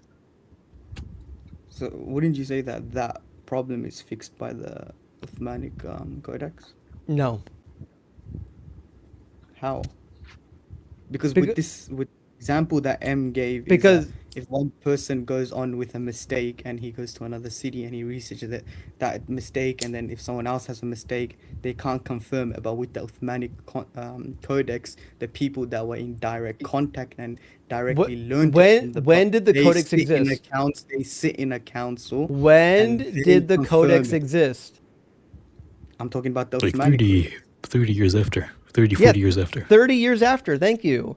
I'm asking you prior to the existence of this book, prior to the compilation of this book, the only way they had to memorize any of the stuff that Muhammad said was either A, they had to write down fragments and pass it around, or they had to memorize it verbally. And the human memory isn't good at memorizing verbal statements past 10 words. It's not. Cool. They still wrote it down. Not 100% of it. It wasn't 100% of it wasn't revealed. There you until go. the So Prophet 100% of passed it away. wasn't written down. But There was were a percentage of 100% it. fragments. There was a percentage of it 100% of that was fragments. there was a percentage of it that was transmitted orally, wasn't there? They were 100% fragments. That doesn't answer my question, Huss. There was a percentage of it that was transmitted orally, yes or no? 100% of it was written down. I didn't ask you that. I said, was there a percentage of it that was transmitted orally prior to it being written down? Yes. Wait. There you go. Prior And to it written- the oral No, it was written transmission down of first. It was no- written down first. No. We have. I don't know of any evidence that says 100% of the Quran was written down, not orally transmitted. Okay, wait. Let me clarify one thing, right? The Prophet got the You're- revelation. what you're he saying is told- that everything in this Quran was written down and then collected and put into this work, and none of it was orally transmitted. No, what I'm saying is that the Prophet got, for example, the Prophet got a revelation. He calls me in. I hear it. I write it down. I double check it. It's written. It's there. I go show someone else, and that person can then orally transmit it to the next person. And they're that not person- going to remember yes. it. So again, Huss, every time well, you're going to if make they the same memorize mistake it, then every they time. can- they It doesn't can matter remember it. what part of the chain you're going to do it. No, they're not going to memorize it. They But can. They will Okay, remember it. okay, then memorize what I'm about to tell you. Are you ready? Okay, write it down and give it to me. Write it down and give it to me. No, you don't have it written down. You have to memorize it orally.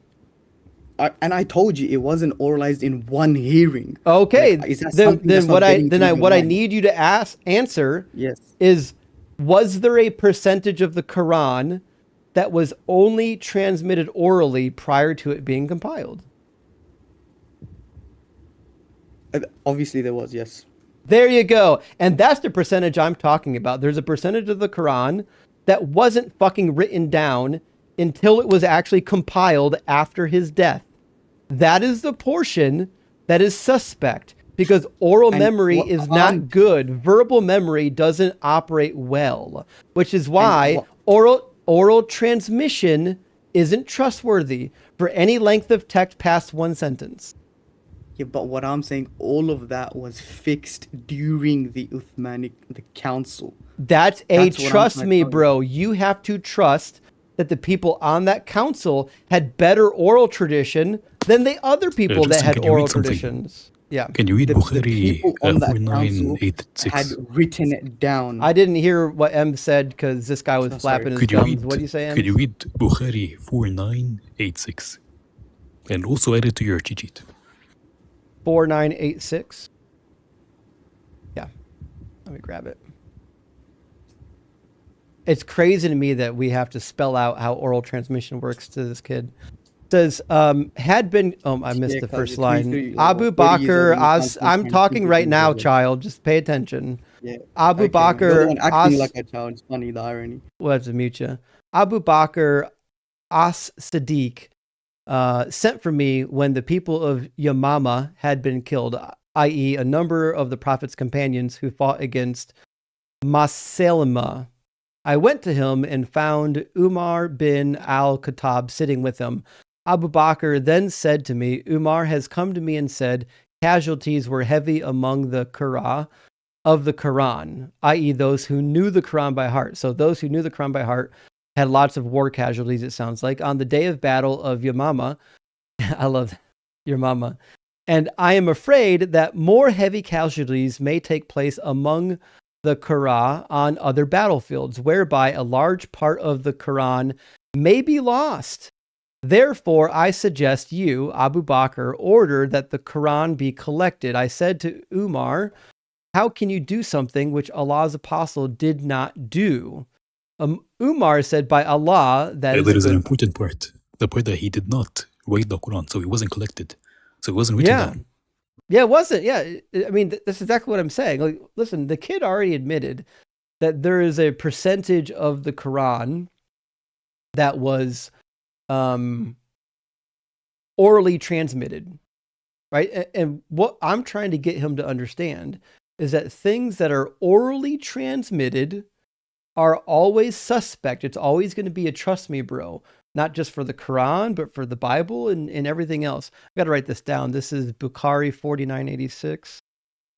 Sahih Bukhari 4986. Very good. Let me punch. Let's see.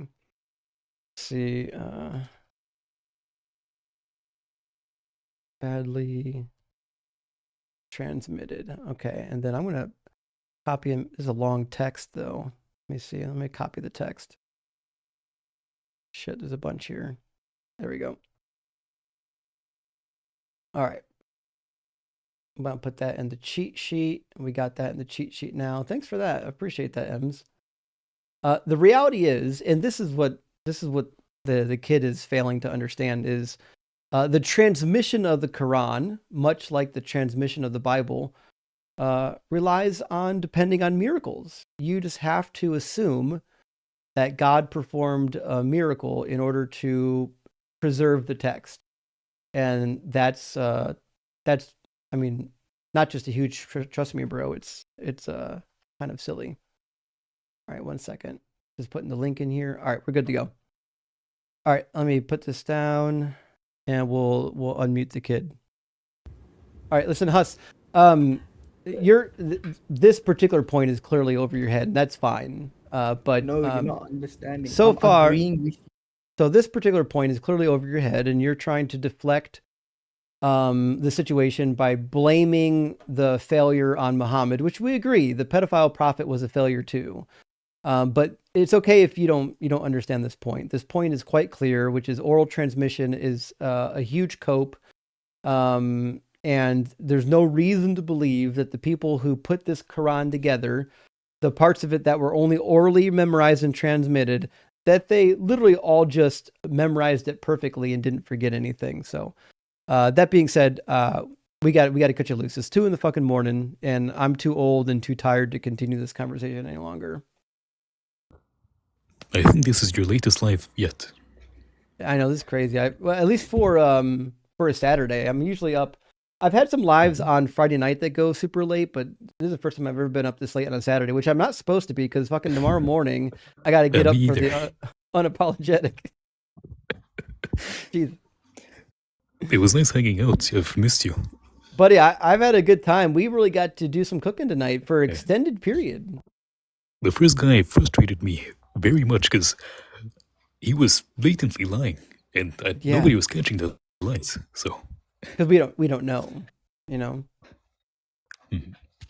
But you know what? It's funny. I've noticed that typically when we Yeah. get one Muslim guest, more of They them get multiple. filter in. Yeah, they get heated up and they're like, oh my God, I have to come in and correct them, and it never really goes well. It's just one of those things. Oh well. Thanks for joining me. I got to read some super chats. I've got like probably 30 super chats left over. Sorry that we spent so much time with the Muslim guests. I was having a good time cooking. I realize that a huge portion of the audience come to see Christians get cooked, and that's okay. We've got 2 more cookings for our Muslim playlist. I'll have to add those up on the. But by the way, we do on the main channel and on the other channel, we've got playlists for Christian, Muslim, Mormon. So if there's a particular type of cooking you want to see, we've got it on the channel, and we've even got like a list for like actual decent conversations. You know what I mean?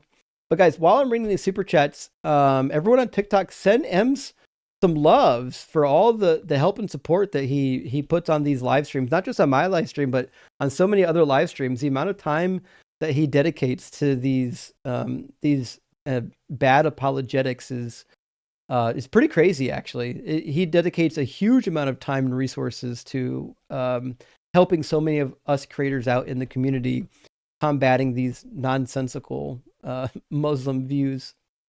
Luna says, Doug is no Saurus. He caused the Chicxulub crater. I don't even know what that is. Now I got to look it up. Hold on. Chicxulub. I assume it's a big meteor crater, right? It says it's a massive crater, 66 million years old. Oh, he's the one that killed the dinosaurs. No source. That makes sense. Doug is no source. That's the play. Yeah. He's not a dinosaur. He's the rock that killed him. Fair enough. Laser Tech says, this is no Dr. Blitz, but it'll do the job. Listen, I'm no Dr. Blitz, that's for sure. That man is a genius, and I pale in comparison to his genius. Random Clicks, thank you for the super chat. Says, like a long-awaited revelation, the day is almost here. Justin's prophecy on Prophecy's book is near. Called in a favor from a friend in the U.S. to ship it to India. Can't wait for a signed copy. Excited. Random Clicks, I'll make sure you get a signed copy. Hit me up. We'll make sure it happens. And Drew says, I'm halfway through reading Misquoting Jesus. Well, Drew, that is one of my favorite books. So like that was one of the books that kind of started my deconstruction. I guess I was 21, almost 22 when I first read it. And I was already kind of engaging in some apologetics, and I was trying to prepare for Bible college by reading like anti-apologetic books. And so I started with Bart Ehrman, and listen, there was some stuff in the book that was just true. And I had to accept that even as a Bible believer, hey, there was some stuff in the Bible that wasn't true. That's all there is to it. There was contradictions. And once you open the door to contradictions, well, now you're opening the door to being honest. Well, if it has contradictions, could it have other problems? You know, based Shara says, is res erect when you can go a second round? I think that's res refract or re-refract. Is it refract? Yeah. Re-refract, I think would be the right way to say that. But listen, we'll take that based Shara. when you can go a second round without having to have a refractory period. For sure. Big W. Good to see you, friend. Lockfree says, did the Witch of Endor conspire with the Ewoks against the ever glorious Empire? Unfortunately, I don't believe that was the case. But she did conspire probably with the messenger to make sure she didn't get killed by the new law. Evan Rock, thank you for the super chat. Good to see you, friend. Says, I'm preparing for Jesus coming on the clouds by carrying an umbrella everywhere I go. Happy New Year. Gay for Justin, DDFD, buy for Bible guy. Okay, praise the kittens. D was double dong for Doug, right? Double donger for Doug. Double donger for Doug and buy for Bible guy. I like that. Let's make this work, friends.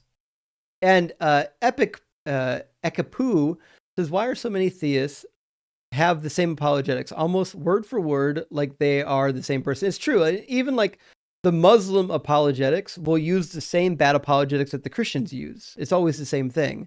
If a Muslim, a Jew, and a Christian can all use the same apologetic for God, that means it's not a good apologetic because it doesn't lead to anything specifically. Or it could mean that they come from the same God. So.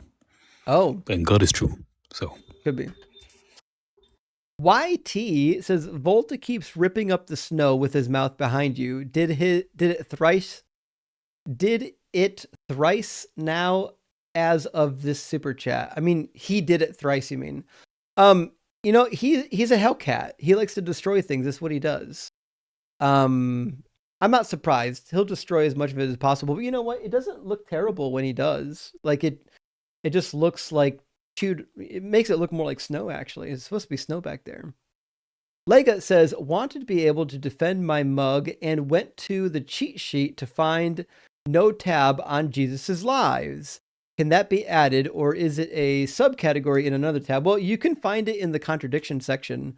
You'll have some of the lies of Jesus in the contradiction section. But I do have a document called Lies Told by Jesus. And I could add it to the spreadsheet. I've been meaning to. I've got a bunch of Word documents full of stuff that I haven't added to the spreadsheet yet, but I promise I'll get them added soon. I just couldn't do much over the holiday. I was kind of tied up. You know how holidays are. But yes, I'll be adding more of that to the spreadsheet. The other request was to add my document with all my arguments for the Trinity over to the cheat sheet. So we'll be getting that next as well. So it should be a lot of fun. We have been steadily adding... I sent you something over Discord. Oh, thank you. We have been adding stuff to our Quran tab in the cheat sheet, but I see a PDF right now called Child Marriage in Islam. This has literally every single objection. It has like the first page should show you like a index. So literally every single objection and scholarly references everything. I love it. I'll definitely. It's like 100 pages long. I appreciate that, buddy. I see it. It's huge. Oh, man. Collapse, good to see you. Says, naming yourself the masculinist. I know, right?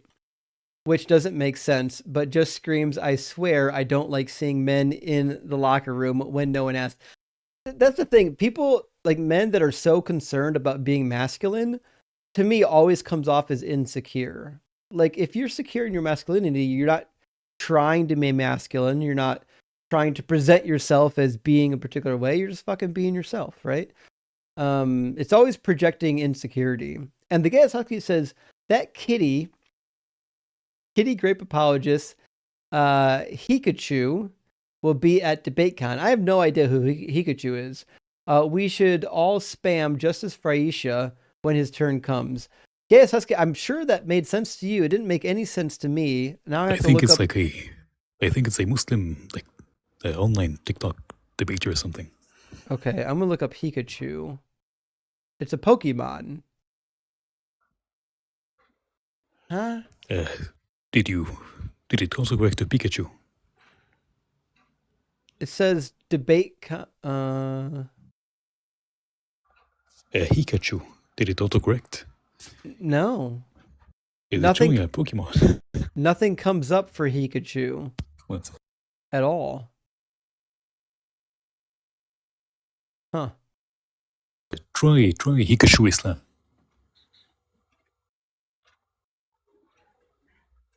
Oh, I think it refers to Daniel Misspelling. Hakikachu. So we're missing a syllable in there. It's Hakikachu. Okay. I think this is funnier. I mean, it kind of is. So let me make sure I understand this correctly then. So the comment is saying that kitty grape apologist Hakikachu will be at okay. So what you're saying is this goofball here is going to be at DebateCon. Okay.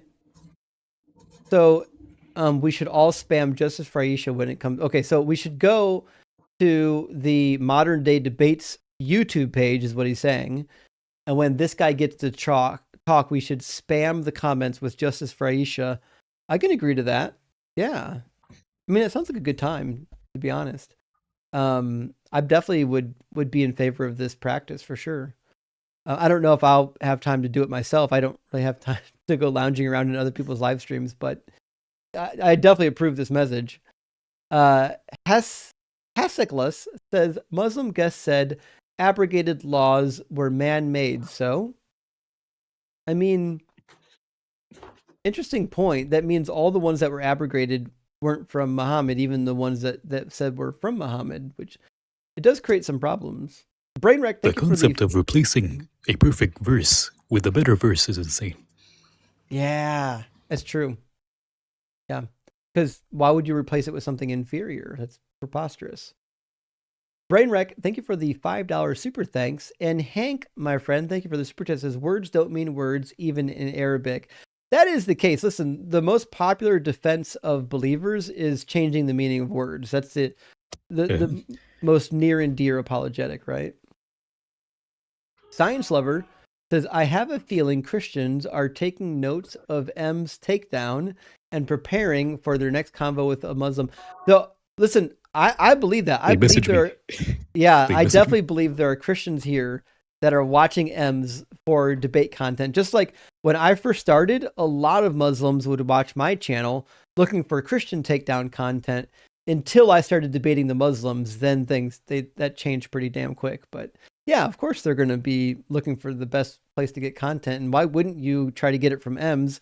Nobody knows the book like M's does, or the religion itself.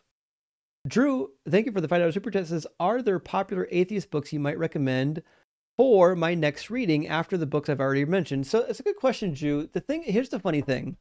I think a lot of people assume that I read a lot of atheist books, and I don't. Like, I came to atheism on my own. Like, I didn't read Daniel Dennett or any of the Four Horsemen, Sam Harris. I didn't read any of that shit. I didn't read any Hitchens, nothing. I don't know hardly any atheist books. What I know are books on particular topics written by scholars.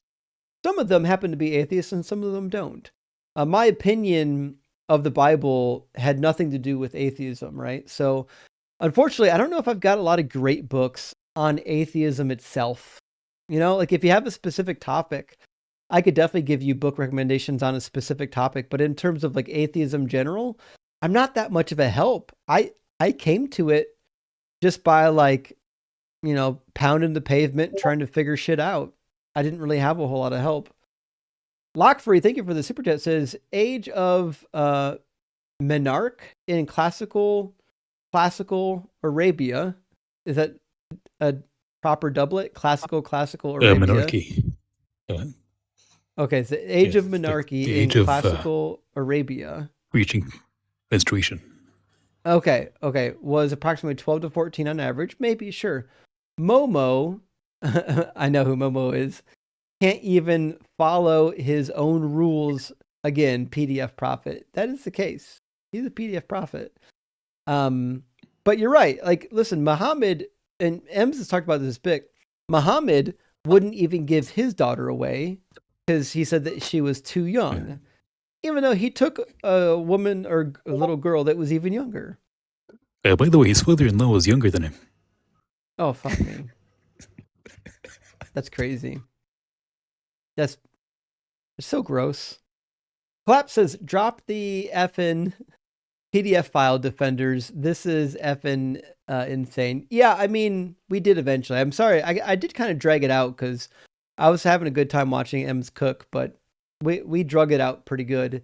Mr. V-Ball says, I feel like part of the reason Paul's gospel caught on was because it was easier. Just believe. Thoughts? So I don't disagree with you, Mr. Ball. In fact, even the early critics of Christianity had mentioned the same thing, that the hard parts of the book, when Christians got a hold of it, were just dispensed with.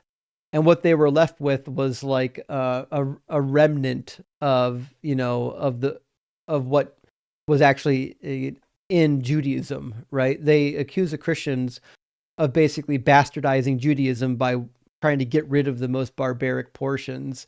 And that's basically what they did. Because could you imagine a bunch of Jews being told, not Jews, a bunch of Greeks being told they had to follow all these new Jewish laws? They really wouldn't have wanted to accept it. You have to change the rules to get more people in sometimes. And that's what they did. They changed the rules so it was more palatable.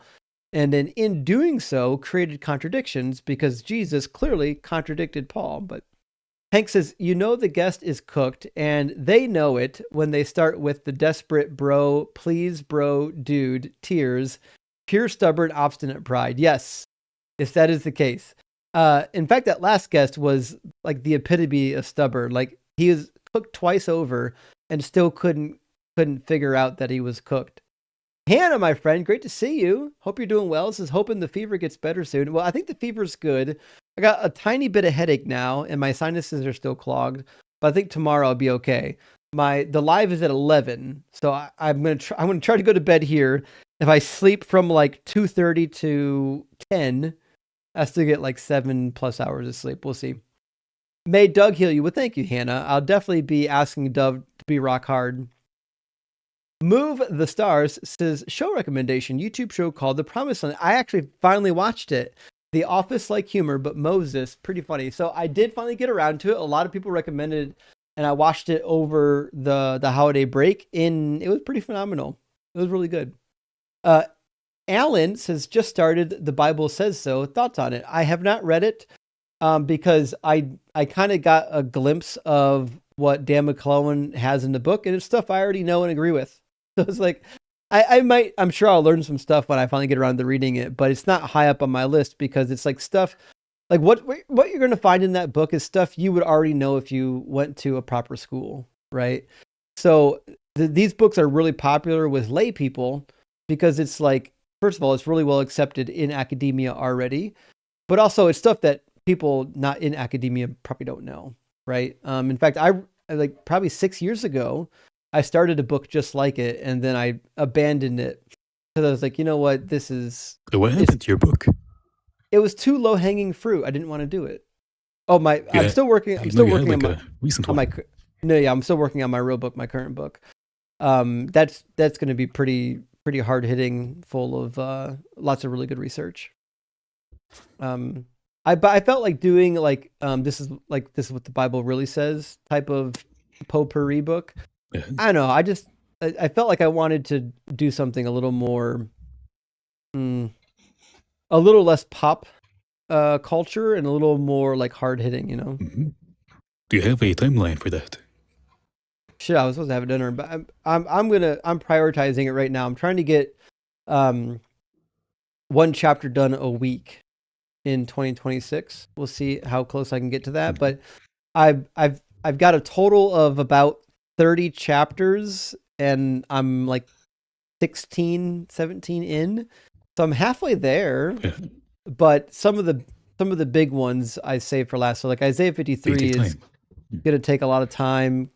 Like Isaiah 7:14, I spent like 30 pages just on that one prophecy. I know Isaiah 53 is gonna be like 50 or 60 pages.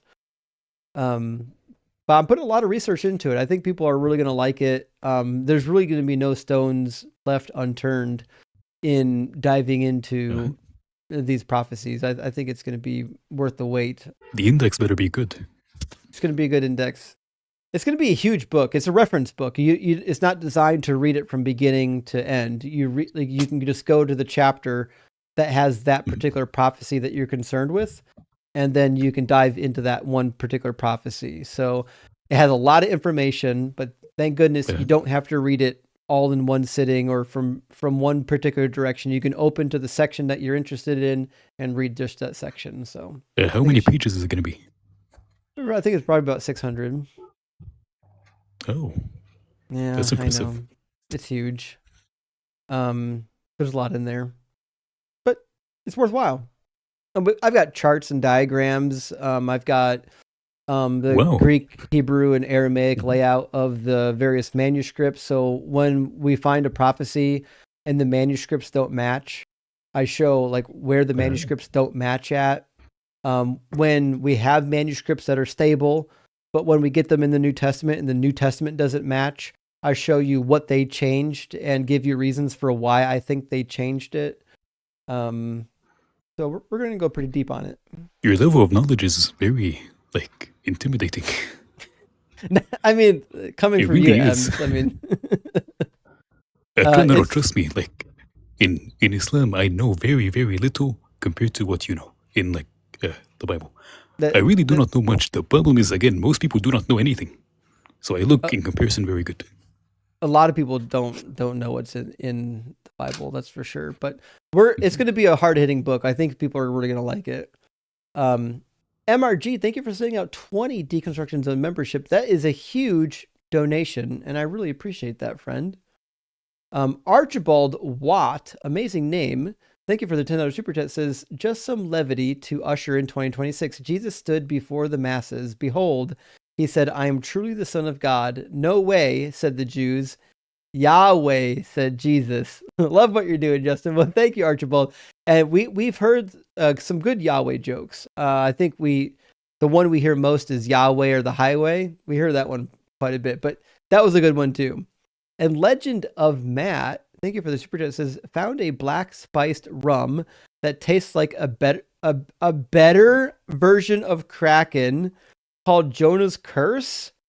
Has whales on it. Kind of fits the biblical talk. Maybe try it. Listen, well, it's kind of heretical to even suggest that it's better than Kraken. But listen, who am I to judge? Maybe it is better. Let me look it up, and we'll see. Jonah's Curse. Oh, see, that's unfortunate. I like just about everything. Rum, whiskey, tequila. Tequila's better. I do like tequila a lot, though. So I've got a picture of it. John's Curse, black spice rum. I'll look it up and see if I can find it locally where I'm at, friend. And maybe we can do a live taste testing. Wouldn't that be fun? Are you going for your PhD, by the way? I'm hoping to. So this year, it's 2026. This year, I'm applying to a handful of schools. Oh, that's great. To start in 2027. Because of my custody situation with my son, I am a little bit limited where I can go. But I do have some options on the table. I've got OSU, possibly Michigan, or Toronto, or Cornell. Those are all schools that have my field that will be like within the vicinity. So we'll have to wait and see. If you were not limited, where would you go? If I was completely unlimited, I would go, and if they would take me, I would go to the Oriental Institute at University of Chicago. They're probably the best for ancient Near Eastern studies. They're right up there with the best. Like the top 5 is like the Oriental Institute, and then maybe London, and then maybe Toronto, Johns Hopkins. And once upon a time, Penn State used to be really good. They're not that much anymore. But you could include like University of Berkeley as maybe a 5th. That certainly, they've got a good program. Even Brown's got a good program now.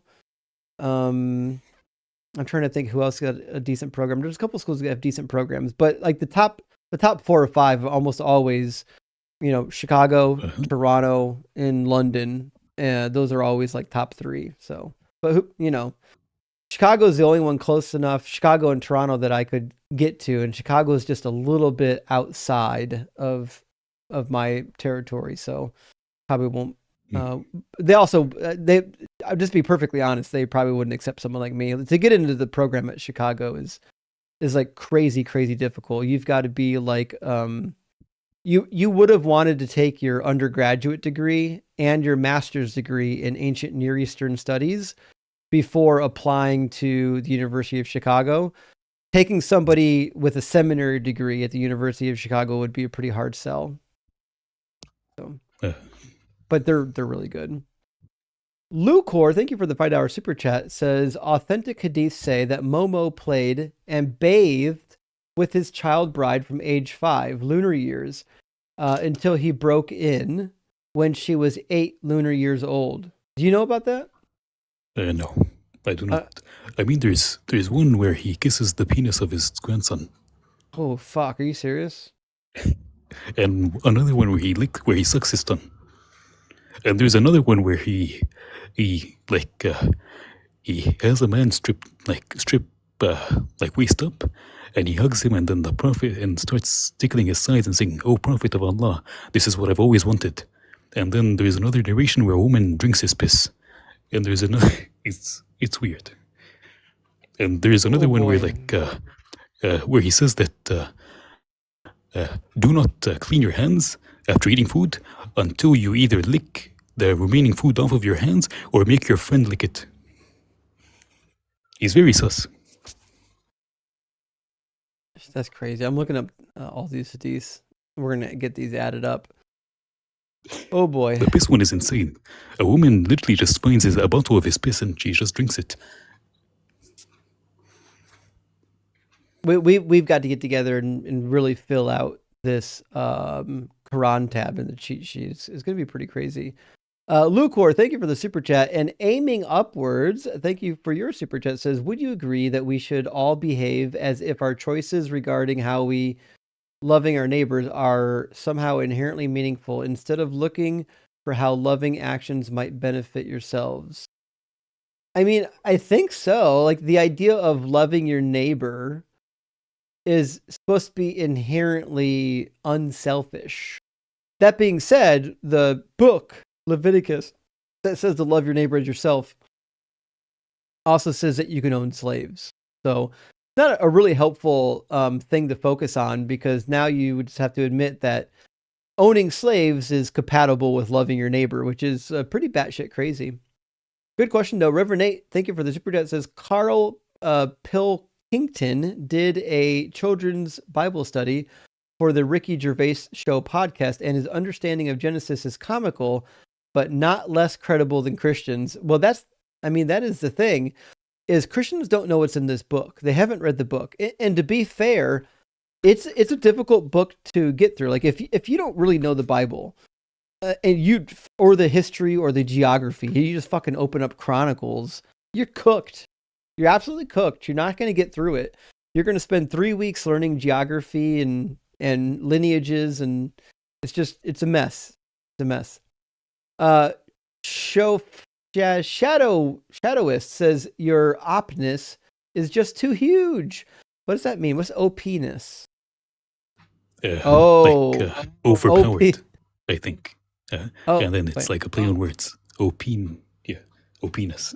I think that's what he was getting at. Oh shit.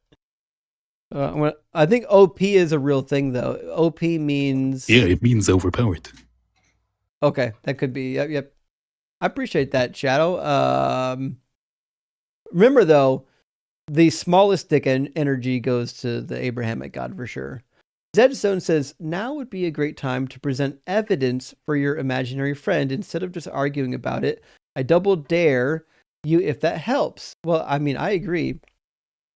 No evidence presented today, unfortunately. And Brandon, thank you for the $13.99 Canadian chat. It says, I sent you a message on Discord about being indoctrinated into a fringe flavor of Christianity. Can we expect the project you're working on at a certain time, or is this for school or private? Well, it's not private. I just haven't really been able to embark on it too much yet. because the holidays were fucking me up. But yes, I'm backed up on my Discord messages. I apologize. I tried to get through as many emails as I could this week, so I think I'm mostly caught up on emails.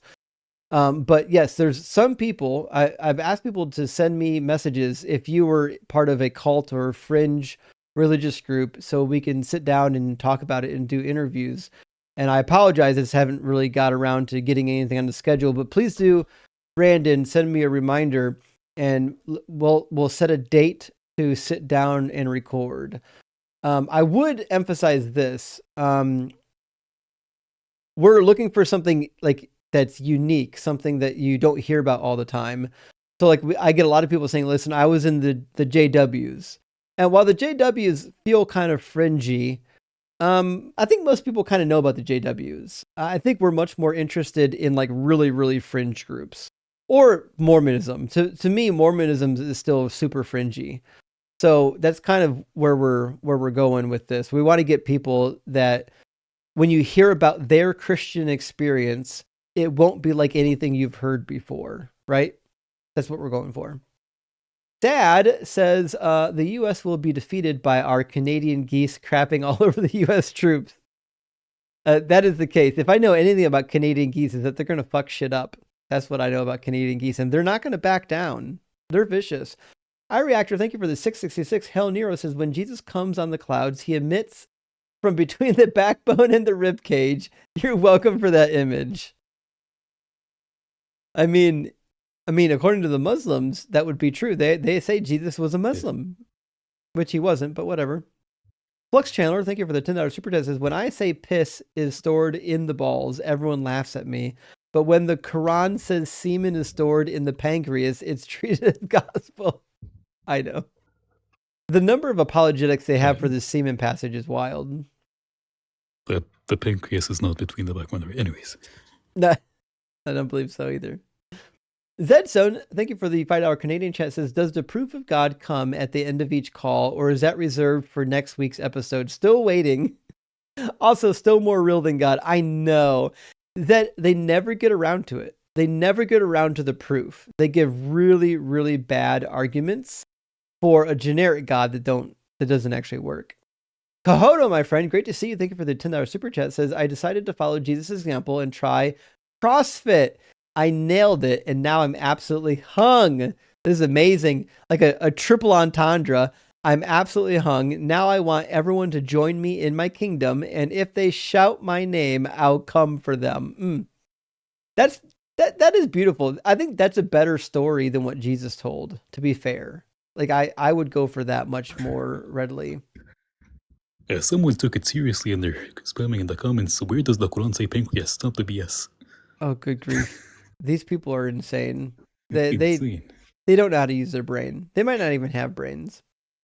Lockfree, thank you for the additional super chat. Says, remember how Uthman destroyed all the other versions of the Quran. Funny how they had different versions and still do. I mean, that is the case. Listen, the transmission of the Quran is a trust me, bro. Even if you get over the trust me, bro of Muhammad getting secret revelation from the angel. Flap says, as a dirtbag leftist, hey, I'm with you, buddy. The minute they start defending PDF files, they lost my respect as a human. You cannot reason with garbage. Boring. I mean, I agree. At least though, like, so there are some Islamic believers that will say, well, I don't really believe that she was that young. And that's a little bit better. I think it's a cope, but at least they're not trying to justify why a 50-year-old man was with a 6-year-old. Locke coming in again with it. Her being like 16 isn't any better, so. No, it's really not. Dude's fucking 50. And older than her dad. And his other friend, who was also like his father-in-law, was born when the Prophet was a teenager. So his father-in-law was born when he was literally able to conceive children. That's fucking sick, man. So gross. Yeah, I'll pass on that. Locke, thank you for the additional super chat. Says, criminal defense attorney with an MS in psychology. Eyewitness testimony is extremely inaccurate. Tons of studies. I know. I've seen the studies. Listen, eyewitness testimony is not good, especially for long narrations. Nobody remembers what they hear. Remember in school? You see the hadiths. You see how fucking big they are. Yeah. Like somebody sat down reciting that to another guy. It's a game of telephone. Like no, there is no way you remember this entire fucking hadith. Like that's like 2 pages long. It's preposterous. Nobody's memorizing that shit. You were saying something about Ninhotep. high school. Just Oh yeah, interrupted you remember accidentally. in grade school when you played telephone? Yep. Like you can't even transmit a single phrase through a string of 20 students over the course of 2 minutes, much less an entire chapter over 30 years. Preposterous. The entire book. Ninhotep says, geez, one guy from the Quraysh tribe has a temporal lobe seizure 1400 years ago, and we're still discussing it. I think that might be some inside jargon. Do you know what he's saying? The temporal lobe is like the side of your brain. It has to do with like auditory processing and stuff. So Right, but what's the Quraysh tribe? Quraysh is like the clan of. It's not a clan. It's the tribe of Muhammad. He's from the Hashemite clan of the Quraysh tribe. Okay, I see now. It says the Quraysh were a powerful Arab mercantile tribe that controlled Mecca and the Kaaba. Okay, gotcha. Okay, so he was part of a powerful tribe. Okay. So one guy from the Quraysh tribe. He was one of the most powerful clans in the tribe. I believe it. Which is another reason why I don't believe that he was illiterate. It seems preposterous to me that he had a wealthy merchant father and he never learned to read anything. And also the Quran keeps quoting from apocryphal Jewish sources, which means either A, he had access to the sources, or at least somebody was telling him. Do you know the story of Dhul Qarnayn, the two-horned man? No. It is in the chapter of the cave. It's in the Quran. The prophet plagiarizes it from like some Near Eastern like legend, but it doesn't exist in any of the Abrahamic religions. It's like the story of a guy who some say is Alexander the Great, some say it's somebody else, but he lived during the time of Abraham and he met Abraham, and he used to wear like a crown with like 2 horns, and he defeated like this tribe of it's a tribe of like flesh-eating and steel-eating people who they outnumber us 1,000 to 1 or 100 to 1, like either 100 or 1,000 to 1, and then he blocks them out in some random remote area on Earth that they're still within that area till this day inside a cave, or like inside a locked area that he has constructed thousands of years ago. And they're till this day waiting inside until the day of judgment to come out and like overrun Earth. They're gonna drink up the oceans of Earth and then walk on the seabed to the lands and the continents. But the funny part is that we have mapped out the entire Earth. We mapped out the entire Earth, so we wouldn't miss like what, a trillion, like either like 100 billion or a trillion of these people. That's crazy. You're gonna like that chapter. I think that's like chapter 11 or something. Okay. It's a good chapter. It's I'll fun. be interested. Midlife Crisis Man, thank you for the super chat. Says HNY. Happy New Year, I think. May Doug's word permeate our hearts and minds. We've been waiting patiently for our Bra'id Theith. Please, sir, may we have some more? Well, you will, and you'll have some more tomorrow. We'll be grilling some Theiths up for you tomorrow, and fuck on Monday too. Declan was taken. Thank you for this donation. It says Christians who haven't actually read the Bible and only get the gist of it should be labeled Gistins. I kind of like that. We need to make up a saying for people who haven't actually read the Bible, but they kind of have a gist of it. Gistins is a good one. Maybe not quite as good as Sadak Mak Bijtav. That really rolls off the tongue nicely. It's almost like a French word. We'll have to think of something and get it entered into Urban Dictionary. Hank says Huss gave a masterclass in performative obtuseness. I agree. That was somebody who didn't want to be honest with what was plainly and painfully obvious to everybody else. JPL, thank you for the $10 super chat. It says God sacrificed himself to himself to save humanity from himself. That's it. You fucking nailed it. The God who wrote the rules, who decided the consequences, Could have just said, I fucking forgive him. But nope. He had to murder his own son. I saw a guy on TikTok once say that God had to make the devil because if the devil didn't exist, then God would be the devil. Yeah. Yes. The devil 'Cause had everything to is get blamed on the devil. invented. Yeah, you had to invent the devil to clean God's hands.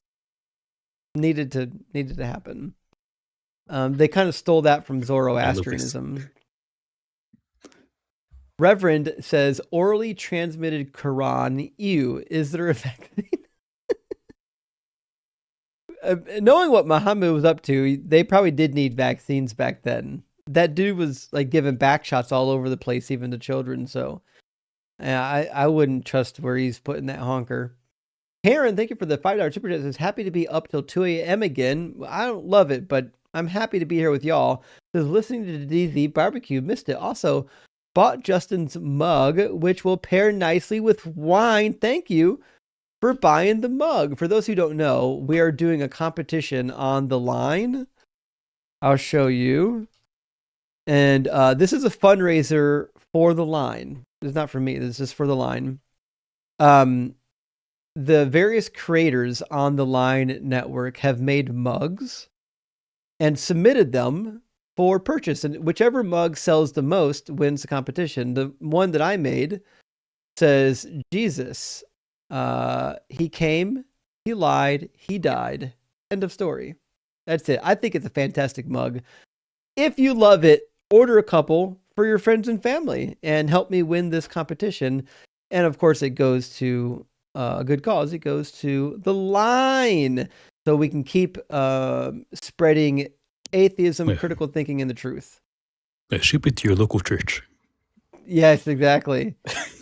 Buy a box of them and ship them to all the local churches. Just hand them out to people in the street. Voltage, thank you for the $10 super chat. It says, thank you, Justin, for entertaining Ment. Well, listen, I'll do what I can. Sometimes late at night, around 2 a.m., my brain starts to shut down. Like right now, it's starting to turn to spaghetti, but I'm trying my best here, friend. I'm old, remember? I can only stay up so late. Just Jesus Titty Effin' Christ says, I'd like to announce I'm now giving 172 virgins to all Muslims converts. No one beats the Yahweh at paying top value for your soul. I mean, depending on what you're reading, the afterlife, pretty damn interesting. Floating in a river of milk with 72 virgins? And rivers of alcohol. Oh, fuck. Sign me up for rivers of Imagine Kraken. a river of Kraken. Listen, you find me rivers of Kraken, I might join that religion. It mentions, if you say like a specific prayer like 100 times a day, you get like a mansion in heaven made out of gold. I love that. I have no idea why that is even necessary. Why would I need a mansion of gold? All the promises of so-called modern religions are after you're dead. That's how you get them. Don't give them promises that they can test. Give them promises that happen after they're already dead. That's like, I love it. I'm going to take a big bank loan out. And sir, when will you be repaying the bank loan? After I'm dead, you'll get the money. Just trust me. Charles, thank you for the $5 super chat. Says, I think if we can have degrees on imaginary crap like the Bible, we should have a degree on Star Wars and Dragon Ball Z. Actually, I think there is a college that did that. Hold on. There's no way. There was a time where you can get a degree in damn near anything. Fucking basket weaving. In fact, there's a school near my... What do you think about this? Mm-hmm. Go ahead. Well, there's a school near my hometown that at one point had a degree and a scholarship for what they called esports, basically just playing video games. Oh. I mean, depending who you ask, that sounds more fun than studying religion. You're but probably to your right. own. But what do you think about getting your degree called imaginary crap? I would love to. When I graduated from seminary, one of my friends that already deconstructed, I posted my certificate on Facebook. This was back when Facebook was still a thing. and one of my friends chimed in, who is now an atheist. He says, just as good as your degree from Hogwarts. And it was funny at the time because it was true. But that's really like what I went to school for. I mean, like I got a degree partially in magic. But to be honest, like, it's still very important. Because like what you're learning is, again, even if it's not actually like stuff that has happened, it still affects literally everything. Literally every single thing, right, is affected by this. Yep. Every time we vote, we've got to vote against a bunch of people that believe in fairy tales. A salient monk, thank you so much for the super chat, says, I'm curious. What is the believer's argument for the one and only God only sharing their message with those in a localized area and not all the peoples of the world? So this is a good question, and you're not the first one to ask. In fact, Julian the Heretic said this in his commentary against the Galileans. He said, it's preposterous that the God will want to punish us for not believing in it when it didn't reveal himself to us or anyone else, only to this tiny little group of people over here. It's like it's an unreal expectation that all these cultures that your God didn't show himself to is required to believe in them upon the threat of eternal damnation. And he wasn't the only early critic to say that kind of stuff. A bunch of the early critics said similar stuff, and they had like all the bad arguments that you hear today aren't new. They're the same bad arguments that you heard in the early church. All like if you read the criticisms from Julian or Porphyry or Celsus or even fucking Trypho, none of their criticisms and none of the apologetics for their criticisms are new. It's just slightly rehashed, Reverend Nate, thank you for the super chat, says, what happened to the raven Noah sent from the ark?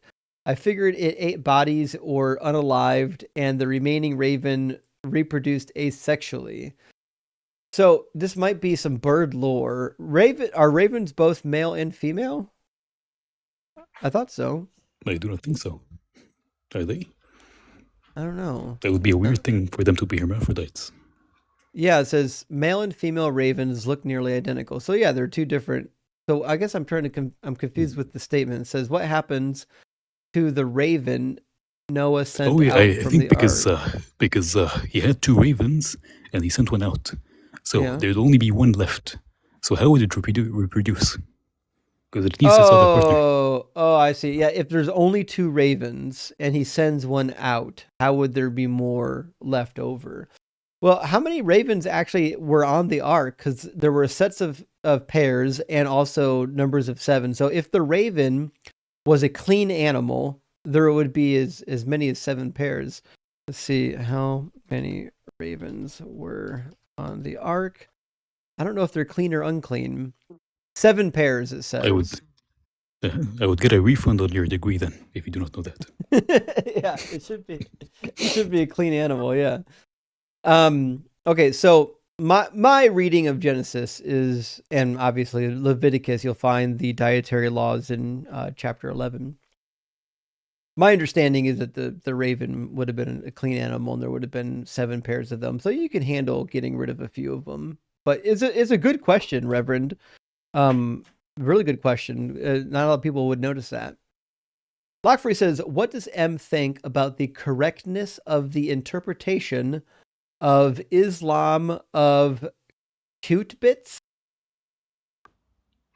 I'm going to have to look that up one sec. Never even heard of that. Cute bits. Is that a misspelling of cubits? Huh.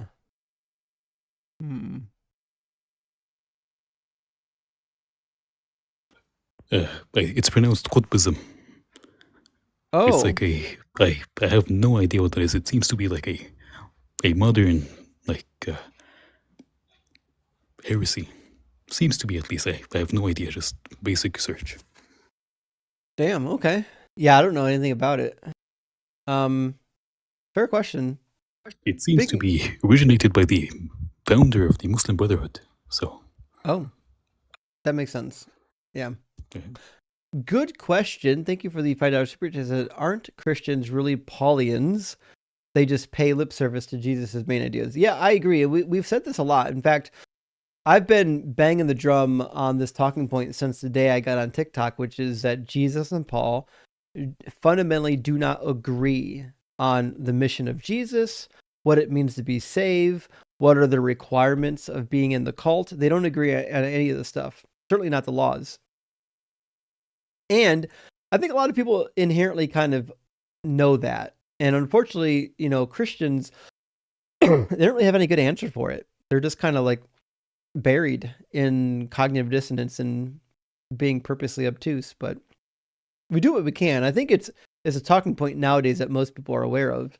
Gentleman Viking, thank you for the $5 super chat. And Beautiful Dog says, I like to think that archaeology reveals how people lived, but mythology reveals how people thought, which is much harder to preserve. Yeah, I don't disagree. Like the theology reflects the state of humankind. So for example, like we talked about how the laws of the Hebrew Bible had to be like whitewashed and got rid of for later Greeks to accept it. Well, we find the same thing in the Greek writings. Like people like the Stoics and some of the others read the writings of Homer, and the writings of Homer are archaic. They're hundreds of years prior to Jesus. And they find like the gods in Homer's writings are very barbaric. They do horrible things. And when Homer was writing that, he probably didn't feel like it was that big of a deal. But people coming hundreds of years later read it and they're like, oh, fuck, this is horrific, right? And so there's always been like the mythology of human beings has always, at some point in a later period, they've looked back and said, oh, this is barbaric. We've got new revelation. We've got better revelation. That's why every mythology and every religion comes with continuous updates, because that's the only way to keep the ball rolling. Gentleman Viking, thank you for the $5 super chat. Says Noah had 7 pairs of every bird, presumably bats and ravens included, not because they're clean, but it says 7 of every clean animal and every bird.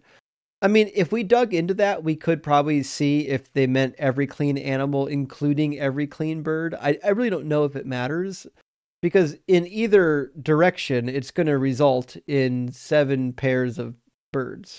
So I think the answer to the question is answered enough in the prior super chat, but we do appreciate the additional clarity, gentlemen.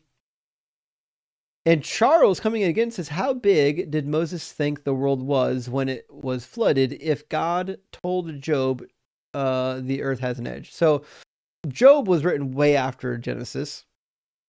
One of the last books written in the Bible. It's couched as being old, but it's not. It's like when Joseph Smith wrote the Book of Mormon, he tried to word it so it sounded old. It sounded like the King James. But if you really know Middle English, you would read the Book of Mormon and be like, this motherfucker doesn't know what he's doing. He's fucking up all these words because he doesn't really know how this language works. He's just trying to make it sound old. The Book of Job has a lot of that stuff in it. It's got like really weird Aramaisms that don't really work in Aramaic because it's just pretending to sound old. It's really not all that old. That being said, how big did Moses think the earth was when Moses was around? I mean, most of them probably thought that it was a little bit like the map behind me. Look up the Babylonian map of the world. I'll show it to you. Babylonian. They believed that the earth was basically just the ancient Near East. That's like it. It was a circular disc. The ancient Near East was basically the center of the disc. And that's all she wrote. All right. Give me 1 second to put this on the screen. So this is the Babylonian map of the world. And you can see this outer mass is water. And these are a couple peninsulas jutting out from the land. Like these star shapes up here, those are just peninsulas. And the rest is all water on the outside. And of course, you see Babylon in the middle of the world. You know, they believe that all these ancient cultures kind of thought that the Earth was pretty small and that their immediate culture was somehow near the center of the Earth. They had no idea what was, say, 1,000 miles away from where they were. It is always a coincidence that you're always born in the right religion, in the center of the world, in the center of the universe. Yeah, Such a isn't that coincidence. wild? It's because these people had no idea. They had no idea in ancient Near East that Asians existed, and they had no ideas over in China that people in Africa existed. That was the state of affairs. And Reverend Nate with an additional super chat, thank you, says, so it's just factually true that most Christians are appalling? Oh, okay. All right, that deserves a rim shot. Yes, Christians are appalling. Also, thanks, Ems, for deciphering my Raven question. It did take a little bit of work. Reverend Nate, we do like a good question here. All right, friends, that's all the super chats. I can't stay up for any more super chats or debates. It's so late. I'm dead tired. It's now 3 a.m. I had no intention of even being up till 1 a.m, and this is what I get. Let's see who's live right now that we can go raid, though. The definition of female Then equal you would would be now that. on you would TikTok. recognize your gender in See, your Carmen's BNST in your live. brain, Oh, and God then of you would Logic is align live. yourself Things. with that how society perceived Oh, sorry, that you can gender hear my category. tab. Give me a second to close that. Yep, there we go. Now it should be better. All right, listen, we're going to go raid God of Logic. Unfortunately, they're not streaming on YouTube yet, only on TikTok, but Brandon is phenomenal. Also a musical artist, a phenomenal musical artist. It's God.of_logic, God of Logic. Let's go raid this live stream. I'll blow it up here on the screen so you can see it. 1 second. God of Logic. Let's get up in there. Oh, you can't. It's being cut off by the browser. 1 second. We're gonna get there eventually. There we go. God of Logic. Let's go raid the live stream. Tell him Justin sent you. He'll know what's up. And friends, thank you so much for being here. We had basically 2 live streams tonight. The first one died. The audio died unexpectedly, and we had to fiddle around for 15 minutes before we figured out that a restart would fix it. And we eventually got there. So thank you for being here throughout all the nonsense. Ems, thank you so much for being here and cooking with me all night, late Thank into you the for having night. me.